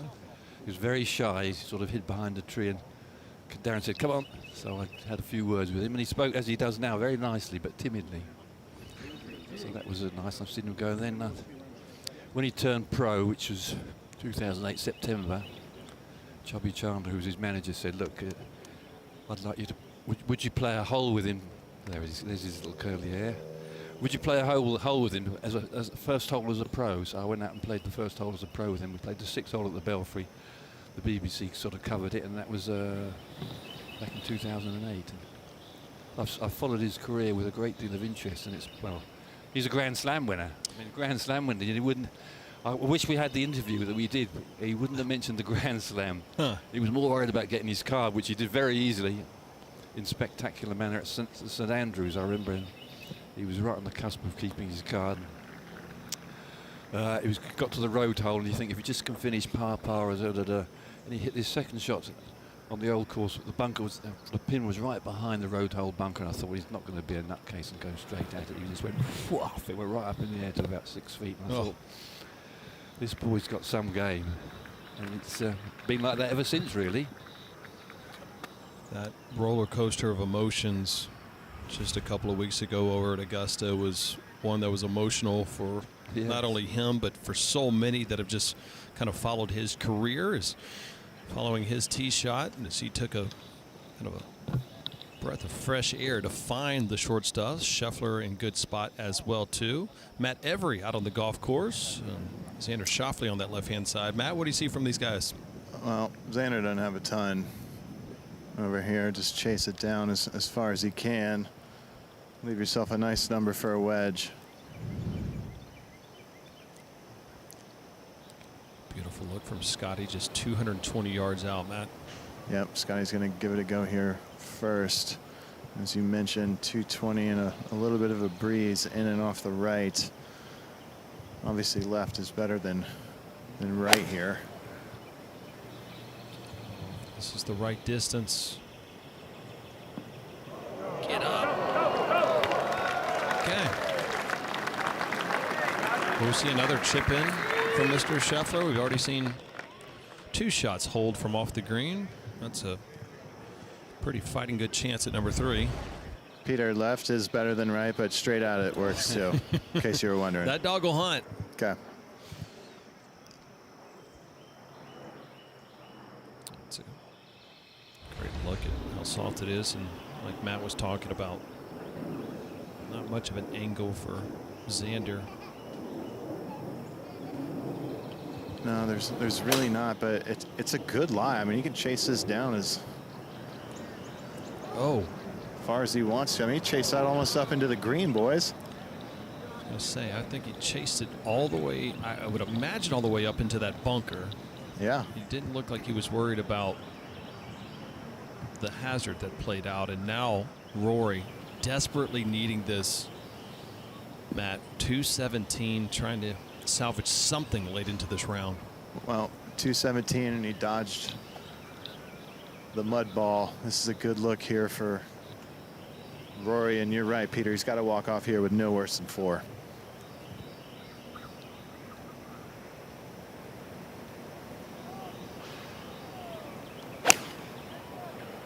Oh no, this ball was double cooked, double crossed. Oh, I can't tell you how tricky that is. Holler to go through green running away. There's only about 6 yards of flat at the top of that little ridge as well. Ooh. We'll see how he plays that when we return. First round coverage of the PGA Championship.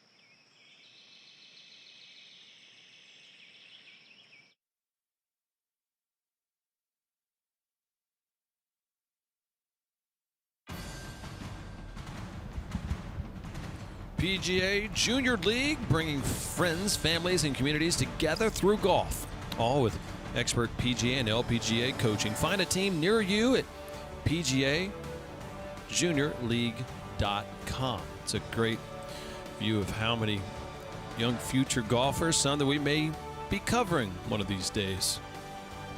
All eyes on the top 3 players in the world in this featured group: Scottie Scheffler, Rory McIlroy, Xander Schauffele, and it's a great aerial view of a lot of pastel colors in the crowd. Rory McIlroy has been a roller coaster of emotions. We talked about it in the Masters, and even on this hole is off the tee shot. Thankfully, we found one. Had been struggling, and that summarizes how the iron play has been for the reigning Masters champion. This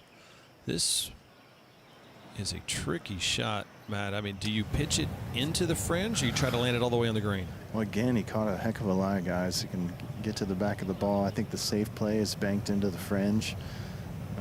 Anything past this pin with any kind of speed is going to roll 40 feet past and all the way back.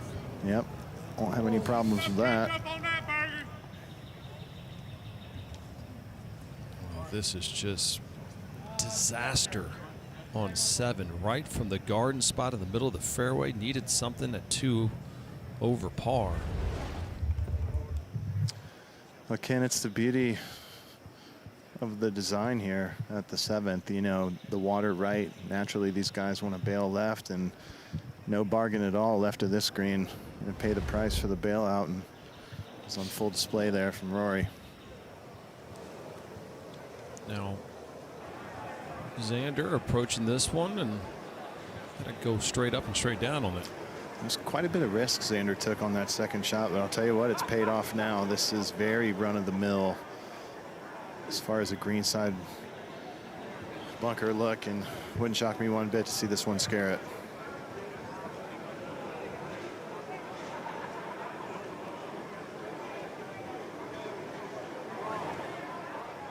Oh my.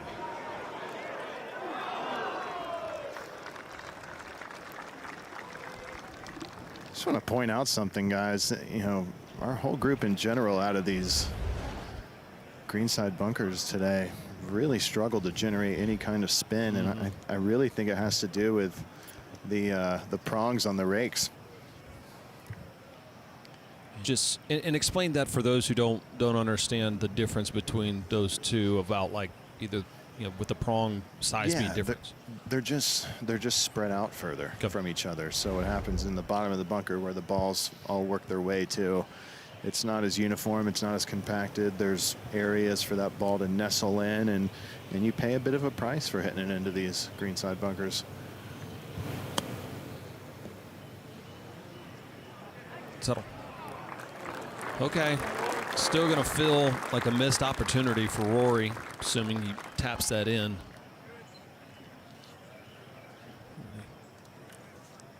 Par fives, you felt he would be able to make some hay with all week long, and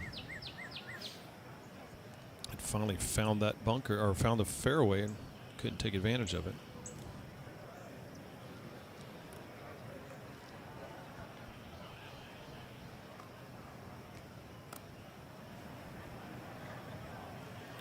They can get to some interesting pin placements on number 7 if they want to tuck that thing back over on the right-hand side.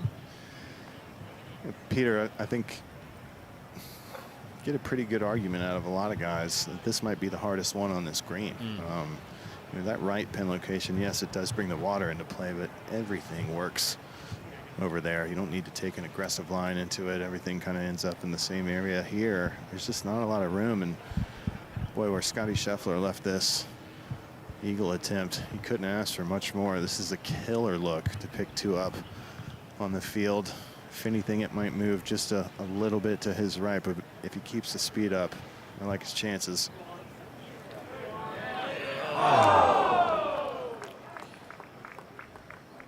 Putted it in from off the green on 15 for eagle. This will be a tap-in birdie for Scottie, who gets back to 1 under. The pace was good, just kind of peeled a little bit left off the fringe. He's crafting out a decent score, because you'd have to say, if he was judging himself, he'd probably say B- game.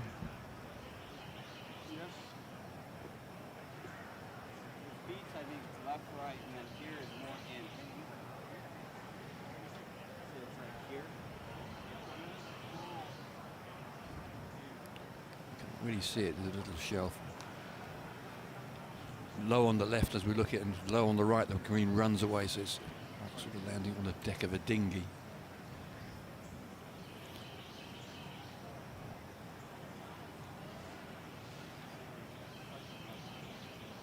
Now,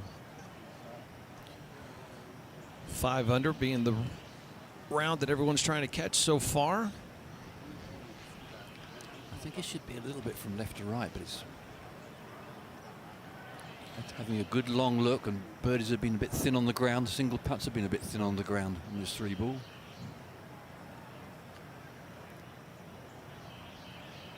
It's probably just a touch over to that right-hand side, like you said. Schauffele to get to 1 over. No, he didn't. They were studying long on that one. I don't think they ever really felt a good line on that, Ken. It was a good stroke, well struck. I think they misread it.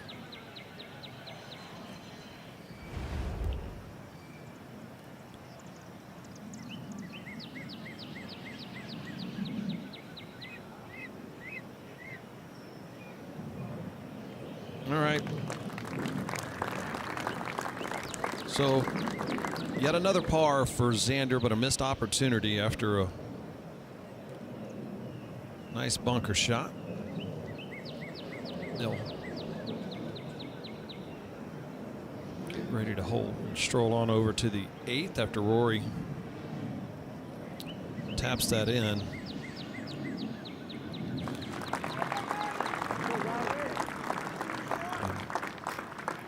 Rory just has to feel just a dagger in the side, with being just some 215 yards away.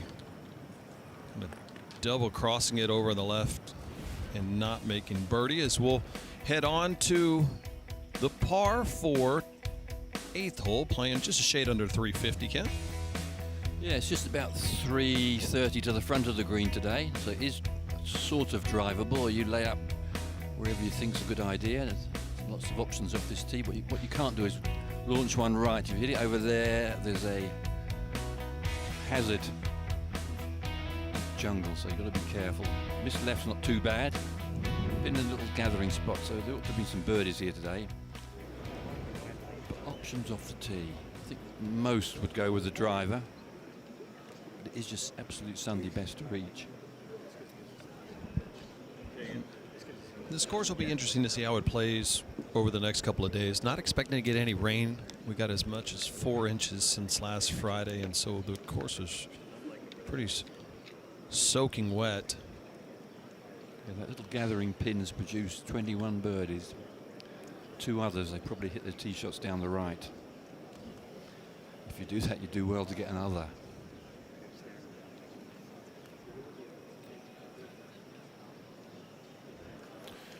You see the path from that tee box straight up to the fairway.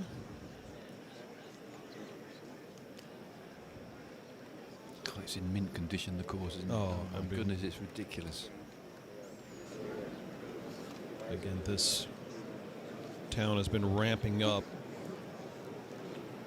for the PGA Championship, having the President's Cup a couple years ago and it doing well. Is that your new house just been built on the I didn't want to talk about it. We're having some construction issues. I'm working on the permitting right now, but we'll get there. Ken, I've got a whole wing for you. Matt will bring the car back around up front for us, and it'll be great. Downwind, they can give it a run. Scottie Scheffler, 1 under on the round. Yeah, they can all get it up there pretty close. Group in front of them did, and these 3, maybe with the exception of Rasmus in front of them, plenty of gas to get it there. Stepped into it. Might be finding that front bunker.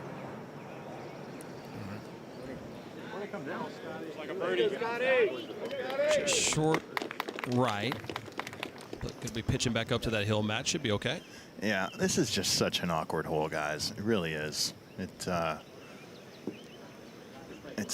distance where not really anyone in the field can get there unless it's firm out. Obviously, the boys aren't getting any roll today, but you also need to wait because you're going to get close enough to where you don't want to land one in some guy's backstroke. 30 yards short of the green, they're definitely going to hear it. It's also awkward in the sense of even laying up. It's not a guaranteed layup, and small green. I don't know. I think we're going to see changes to this hole in the future. It reminds me a lot of the 12th at TPC. It's just like through the years, they want to keep tweaking it, and I don't know what I would change about it. I would make it shorter for sure. I'd make it shorter for sure. I want the whole field to be able to get it there if we're going to do a drivable par 4. I think that 340, 350 is just kind of no man's land except for a handful of guys in the field.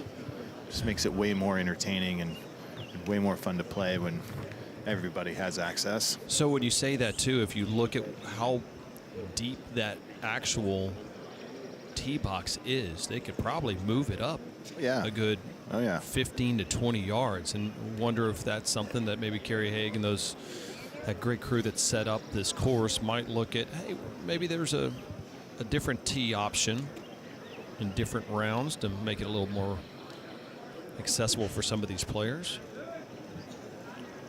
That is one of the things that Johnny Harris, the president of the club, of course his father founded this club along with George Cobb back in 1961, and when talking to members over here at Quail, they're proud that they have these events, but it also comes at a little bit of a cost. There's a lot of times that they're always making some slight adjustments, like a mad scientist to this golf course, but that's why it's created such great finishes over the years, and it's why it hosts so many great events. They're waiting for the group in front of them.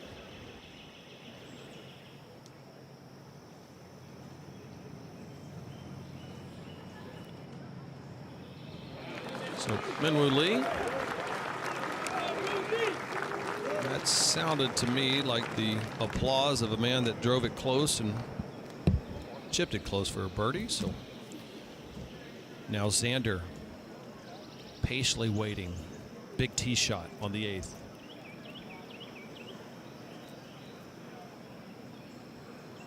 All right, let's see if you can chase this thing up into that front bunker, maybe even the collection area over there on the left. Go really hard. Asking for it to go. Get up in the bunker. Okay, it did get in the bunker. Question is it scooted far enough to all have a little bit of a normal lie?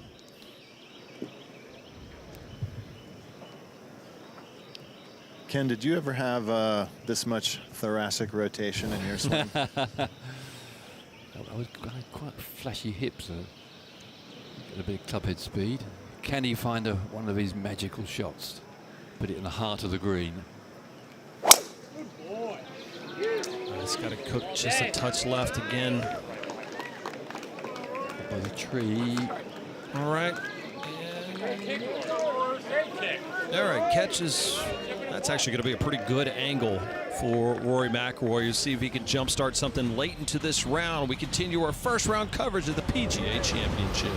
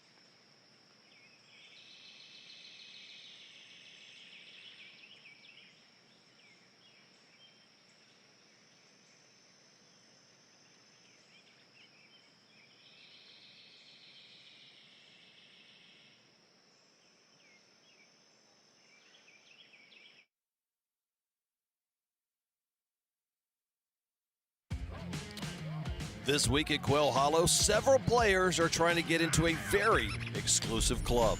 Scottie Scheffler looking to add a PGA Championship to his 2 green jackets. The only players to do that before turning 30 are Tiger Woods and Jack Nicklaus.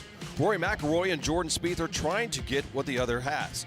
Rory could be the first player to win consecutive majors since Spieth in 2015, and Spieth wants to complete the career Grand Slam, something Rory did last month.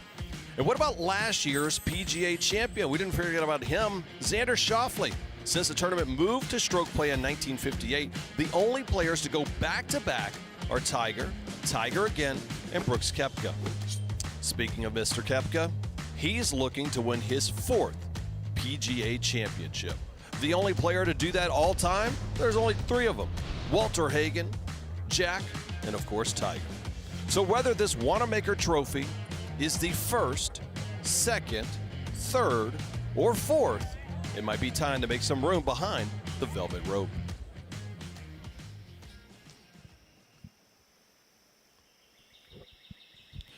Need to have some cartoon characters for us. Let's see if Scottie Scheffler can go Avenger-like. Drops it just over. He's studying it. You can never know with Scottie. He's so even-keeled about whether or not he's happy or unhappy with the shot, but he'll take that. Look at birdie.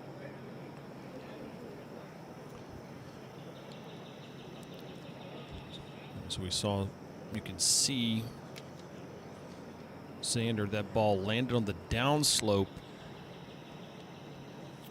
of that bunker and is nestled right into the middle. And over on the other side, Rory McIlroy is going to be taking a drop. Yeah, Rory just taking relief from Sprinkle Head over here. That was a heck of a shot. Scottie Scheffler just hit, using that backboard nicely. I would say Xander's got the tougher shot of the 2 here. He's quite a ways back in that bunker. It's below the surface, and it's another one of those lies. It's just sitting down, guys. It's going to be tough to get any kind of action on this, even with the speed he needs to put on it. He does have that backstop Scottie's ball caught, helping him out a little bit here. So that would be the only saving grace. But if he can, if his ball can find its way into this bowl, I would say that's a quality shot out of Schauffele.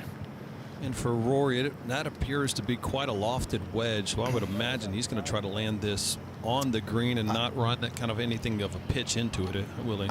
I don't know. I might. He's coming off of a downslope, and even if it's a 60, he can still jam that thing in the back of his stance and potentially land this a yard short. That would be the shortest I would see here, though, Peter. I'm kind of with you. I think we're going 1 or 2 yards short. So with some conviction, 1 hop stop, show off for the crowd. He needs it. 2 over.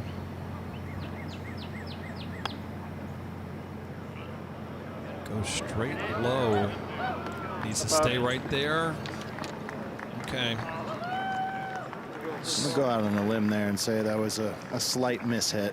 Yeah, I was surprised. I mean, that's a rare ball flight for such a lofted wedge. Did you take a look? And that ball never really left. And he cut under it a little bit as well in the end, and I thought it might not make the journey to the green. Ken, it sounded and it almost looked like a bit of a drop kick, if you ask me. Xander stepping in quickly. Not working with a ton here. Oh, look at this.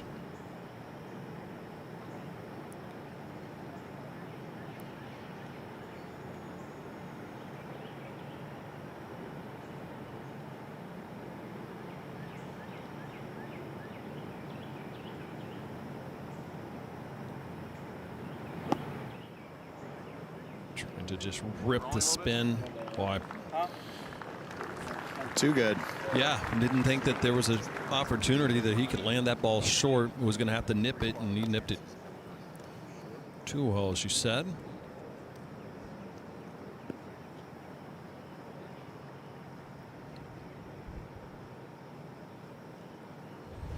Let's go take one more look at just how quick he is, how fast his hands were, Ken, in that bunker shot. Yeah, and he landed it in the fringe. I think he was probably just trying to carry it onto the very edge of the green.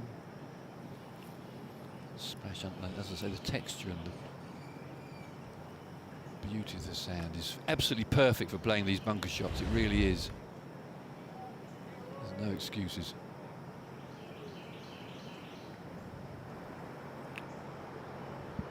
Match, which one were you more impressed of? You go Scottie first as far as the most impressive approaches in here on the 8th? I would say Scottie, and then the other two were kind of, I mean, we're dancing, but we're not taking pictures, you know?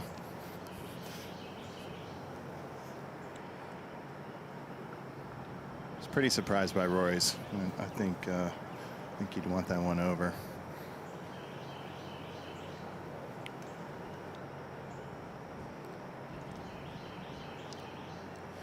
Well, this is one of the better looks Xander's had today. Hasn't had a ton of close ones. He's been scaring it, but they're all from about 25, 30 feet. This one just outside of 10, uphill right to left, or right-hander's dream. One he'd love to have.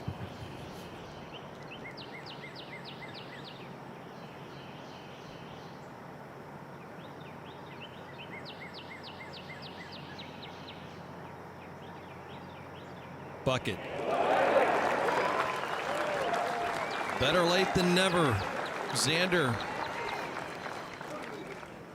after 9 straight pars, finds a way to get one back. Just as Matt Every talked about, right to left, the right-hander's dream. Pace was great up the hill. That's the guy we saw at Valhalla. All right, let's see. We saw all 3 of them go double, double, double on 16. Let's see if we can go birdie, birdie, birdie on 8.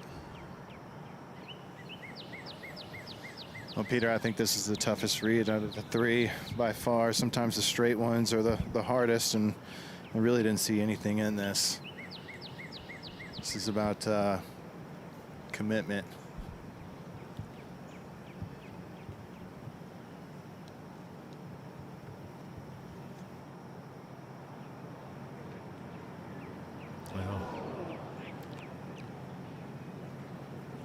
Kind of the story of all day for Rory, struggling with the driver. Just not that many opportunities. But frankly, guys, he was in good position on 7. You know, bad iron shot, good position on 8. Kind of an awkward pitch, but just not taking advantage of any of these in the breaks. And this could have been a whole lot worse as well, too, with some of the breaks he had today, Ken. Some very good breaks. Crooked tee shots.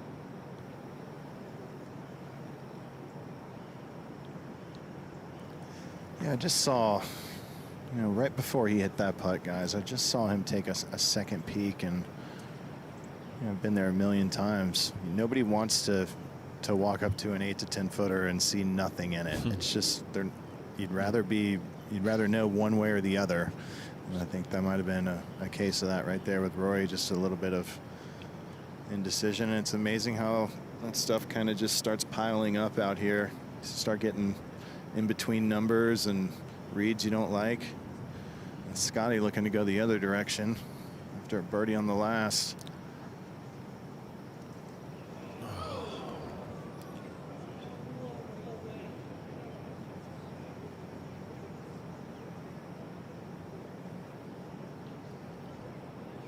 Ball just peeled straight off right, off that club face. Maybe a little bit of grain, moving it back down towards that kind of false front.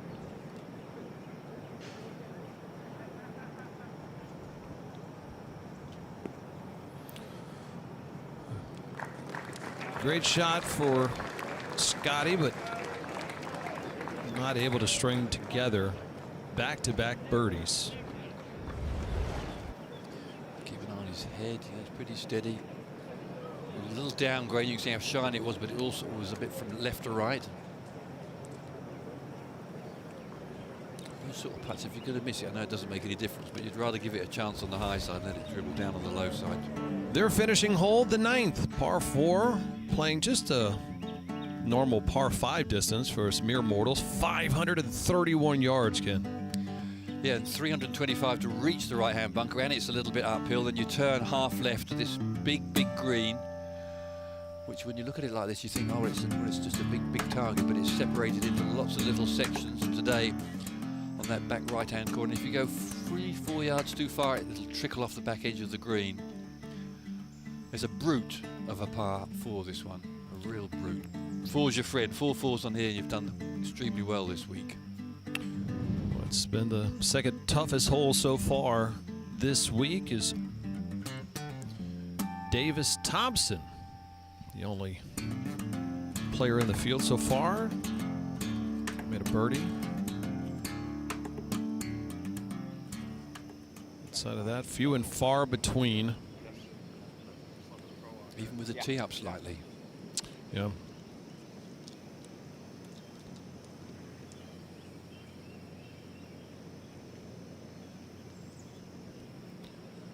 Tees up, but still a beast, boys. This 9th, they got a little breeze at their back as well, helping them out. And this would be a heck of a way for Xander to end this opening round. Pick one up here at the 9th, gain over a shot on the field, no doubt about it.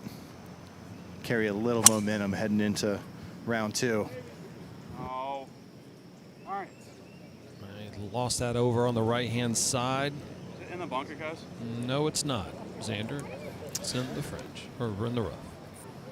Oh, over under 8.5 cuzes today out of Xander. I think. Well, that might be.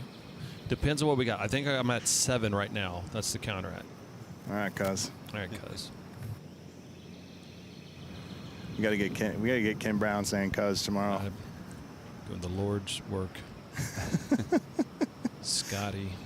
1 under. He's broken par in 9 of his last 10 opening rounds at majors. The only exception, 2024 U.S. Open. And this has just been, I mean, you would probably say maybe a subpar round for Scottie Scheffler, and yet once again you find himself in the top 20, kind of coming along. And it's certainly a ho-hum round for him, isn't been on fire by any stretch of the imagination. That's the class of the man.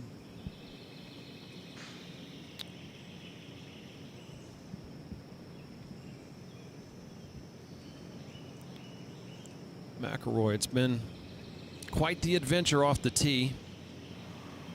It's been a mess off the tee, Peter. I was trying to be polite. I know. He's looking, he's holding that finish, and well, that's appears to be left as well, as the fans will hustle up over there to get a look at one of the stars of the game. We'll get a view of that live. We return first round coverage of the PGA Championship.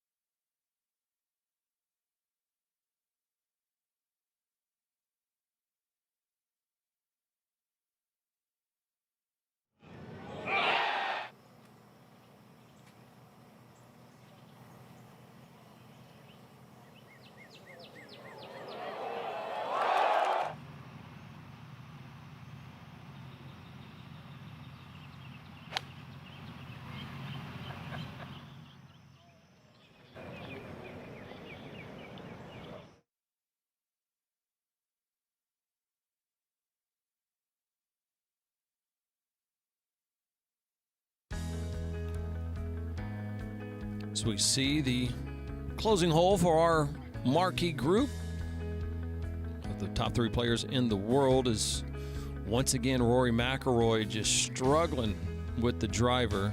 Not the distance, just the accuracy. Scottie Scheffler finding that fairway, and Xander over on the right-hand side. So they've got it covered on this hole. And this is... rough has been playable, just not really a lot of opportunities. It's not as penalizing as maybe U.S. Open type rough, but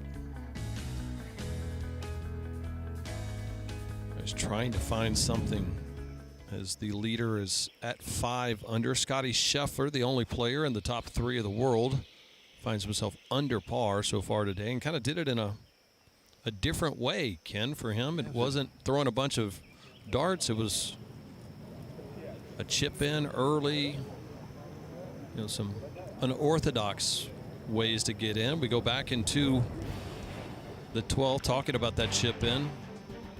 Yeah, this was a magnificent shot. Made a tricky one look easy, a little bit of an upslope, but played it well. So easy to hit one of those and it comes shooting out. In this case, you'd almost run off the front of the green. This was at the par 5 for an eagle. And we thought, here we go, he's going to shoot a really low score. Toppled into the side of the cup. This is where it came apart for Scottie for a moment. As we talked about, that ball diving straight over on the left-hand side. You guys surmise it might have been a little mud on that ball because it happened as well to Xander Schauffele. All 3 players making double. Then over the second.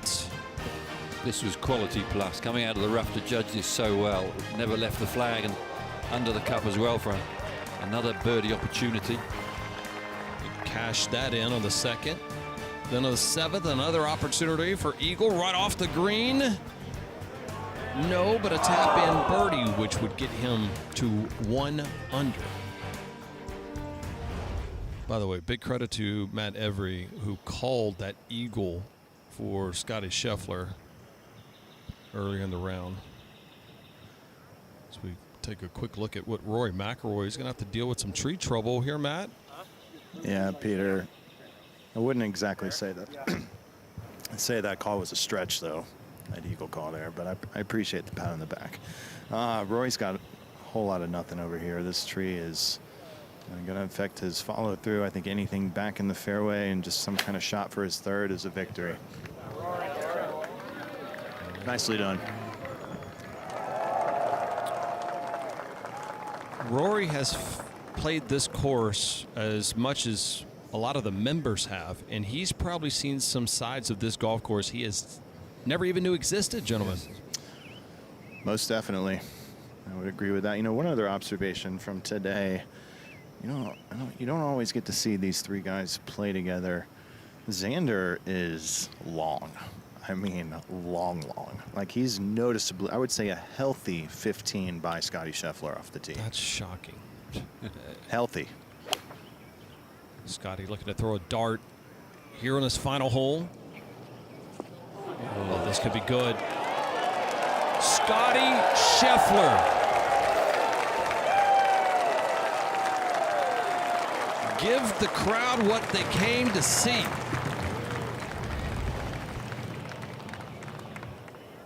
That is the mark of a man who's been entering his 8th straight major as the #1 player in the world. That will make lunch taste a little bit better. Sorry, Xander, I was talking in your shot. My bad. I thought you were going to apologize for that cliche. No. Got many of them. Okay. Well, ball below the feet here for Xander. It's going to help him out a little bit. So will the lie. Really just looking for the front number. And let this thing chase out all the way back to the hole. Is he admiring it? Half a club too long. Just tiptoes over the back, covering the flag all the way. Came out a little hot out of that line. Continue. Put a bow on this first round of PGA Championship.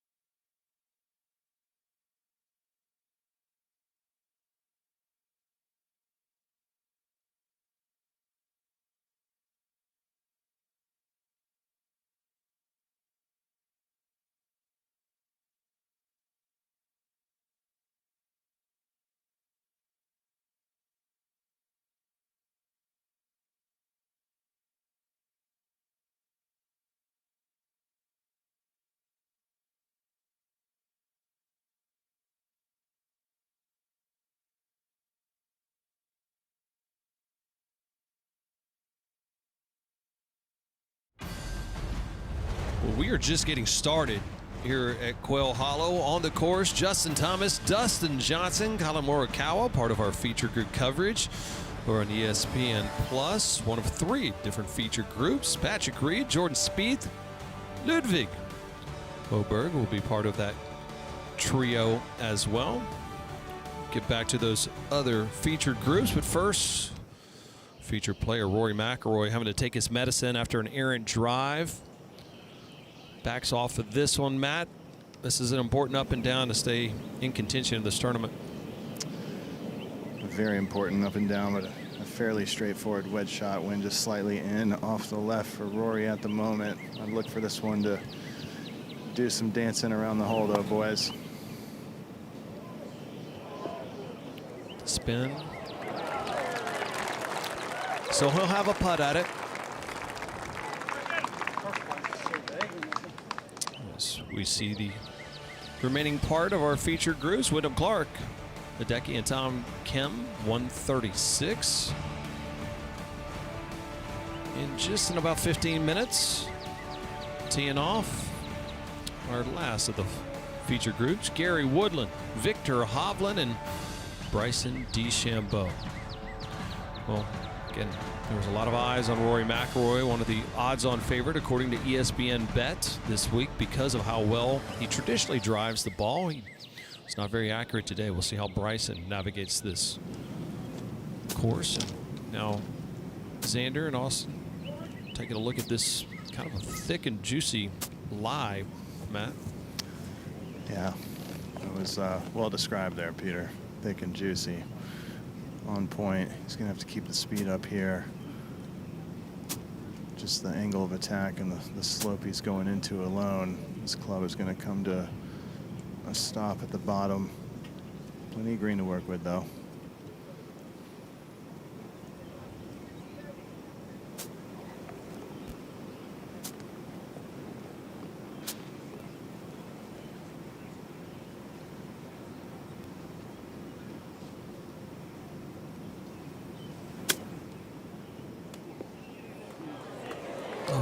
See him trying to flip underneath it. It was sort of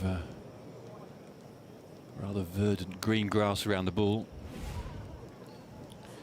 As we look at Scottie's shot, only one birdie, and it was a chip in from off the green. It tells you how hard the ninth has been. Corey Connors had thrown it to 9 feet earlier today, but missed that putt. This one for Scottie, 2 feet 7 inches. That's a dart. Again, another round, and you look at Scottie and just go, what'd you shoot? Shot 69. Played okay. Ho-hum. Yeah, it's a shame about the 16th with that ball diving into the water. We're not sure whether it had mud on it or not, but that was the setting back. It was just rolling along nicely until then. Since then, it's been a battle, but just look at the absolute sheer amount of fans that are going to be out here at Quail all week long. Big putt here for Xander, guys. Finally made one on the last.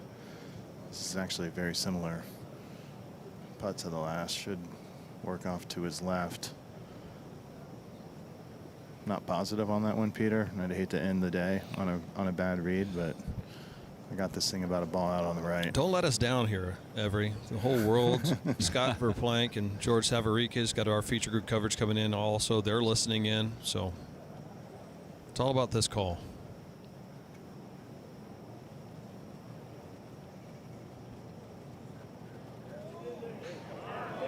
A strong finish for the third-ranked player in the world.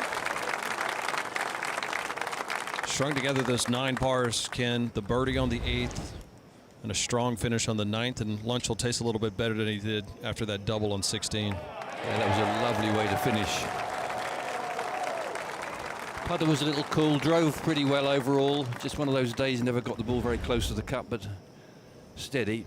72, 1 over. Again, he was grabbed the 16th. A little mud on that ball might have cost him, but survive in advance. Keeps it back at 72. Now Rory. Matt, what'd you see? Very, very similar putt as Xander's. There's not a lot in it, guys. Right center, right edge. Keep the speed up. Left all the way. He knew it. A very frustrating day.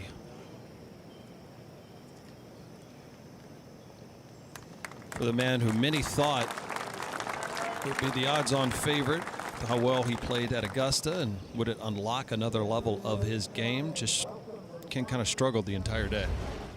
It was his driving, really. It was hit 4 fairways. It's 4 on the right and 6 on the left. It's a very frustrating day, and hold almost nothing. And Scottie for one of the more nondescript 69s that we have seen. Hook 'em. Pure class.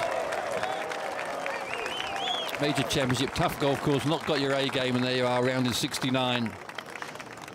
Always nice to watch. It's really one bad swing or one bad break over on 16 where that ball kind of flew straight left, leading to a double for all 3 of those players in that group. Scottie the only one in red figures. But really the story of the day that many people will be talking about is Rory McIlroy. Only 4 of 14 fairways led to him struggling a little bit finding those greens. And the flat stick didn't quite working as well. 37 in, 37 out. And again, Kid, you said it wasn't just a miss on one side that cost him today. No, he just wasn't in the groove. There was some pulls, some hooks, one splayed out to the right, very few found the fairway. And they are quite generous fairways. One of those days when he drops the club a little bit on the inside and he can't quite approach the ball from the right angle. Either blocks them a little or overdraws them, and this was a huge break. Number 15 stayed out of the water. There was a few crook ones he got away with. 16, this ball was headed out left as well. Just watch what happens when it goes down the bank. It's the first bounce, you think it's definitely going in the water. Bonk, bonk, and suddenly it hits something. I don't know what it was, but that would have been in the water if it hadn't hit whatever it was. He'd end up actually still making double. Then on 18, you know, I don't know if he was being hyper aggressive today. Really the only time that he felt under control with the drivers when he took a little bit of the swing speed off. Trying to cut the corner at the second, and was always going to run through into the rough on that line. We heard more fours from Rory than we saw birdies today. And for Xander Schauffele, third-ranked player in the world, throw the ball a little bit better, but just never really got going. He had that opening birdie on the 10th. We thought, here we go, just like his 62 at Valhalla, but kind of cooled down from there. Final thoughts on today? Well, it was interesting. We were expecting a birdie blitz, but it was a bit of a struggle, and that 16th hole really took the wind out of their sails. But it was good to watch, and they battled away bravely. A lot of work to do for Rory. Indeed, but he'll have a lot of support here in this crowd. Our AM featured group coverage is wrapping up. Golf, though, goes nowhere. We continue with George Savaricas and Scott Verplank going to be out here. They're following Bryson DeChambeau, Victor Hovland, and Gary Woodland. For Matt Every, Ken Brown, I'm Peter Burns. It's been a great morning here at Quail Hollow for the first round of the PGA Championship.